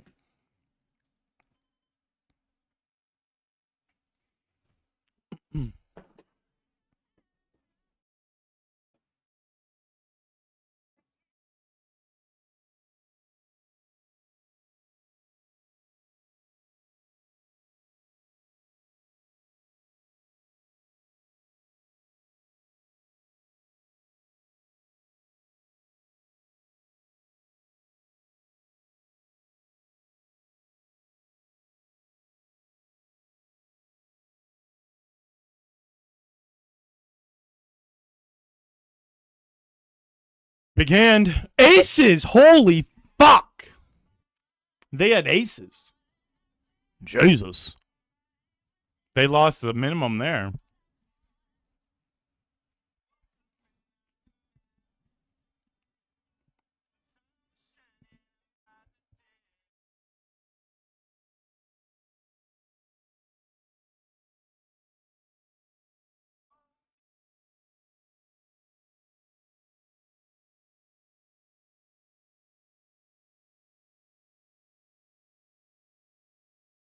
I'm getting some hands right now. But I was patient. We dwindled. I had a big stack, and then I dwindled hard for a while.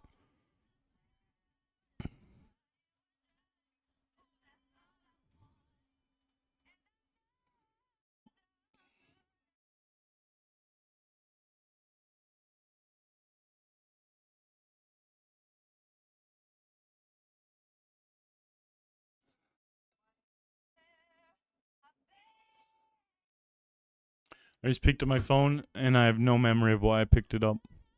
I normally don't do much on my phone, so I don't know why I just grabbed it.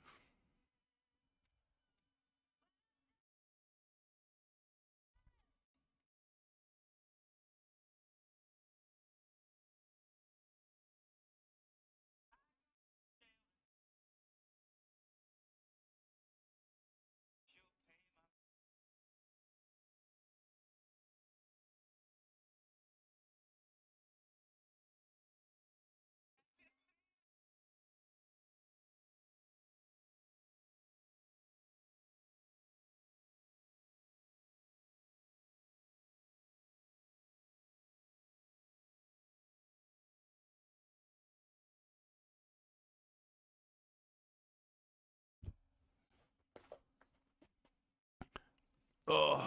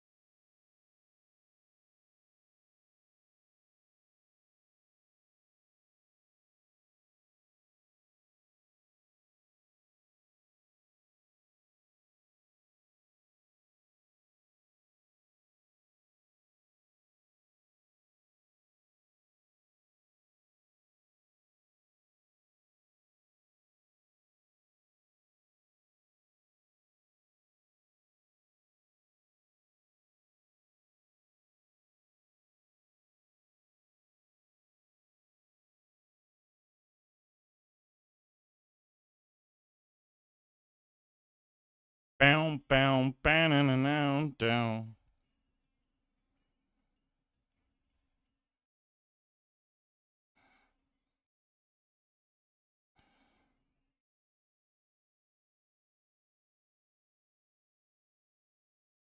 It's nice when you're ruckusing the whole table up and then you get big hands in the mix too.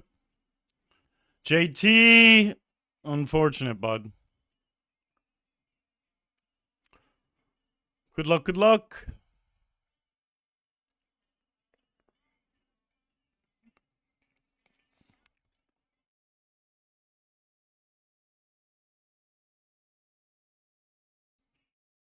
All right. The chips come my way in a devastating fashion. Holy shit.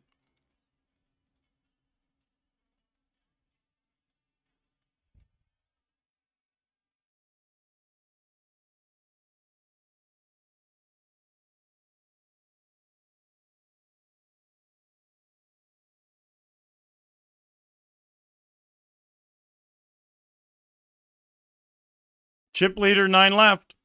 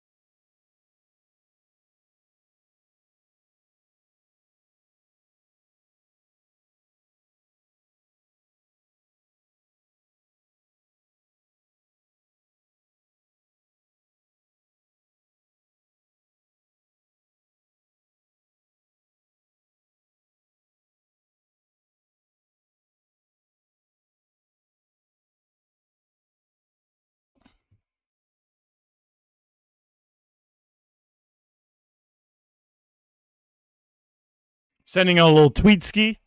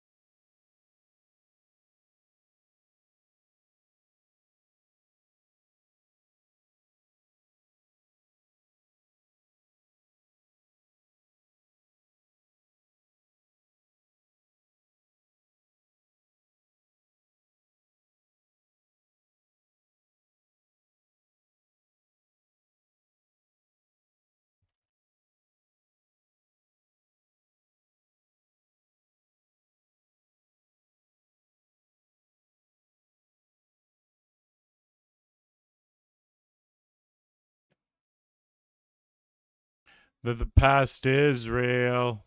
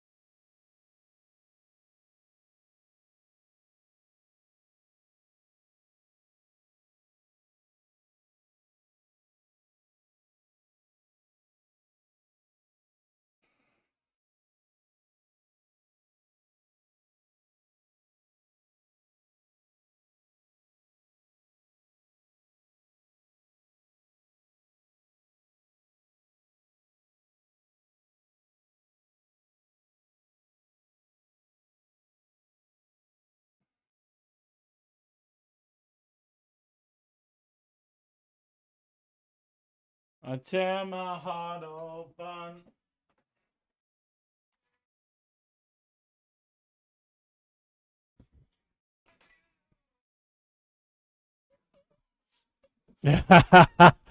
Capcom, that sounds fucking glorious, though. I hope you have a good night tonight, bud.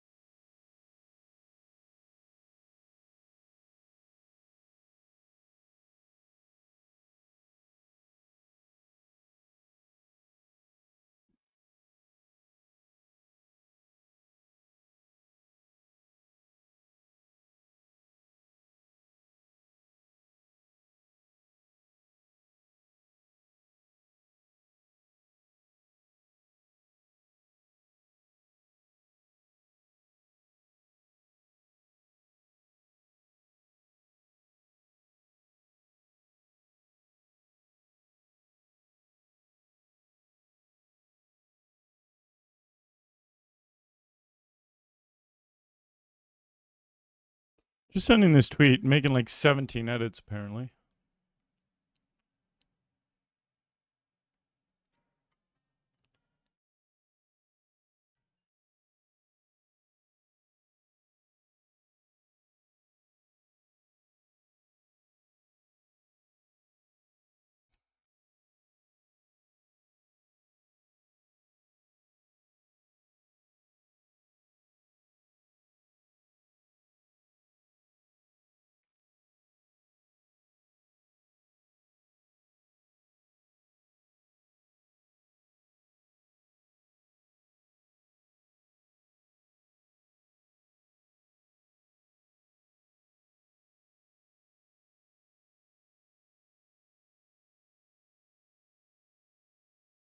Still I hear you say you want to end your life.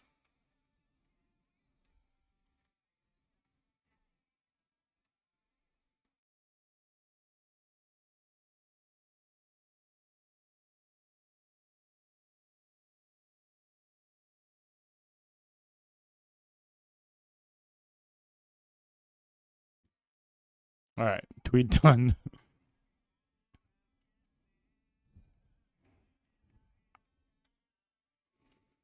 Everything that I own to make you feel like it's not too late.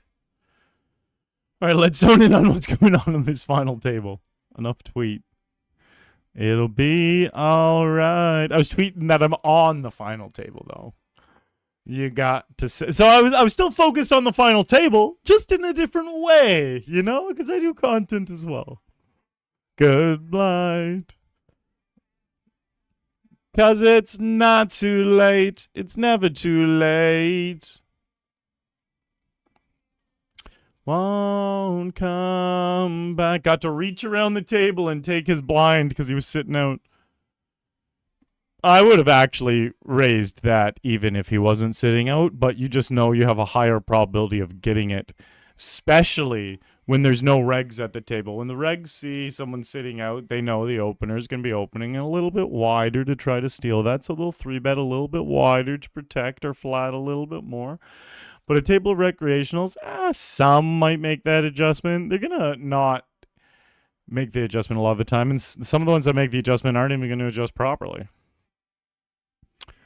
It'll be all right. Still, I hear you say you want to end your life.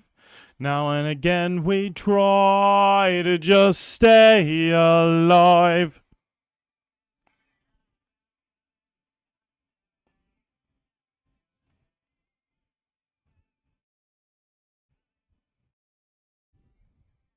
It's never too late.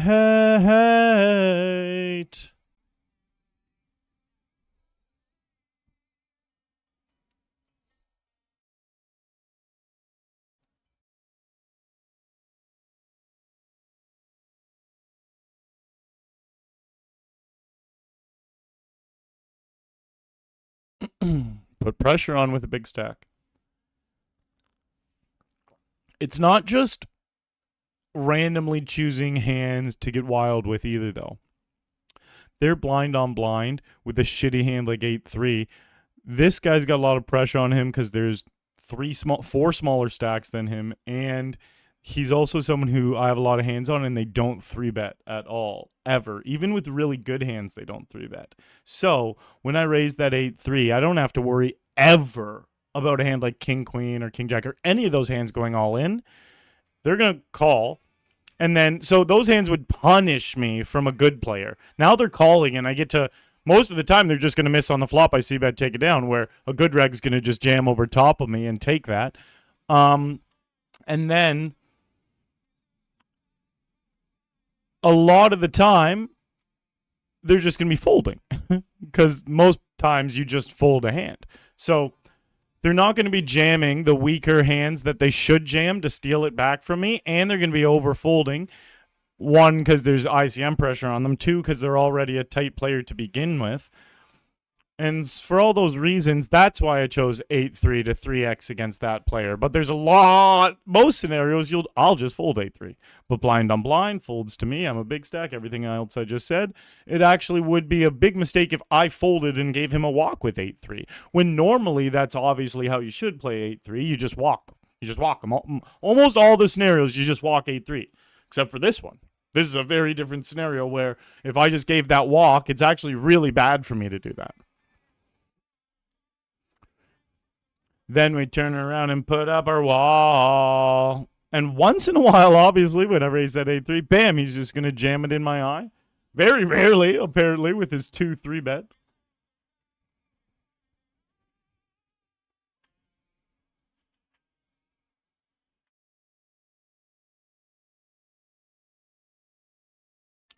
Always want to go, but you never want to stay.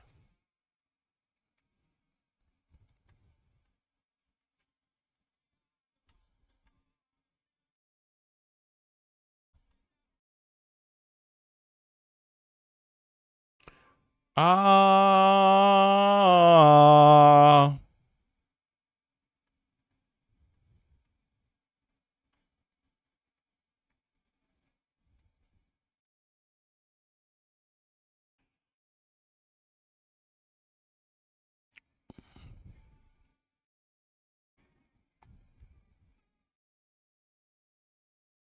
Loose cannon mode tonight. I like that, Capcom. That's me when I'm playing cash. Because when I play cash, I look at it as me just literally having fun. I'm not working when I play cash. I'm actually just having fun because I play it so infrequently, and I never play higher stakes cash. It's so, a lot of the times with people that don't even like play poker normally, or I'll be at a poker stop. Some of my friends will be poker guys, and they'll just want to play some cash. So I'll have some drinks and fuck around in cash. But yeah, wild fun cash is how I play.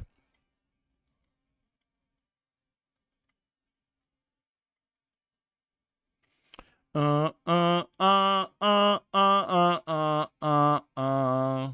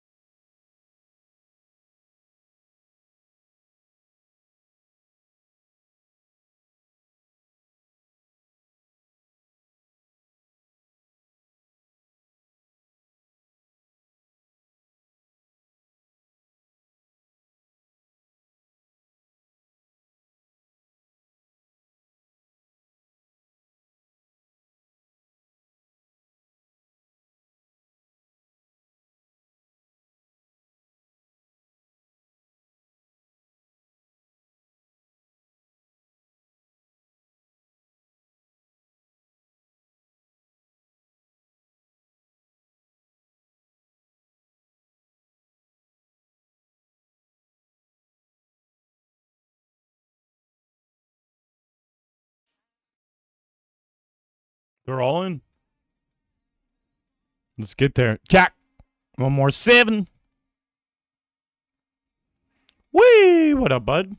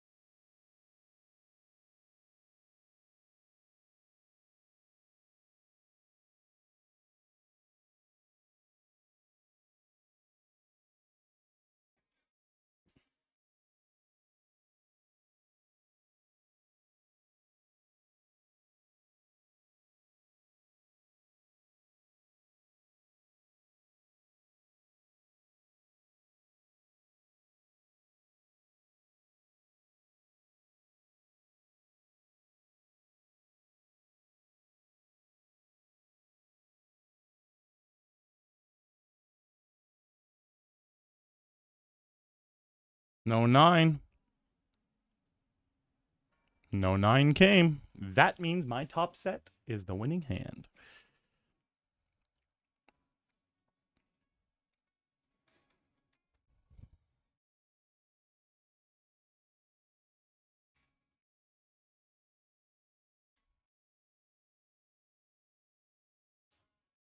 Okay.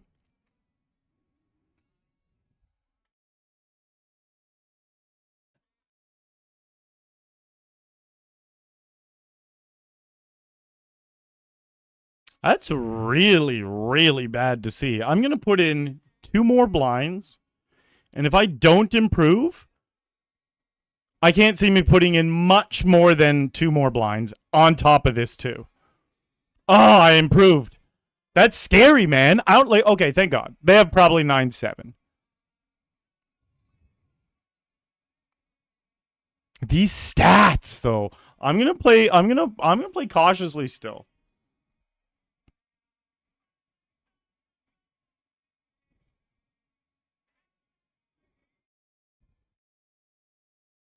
Do I min raise and then fold if they re-raise? Is that the play? They bet too small. I might just call. I feel really confident about having the best hand now, though. So I should probably just click it. But it's only 3 more blinds. I'm going to call, I guess, instead of raise. I'm torn. It might be a big punt to not raise. But I don't think he's going to call a jam. Like, do I make it 9? Yeah, I'm just going to call. Wow. I was wrong about having the best hand. But something was fucked up. I sensed it on the turn when I checked back my trips. I lost the fucking minimum that hand. God damn it, I love how I played that. I checked back the turn because this is what I say. My gut instinct was right, and here's how I knew. I said he had 9-7. That was dumb of me to say. And after I re-looked at his stats, I guess I didn't say this out loud, but I changed my mind on him probably having 9-7 just because normally when someone has really tight stats like this, like these are tight. Normally when people have tight stats like this, they don't min-raise bluff like that on flops. They just don't do it. It's normally a big hand, and he had top pair, top kicker. Like, it was a big hand. So when I saw that, I was like, I'm only putting in 2 more. I had an ace. I had top pair. I was like, I'm only putting in 2 more blinds total. And then I hit trips, and I still was like, check back. And then he bet 3, and it tricked me because I'm like, if he had an ace, he should bet bigger. And he really should have bet bigger with an ace. But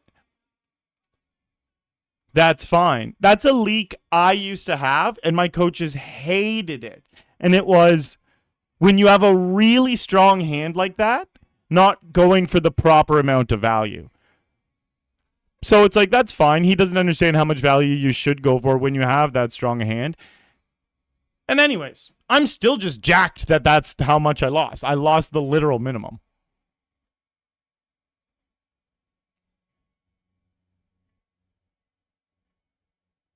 Couldn't have lost less. Couldn't have lost less. Trip aces.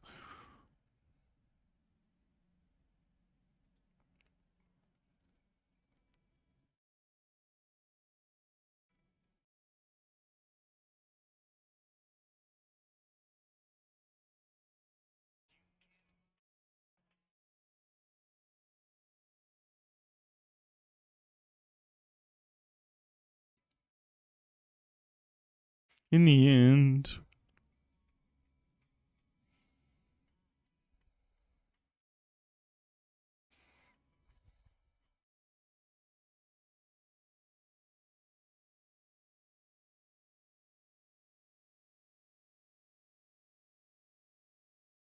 You don't know what it's like.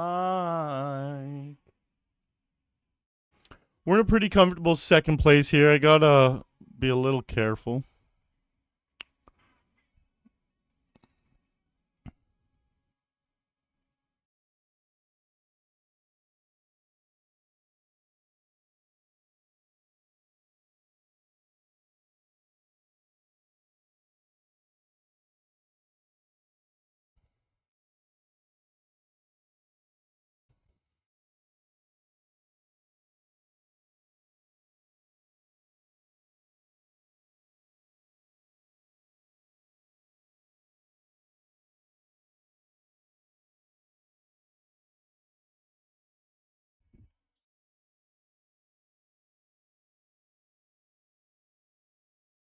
You don't know what it's like.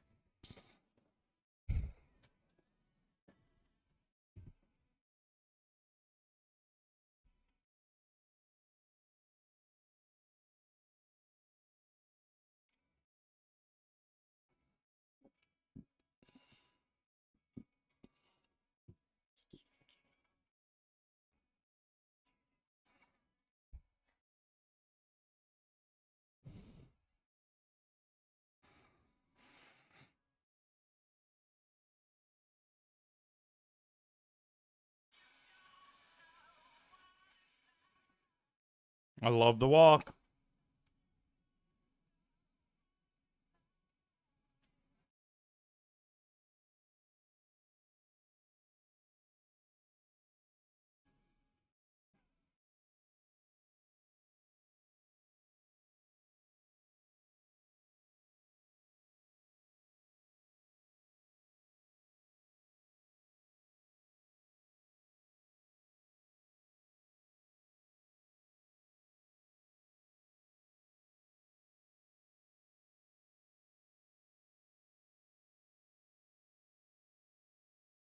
You don't know.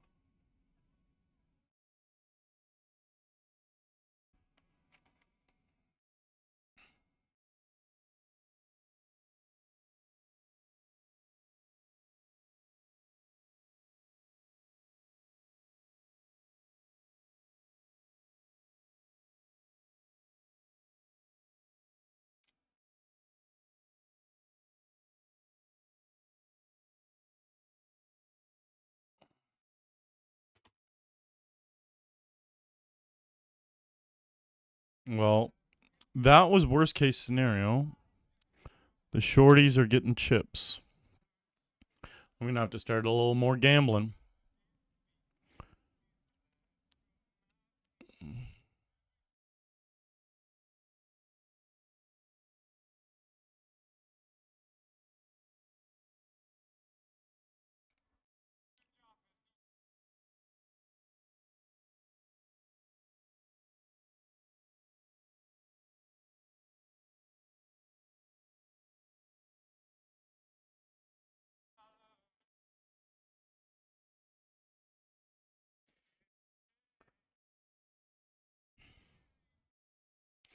Rough hands.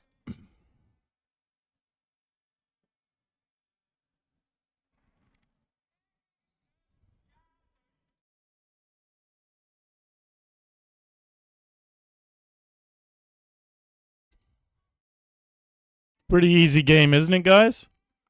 Pretty easy game.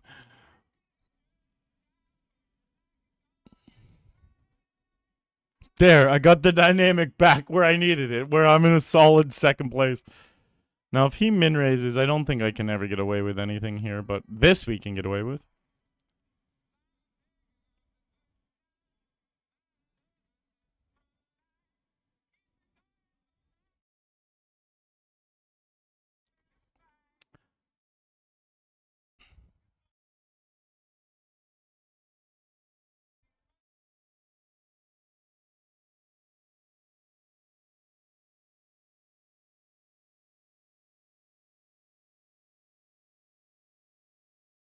Give me another big hand. They'll never believe it. I hope they walk me, and then I get a big hand.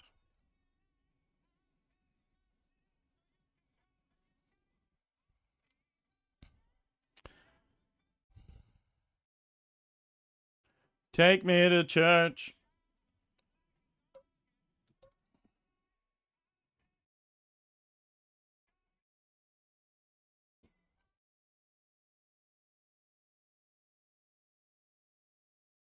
He's playing well.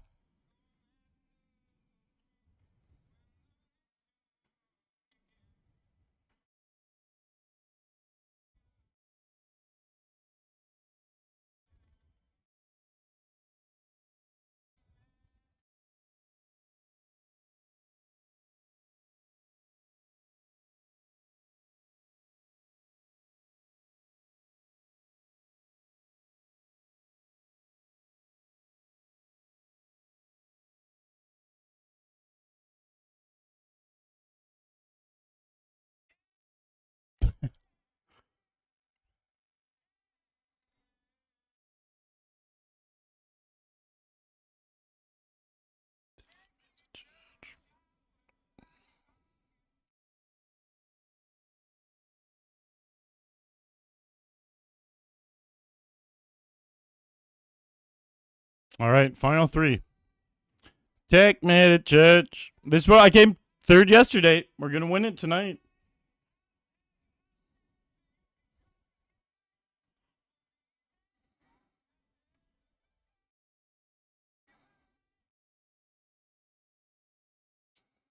Take me to church. Uh-oh. Heads up.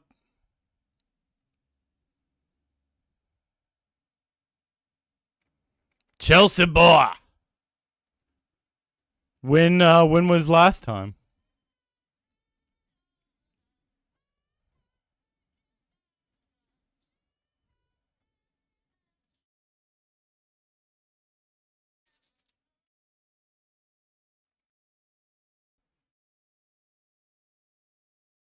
Find a little raise in your gang stalked.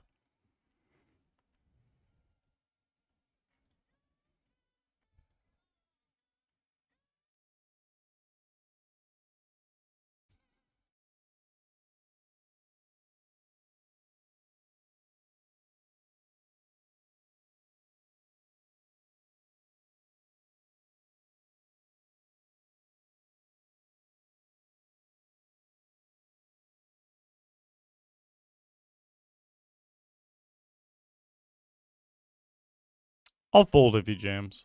Ah, fuck. No, I will. I will. I think a worst two pair. No, I absolutely will fold because a worst two pair is not going to make that small ass raise on the turn. It's just going to jam.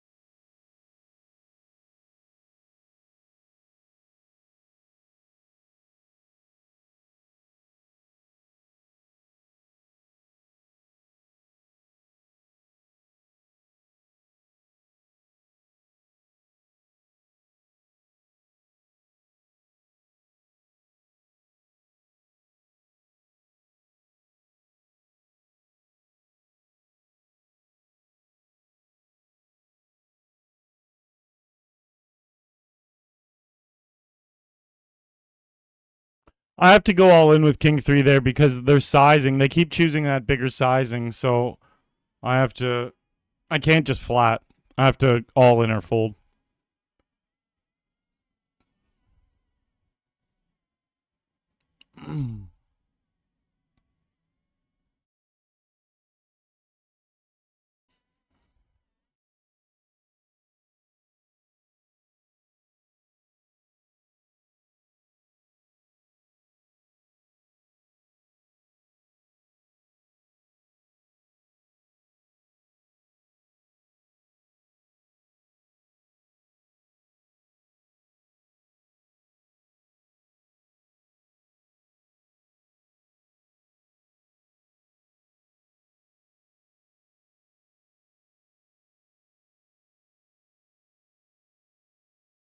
I'll jam this if they make it 3x.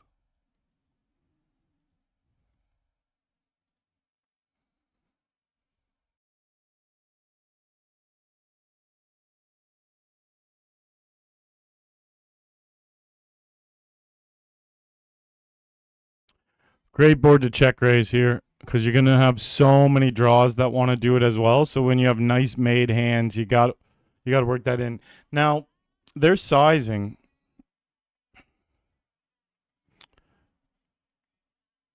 There's nothing wrong with their sizing. I'm just trying to figure out my sizing now.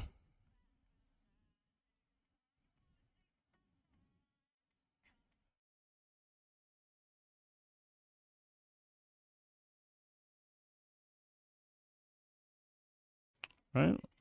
Could have been a lot cleaner over a river. No getting around what we got to do now, though.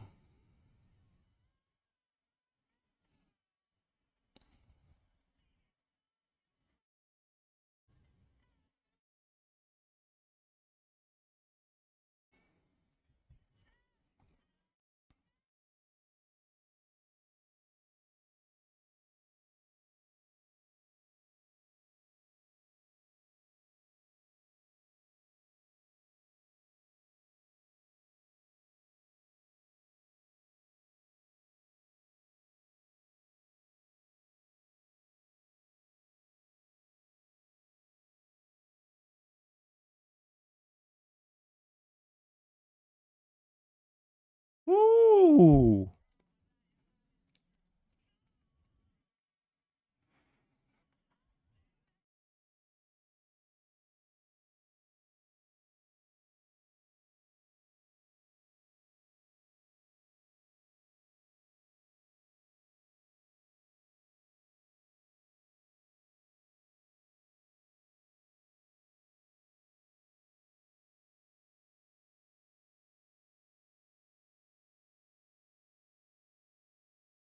Scabs, they do call me Arlie the Quad Man Shaban. And I didn't just make that name up this very second. That's just what they call me.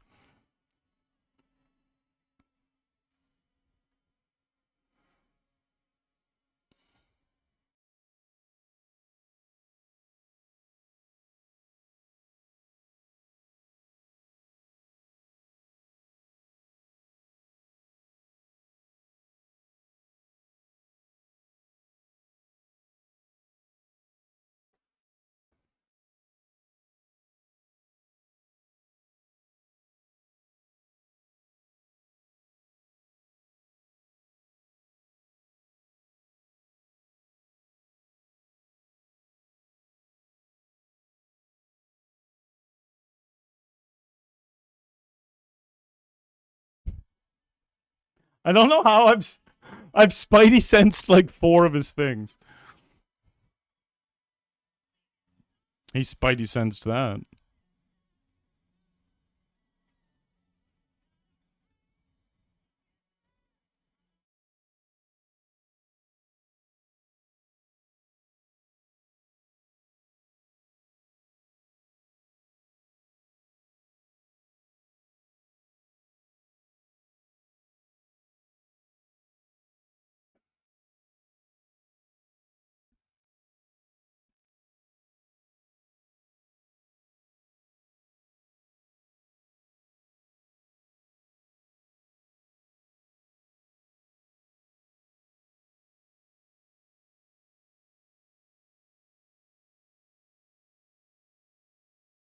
All right, quick break.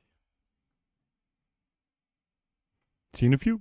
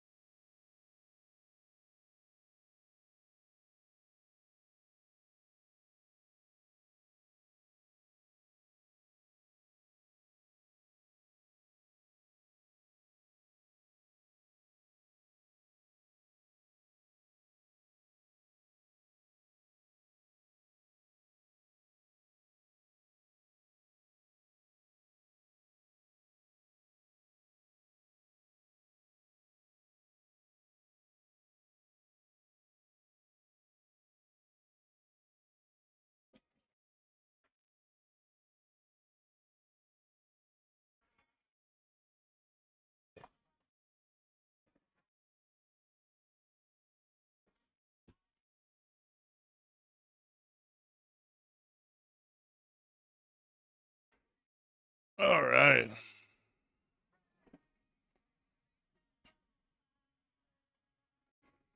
Hello, Scabs. No, I don't think I'm going to have a late one tonight.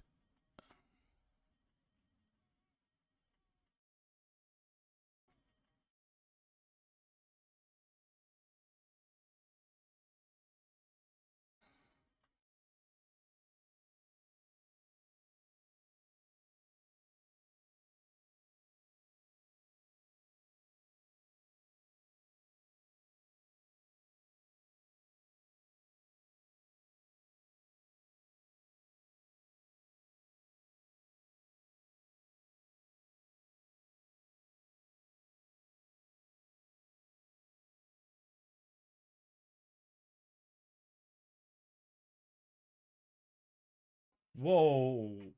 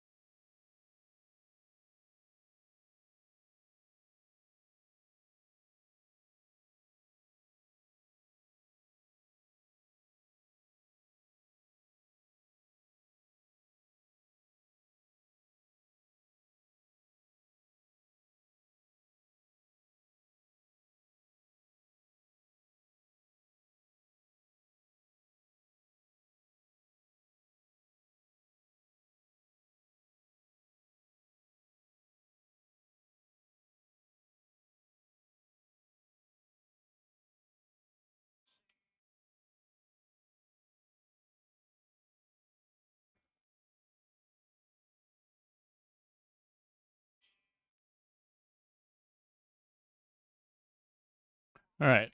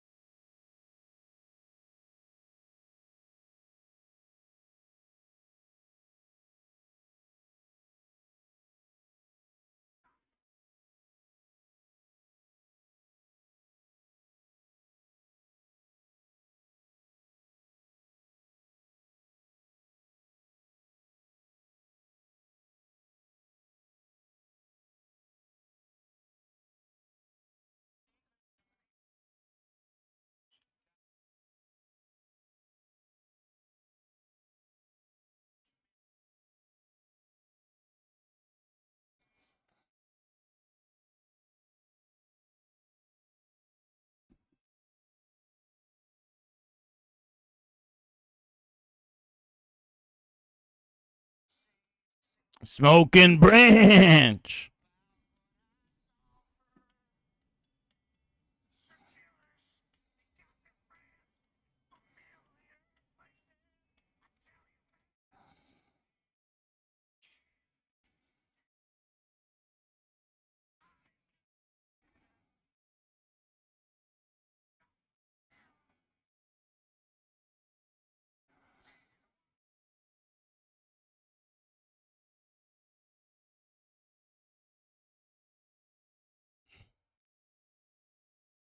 Big Cantor.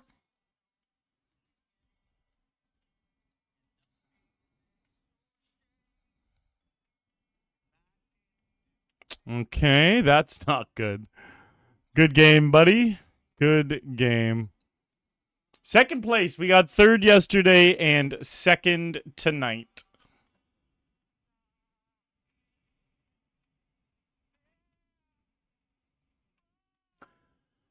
That's it for me today, guys.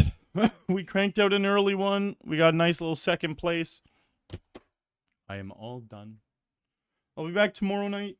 And next month, I'm going hard. I'm going really hard all month next month. So if you enjoy the content, make sure you're coming back, checking it out.